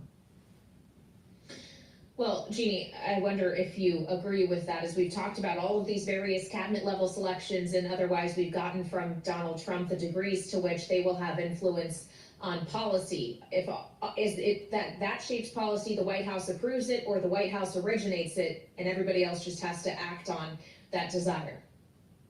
I think what we're seeing clearly from what Donald Trump campaigned on and the folks that are in the cabinet. These people are, this is the thing that I keep on saying. The agencies that are ruled underneath the executive branch, all right, are beholden to the policies and the vision of the president. If the president wants to shift policy that seems to be antithetical to the agency's bureaucracy, then that agency needs to follow suit of the commander-in-chief of the executive branch, which is the president, all right? It's not the other way around. The deep state wants the agencies to have more power and to have individuals that have been inculcated to just circumvent the policy of the president. Because if you decentralize power, through these agencies and you compromise or capture the ones that are running the agencies, then the lobbying groups from K Street can get whatever they want. And that's exactly what's happening at the FDA, the CDC, right? HHS, all these different agencies, all right? Well, to stop that is that the policy comes from the president or the White House, and it is implemented at the agencies. That's the way it's supposed to work. Now, of course, the globalists will say, well, that's just a dictatorial. Officially being confirmed for their roles. That's right, and that could take a while, right? We know that it's taken some time in his first administration, although he's ahead of schedule at naming these individuals. None of them have been through proper background checks, and the vetting process hasn't even really begun on Capitol Hill in the Senate. So it could take a while. Maybe some will get through quickly. I don't know about how the Senate Committee on Health is going to work as far as bringing up these nominees, but it's going to be a high priority this administration the first quarter of this year, but we could be still talking about this in March. All right, Rick Davis and Jeannie Shanzano, I look forward to talking about this with you in March and in the months in between. Our signature political Yeah, let's panel just here slow on Balance roll. of Power. Let's just slow roll the nominee confirmation so we can prevent Trump from actually instituting policy at the agency level. See how the deep state works? See how the deep state just finds a reason to slow walk anything that Trump has? Please go to my store, the-studio-reykjavik.com. Help support my work and your health by going to the store and getting the resveratrol. I've been taking resveratrol for decades, all right? Resveratrol is important to get rid of senescent cells. It's an antioxidant, and it's synergistic with many of the products that I offer. You can stack it really well with C60, NAD+, NAC, right? So, you know, CoQ10, ubiquinol. When you stack it like that, you're improving your mitochondria, you're boosting up your mitochondrial health. So please, go to my store, the-studio-reykjavik.com, and get the resveratrol. Lignans, extremely important. This is a powder. You mix it with your food or with filtered water. This helps your immune system. It brings down inflammation, and it's an antioxidant. So it's a great way to boost up that immune system. You want a good immune system, because with a good immune system, you can fight infection. With a good immune system, you can fight cancers. With a good immune system, you're slowing down the aging process. If you notice, people that have bad immune systems age quicker. You ever wonder why? Well, because when you get sick, even if you clear an infection or clear, you know, the disease of whatever, it takes time to remodel your body. And when you get older, it's harder and harder to remodel. So if you're chronically sick, that chronic inflammation and remodeling ends up aging you faster. You don't want that. So go to my store, the-studio-reykjavik.com, get the lignans, slow down the aging process, and boost up your immune system. And it's very important with modern society, with the chemtrails and with the pesticides being sprayed on our foods and on our gardens and on our lawns and everything. The food, the processed foods that people eat, the unfiltered water, you know, there are toxins and chemicals that are just in our everyday life that need to be purged from our body. So you need to detox, right? A great way to detox is first stop putting them in your body, all right? Filter your water. Eat better quality food. Stop eating processed foods, all right? Start there. Then take a look at the chemicals that are in your house, the cleaning solutions and stuff like that. Try to use stuff that's more natural, okay? A lot of people don't realize that if you have a paint can in your basement or in your garage, the fumes of that paint can do slowly leak out, and you're breathing those chemicals in, all right? So you don't want that, all right? It hurts your body. So you need to rid yourself of the source. Now, once you do that, then you need to detoxify your body. Now, I have zeolite on my store, the-studio-reykjavik.com. Zeolite is a negatively charged molecule that will attach to positively charged heavy metals, toxins, and chemicals, including forever chemicals. You can take this zeolite every day as a maintenance year-round. To do that, you just put 2 drops underneath, small drops underneath your tongue and drink filtered water. Do that year-round, and it's detoxifying your body. It's attaching to those chemicals and toxins, and it's allowing you to urinate them out in about 6 to 8 hours. All right, and you do that year-round. For the ones that only want to detoxify their body once or twice a year, take a few drops, maybe 4 or 5, underneath your tongue and drink it with filtered water. Just small drops, all right? And do that every day until the bottle is done, and do that once or twice a year. It's up to you, but doing it every day is actually better as a maintenance. So, and then get rid of the source. And what will happen is your endocrine system is going to get better, your immune system is going to get better, you're going to have more energy, and you're going to slow down the aging process, because toxins do damage to your cells. So please go to my store, get the zeolite, and get healthy. All right? I'm giving you all the ingredients, how to do it to improve your health. Just follow my lead. This is what I do. The proof's in the pudding. You know, if you want to follow Alex Jones, and you look at how he's aged, and he's younger chronologically than I am. You know, obviously I look better than Alex Jones, and I'm older. Why? Why is that? Because it's about proper diet, proper exercise, supplementation, proper sleep, training your brain, right? It's really simple. All you got to do is take charge of your health. And lastly, please go to my store and get the nattokinase. This nattokinase helps with your cardiovascular health. Nattokinase is a fibrinolytic, so it'll help to break up clots. That's really important. We know why. And nattokinase also helps to bring down LDL levels and increase HDL levels. That means that it's improving your lipid profile. That means it's improving your cholesterol. And by taking nattokinase on a regular basis, you're improving your cardiovascular health. So please, go to my store, the-studio-reykjavik.com, take nattokinase every day. I've added this to my personal stack to improve my cardiovascular health. All right, with that, let's go to Al Jazeera about this breaking news about Netanyahu. Up to his legacy. Well, in a way, not really, because it really only applies to one front. Yeah, I mean, given the fact it falls short of his broader goal in that it does not in any way speak to the conflict in Gaza. And that is what Joe Biden was looking for. I mean, what we know is that the ceasefire in Lebanon does not directly affect Gaza. And that is of grave concern to this White House. And so this is what Joe Biden was hoping would be his legacy.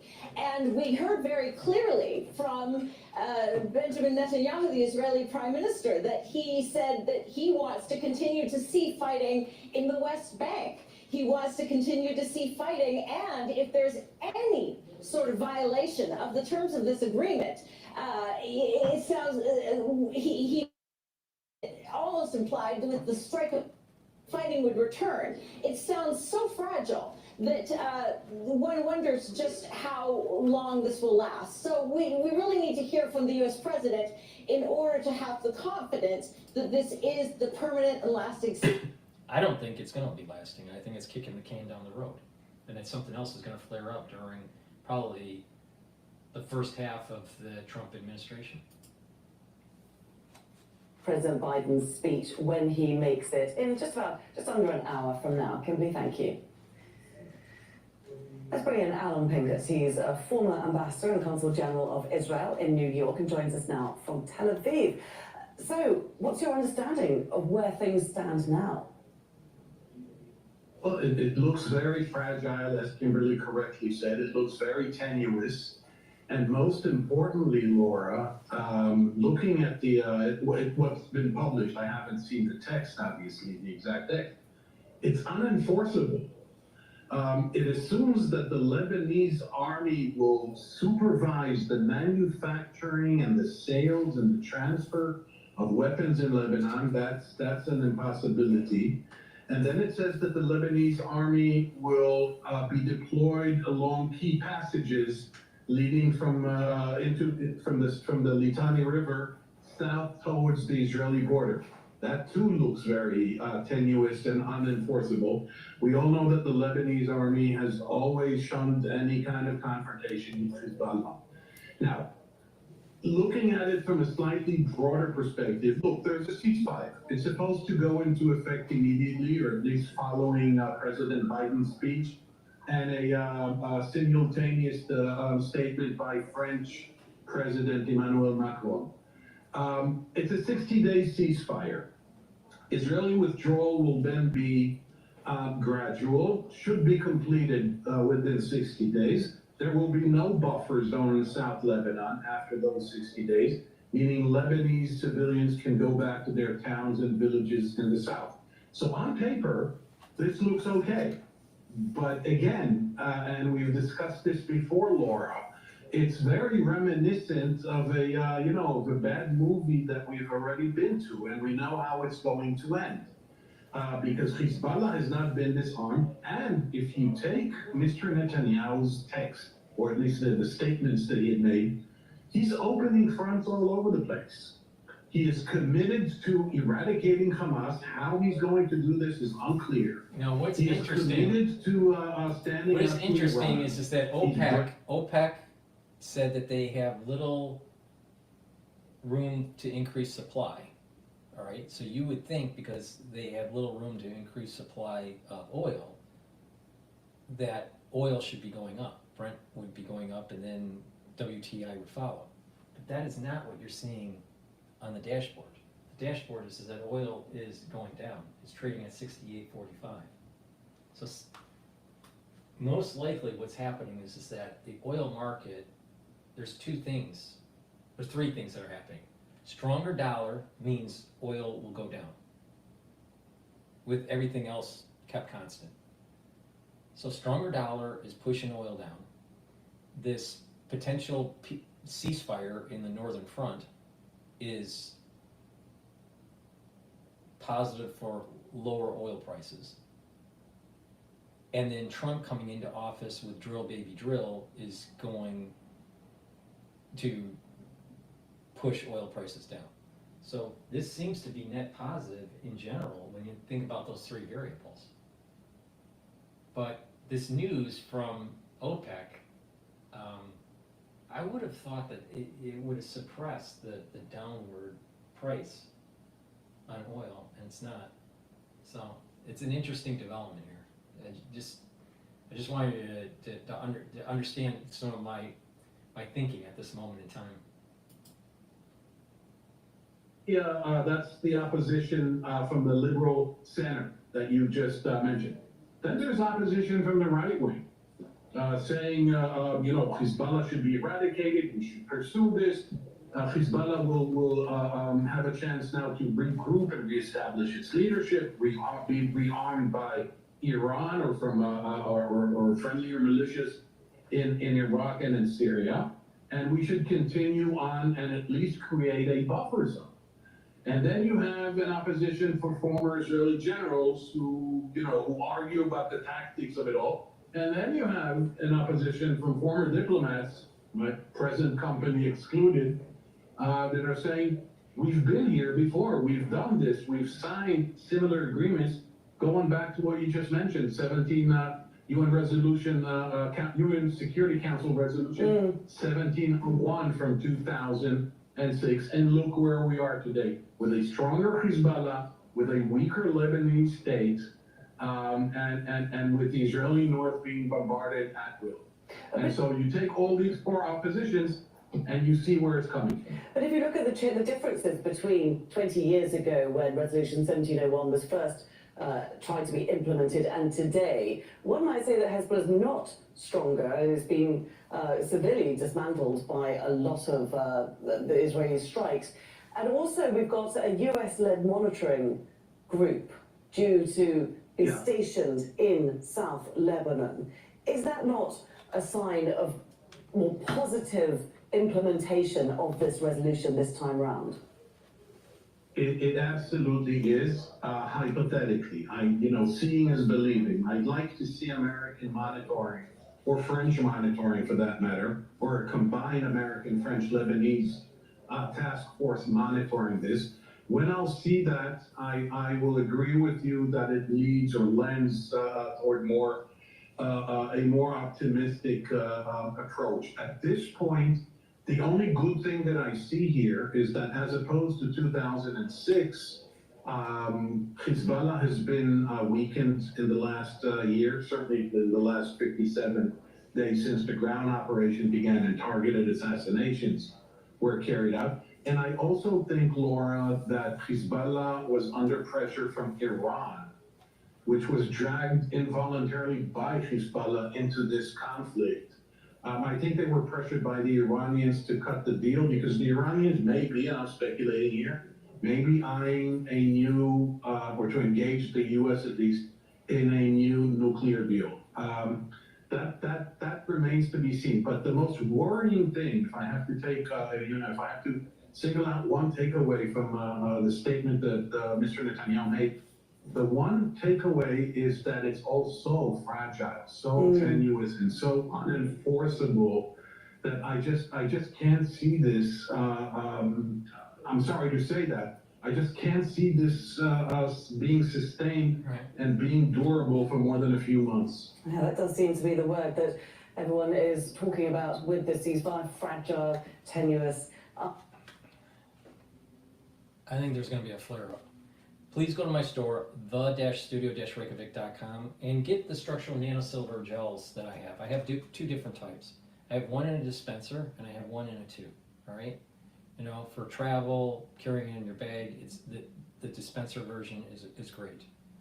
They're both very high quality, and you use them the same way, all right? They're dual purpose. You can use them as a skincare, a daily skincare. Best way to do that is to put it on your skin, maybe before you go to bed, and then exfoliate in the morning. Another way is to apply it on a wound or acne. It'll help to heal, an abrasion, a minor burn. And it helps to neutralize pathogens. So you can put it on your hands, around your mouth, around your nose, around your eyes, around your ears, lightly coat your nostrils.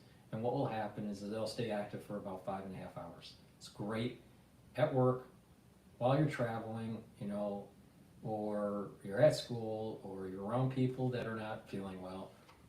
It's best to be prepared. So get a couple tubes of these for your household. Be prepared for the cold season, or just in general throughout the year.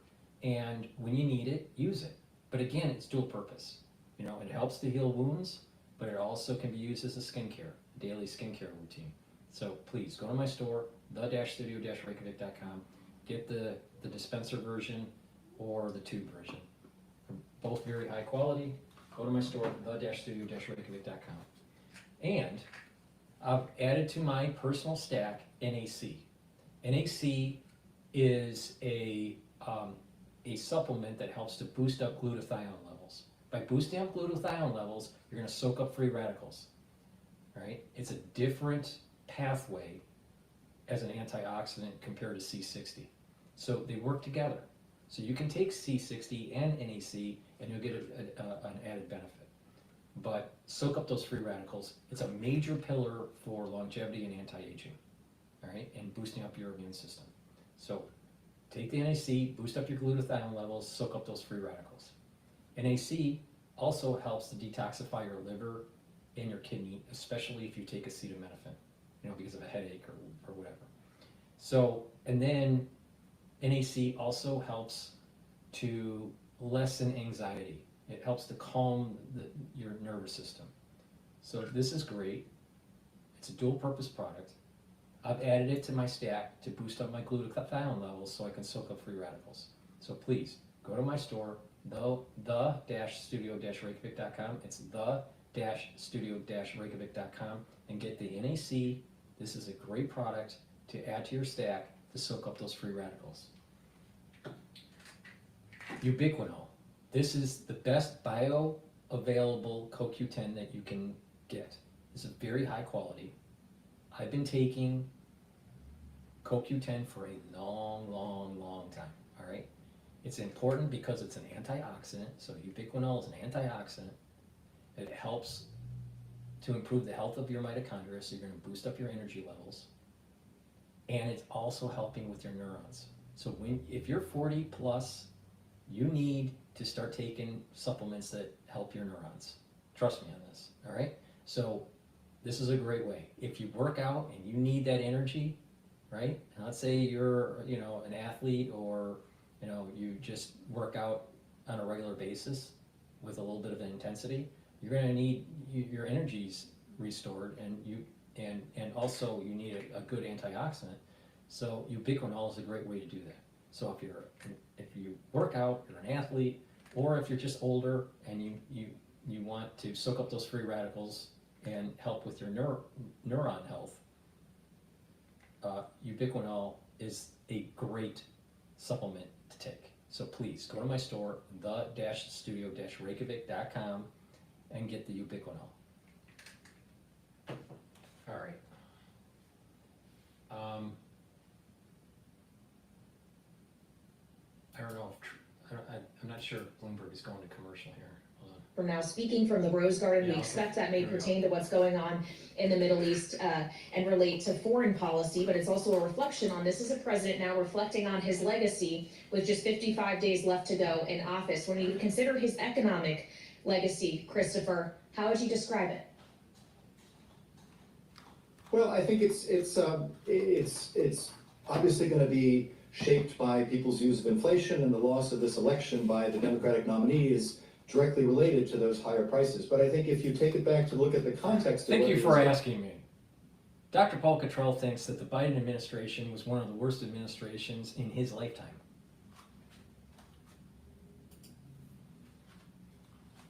policies that reinforce, fill, if you will, market failures around climate development, around technology, innovation, around our supply of chips in the United States. I think that will reflect very well on his legacy when historians look back. This is a moment where he really has invested in the next stage of U.S. economic growth, and in spite of what inflation they're going to commercial. is, and people feel it. They're going to commercial, so let me do another one. Please go to my store, the-studio-reykjavik.com. I apologize for doing so many product plugs, but that helps support the channel and also help to support your health. So please go to the store, the-studio-reykjavik.com, and get the structural nano silver toothpaste. This has no fluoride. It's a very high quality toothpaste. This will whiten your teeth, freshen your breath, neutralize pathogens, reduce inflammation at the gum line, and help with that gum line. As we get older, our gum lines recede. Well, you want to stop that and you want to heal it. So you can do that by taking this structural nano silver toothpaste. This is a very high quality toothpaste. It's going to be the best toothpaste that you can get. And with good oral hygiene, you're improving your cardiovascular health. By having good oral hygiene, you're reducing the chances of plaque buildup, you're reducing the chances of inflammation at the vascular level, and you're reducing the chances of valvular disease. When people get older, they have bad oral hygiene, and what happens is their cardiovascular health goes down because of this inflammation and valve issue, all right? You don't want stenosis. You don't want calcium deposits causing stenosis in your valves, in your heart valves. You don't want irritation in your vascular system leading to plaque buildup. You don't want these microscopic occlusions because of plaque on your tooth, all right? Because plaque builds up on your tooth, and if you have bleeding gums, small bits of that plaque can get into your bloodstream. Well, you can get an occlusion. You don't want that, all right?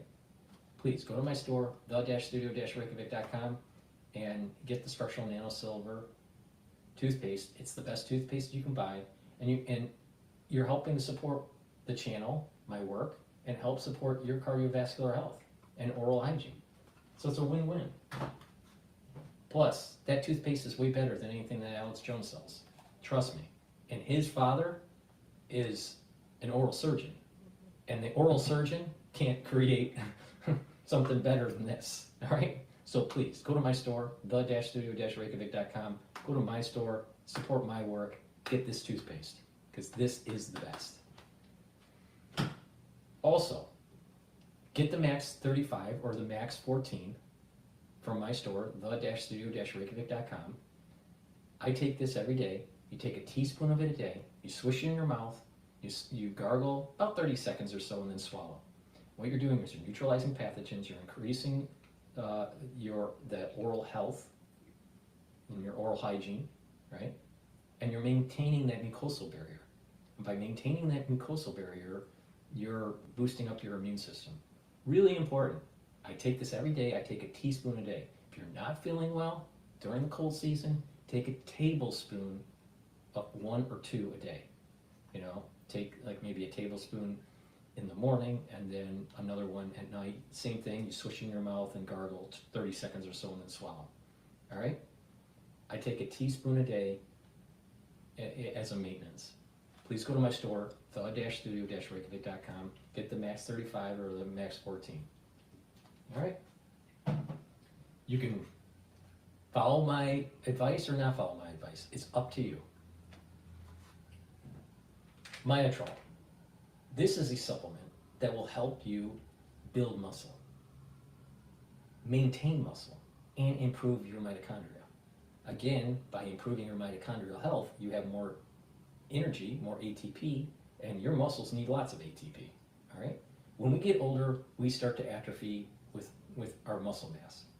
So you should be building up your muscle by doing some exercising, some resistance training, right? Taking the supplement, Myotrol, and build up that muscle and maintain that muscle mass. This is for people that are older, but also for people that are athletic, right? Because, you know, when you are working out, you need to recover and you need to help maintain, you know, muscle health and build muscle mass, you know, for your sport. Myotrol is a great way to do that. So this is for athletes, but also for people that are older, all right? So you can learn things that athletes were doing for performance and bring that into everyday life for people that are older, so they have more longevity and just you know, more vitality. All right. So please go to my store, the-studio-reykjavik.com, and get the Myotrol. This has the flavonoids, lignans, and the polyphenols that will help to boost up your mitochondria and improve muscle formation and maintain your muscle. It works great with working out a little bit. You know, do a little bit of resistance training. You'll see huge benefits. So please go to my store, the-studio-reykjavik.com, and take the Myotrol every day. All right, what's going on with the Fed minutes? Consumption, more persistent housing price increases, and those recent sharp increases in insurance costs that we have seen. Several participants noting that their contacts in companies larger in sectors like financial services, construction, professional services, technology were more optimistic than smaller firms and firms in manufacturing. Interesting thing, they did not mention at all the election in the minutes. Although strikes and hurricanes had affected recent labor market indicators, participants generally noted there was no sign of rapid deceleration in labor market conditions. Two other things to watch: a discussion of financial stability and vulnerabilities that participants assessed warranted monitoring, unrealized losses on bank assets, and risks in commercial real estate. And one note for trading desks: some participants suggesting at a future meeting the committee consider a technical adjustment to the overnight reverse repo rate to set the rate equal to the bottom of the target range of the federal funds rate. That would put it in alignment with the existing structure when the facility was established. All right, Michael McKee, obviously they're at the Fed breaking down those latest FOMC minutes. That, of course, was the November 6th, 7th Fed meeting that was after the election. All right, Mike, big dump in terms of what you got from that release. You know, we go to you to kind of parse through it and what we need to know. What does the Bloomberg audience needs to know? What stands out for you, if anything? Well, not a lot stands out because it's pretty much as has been described by Fed officials since then, and of course, as Jay Powell described it in his news conference following the meeting. The conditions were pretty good for the economy, better than expected in terms of growth and unemployment. Inflation had stalled out a little bit, but they still didn't think it was going to be a problem to get it down to 2%. And so rate cuts were called for. But because the future was uncertain in terms of what was going to happen with inflation and the unmentioned election, they wanted to make sure that people know they were data dependent and they are not on a preset course. Well, that's what kind of strikes me, Mike. One of the headlines that you mentioned, and it's what we call a hot sticky right here at Bloomberg, you know, that the Fed some saw pause or faster cuts as options depending on data. So, you know, what have we been saying ad nauseum, right? They're data dependent. It sounds like they could go kind of anywhere, perhaps at the December meeting even, but definitely in 2025. Well, definitely. Now, the December meeting is open because the data have been mixed, and we have seen a little bit stronger inflation in both the CPI and PPI, and it's forecast to come out tomorrow in the PCE a little bit stronger. And if that's the case, then there is a case for pausing. We'll see what happens with the labor market. If the labor market comes in strong, if the jobs report on December 6th is strong, then you could probably start to bet on the idea of a pause in December. But you get the impression that they are, at this point, thinking they're going to go in December and maybe pause in January once we get the new administration in place. We're going to get a new summary of economic projections, a new dot plot in December, and how do you predict anything at this point? Well, that's where I wanted to go, and we are going to talk to you more about tariffs in just a minute, Mike, but we help us understand how the Federal Reserve thinks about potential policy from a new administration. We heard Jay Powell ask this question earlier this month at the press conference, but they do have to look at what tariffs could do to growth or what policies could do to growth in order to make these decisions, right? Yes, What's but interesting with this Fed as you said- announcement, what's interesting with this Fed announcement is that the equity market just started going up a little bit more, with a little bit more energy. It's now, the S&P 500 is trading at 6,013, almost 6,014, and oil is trading at 68.50. The euro to USD is trading at 1.046.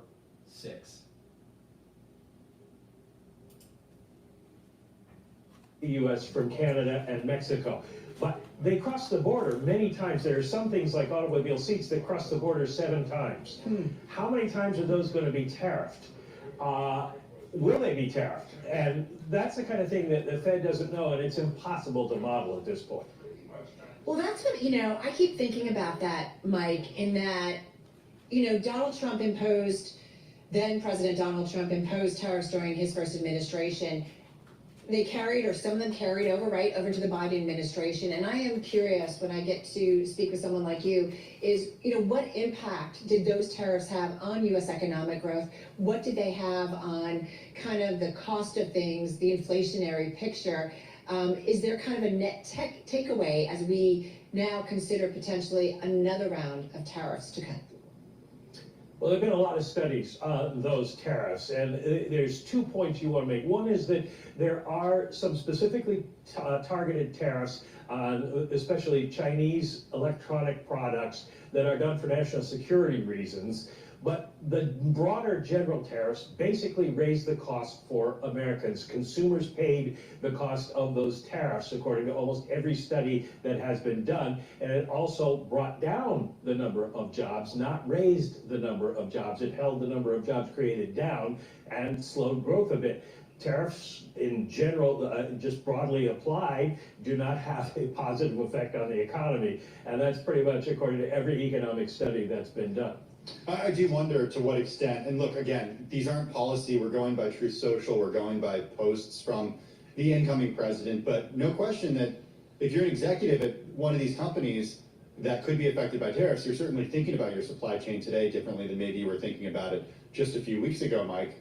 I do wonder about the economic effects of something like this and whether or not it could be looked at as, okay, maybe this is just a bargaining tool. Maybe this is being used to threaten, but actually be used as leverage, as some have suggested.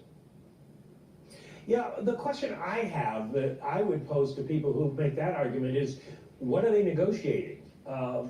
Canada and Mexico basically have free trade agreements with the United States. There aren't any tariffs on most products. So what is it you're looking for? Are you trying to get the Mexicans to stop people at the border? Well, that's sort of already happening under Biden now since last June. The amount of fentanyl coming into the country has dropped a lot, and China has pulled back on the amount of fentanyl it's letting go through its borders to the U.S. So there has been progress on these things that you could say would continue. So what is it exactly that's being negotiated? That's the problem for companies, is they don't know. Are they actually going to throw these tariffs on day one, as Donald Trump's Truth Social said? Or are these things going to be something that is for negotiation and are spread out over a period of time, in which case maybe you can adjust your supply chains a little bit? A lot of companies brought their supply chains What's also interesting is that this news announcement from the Fed with the meeting, the Fed minutes, has for BITI, which is the Bitcoin short ETF, today it has gained 0.66. So basically, today's news, today's trading for Bitcoin's been going down for the ETF. All right. So the dollar's been strengthening most of the session. Oil is trading below $70 a barrel. It's at 68.59. So, it's important to kind of see these undulations where dollar increases, Bitcoin typically decreases. But also what's going on with energy and what's going on with the equity market, with the Fed announcing potential lower rates. Now, in theory, lower rates by the Federal Reserve should be, quote, inflationary, because it's stimulating the economy. It's putting more money into the system, but yet them saying that they are going to be doing more rate cuts, but gradually overall is dollar positive. It's moving, it's strengthening the dollar. So there's multiple things that are going on with Bitcoin. All right. Now again, I'm not a big fan of Bitcoin, but I am following it because of this new push of investors into the ETF world, where it's probably going to have a lot of liquidity. All right. So, but there's going to be these ups and downs with it. And you look at the BITI and the BITO as an ETF to see these undulations, right? But that's just, I'm just giving you my 2 cents on what's happening there. Please help support my work and help support your health and follow my protocols. I want to talk about the last pillar of the protocol, and that is strong antioxidants. All right. I have C60 on my store, the-studio-reykjavik.com. You can get it in extra virgin olive oil, MCT coconut oil, or avocado oil. C60 is a molecule that soaks up free radicals, soaks up those reactive oxygen species. All right? Reactive oxygen species, free radicals, they hurt the cell. They cause damage to the cell. You want to soak those up. When you soak up those free radicals, you're also improving the health of your mitochondria, so you're boosting up energy levels. So taking C60 soaks up those free radicals, reduces the stress on the cell, improves the health of the tissues and the health of the organs and your glands and all this, and boosts up the energy levels within these cells. When you have more energy, you're going to be able to perform better. These cells are going to function better. There's less stress and there's more energy. That means your immune system is going to go up. You're going to have a better endocrine system. You're going to have a better exocrine system. You're going to actually have a better neural system. Why? Because neurons can be stressed by free radicals, but also neurons have lots of mitochondria to produce ATP to produce these neurotransmitters. Well, when we get older, our mitochondria starts to age, and you have less robust mitochondria. If you take neuron cells and put them underneath the microscope of people that are elder, or that have passed away and that are older, a lot of times what you'll see is that these neurons will have very unhealthy mitochondria. Well, if you reduce the stress and improve the mitochondrial health of these neurons, the neurons are going to fire these neurotransmitters, and you're going to have better connection. So that means that you're going to have more mental clarity, you're going to have better memory, and all these things. On top of these neurons, right, also are in your peripheral nervous system, controlling your muscles and balancing. Well, if you have better neurons in the central and peripheral nervous system, you're not going to have gait problems as much when you get older. You're going to have better balancing. You're going to have better muscle control. Really important. So please, pay attention. I know what I'm talking about on this. Take C60. It's a very strong antioxidant. It's going to soak up those free radicals. And it's going to improve your mitochondrial health. I have it in a 2 ounce, a 4 ounce, and an 8 ounce configuration. It's better to buy at a higher ounce configuration because it's cheaper per ounce. But it's up to you. But I have it in a 2 ounce, a 4 ounce, or an 8 ounce configuration. I have it in extra virgin olive oil, MCT coconut oil, and avocado oil.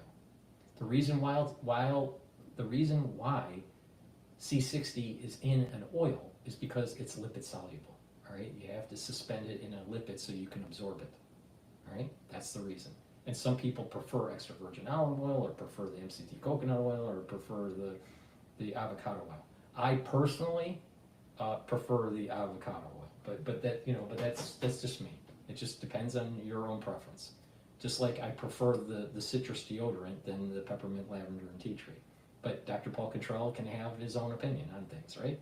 So please, go to my store, get the C60, follow the protocols, get the supplements, help support the channel. For the ones that don't know, that have logged in just recently, I've been doing these live streams. I'm going to continue to be doing these live streams. You have a live stream on the big channel, but you also have a dashboard live stream that looks like this, all right? You have telemetry of the market in real time.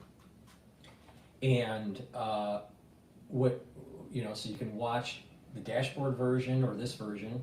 You can also watch a live feed on my website of either version. And you can also listen to recorded audio files that I've been populating on my website. You can also listen to my podcast on Apple Podcast and Podomatic. All right, so there's lots of ways to follow my work and help support. And through your help, I'm going to continue on developing the website, to adding more functionality, including an app that you can install on your phone. All right, and that way you'll be able to purchase from the store, get updates on PDF files on medical research, and also listen to my podcasts and watch my live feeds. That's the goal. But I need your support. All right, so please go to my store, get the supplements, follow my protocols, get the anti-aging boxes or the longevity boxes, depending on what you want to target and what your price points are. I've done a lot of curating for these boxes to help to develop boxes for different types of people at different price points and different problems with their body. You can focus on a particular system, or focus on just anti-aging at different price points, whatever. All right, so I've given you lots of ways to improve your health, right? And I give you a perspective on what's going on in the world and in finance. I need your help. All right, so please go to my store, the-studio-reykjavik.com, and let's build this thing. I also have X. When I do these live feeds, you'll be able to do a call in and just listen through X Spaces. It's up to you, but it's a great way for this to be bi-directional, right? I want to have your opinion. I want to know what you think. It's not just about what I think, but it's also about what you think. And you can be a part of this live stream by participating in X Spaces on my channel. The links are in the description of this video and all my videos, but just follow me on X, on GETTR, right? You can also follow me on TikTok. But by having these X Spaces live call-ins, you can participate with these live streams, all right? And get your opinion. It's important for us to have dialogue, to move the country forward. We can make the United States a great and prosperous nation if we all work together, right? And make sure that the ultra liberals are out of control, you know, that are out of the control of government, right? But you know, that was a joke. But the thing is that it didn't go very well. But the thing is, we, all kidding aside, this country can do amazing things if we work together, right? And I have a certain perspective on things and on health and on longevity that I have learned that you can follow, you can copy, all right? And you will see huge benefits in your health. You know, it's not a magic bullet or anything. It takes some effort and some tweaking because everybody's biochemistry is a little bit different.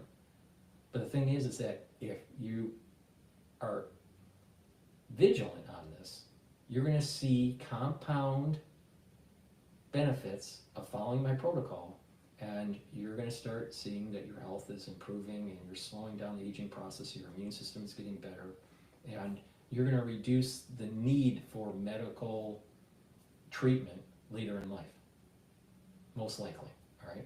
There's no guarantee, but I mean, but the thing is that you're reducing the chances of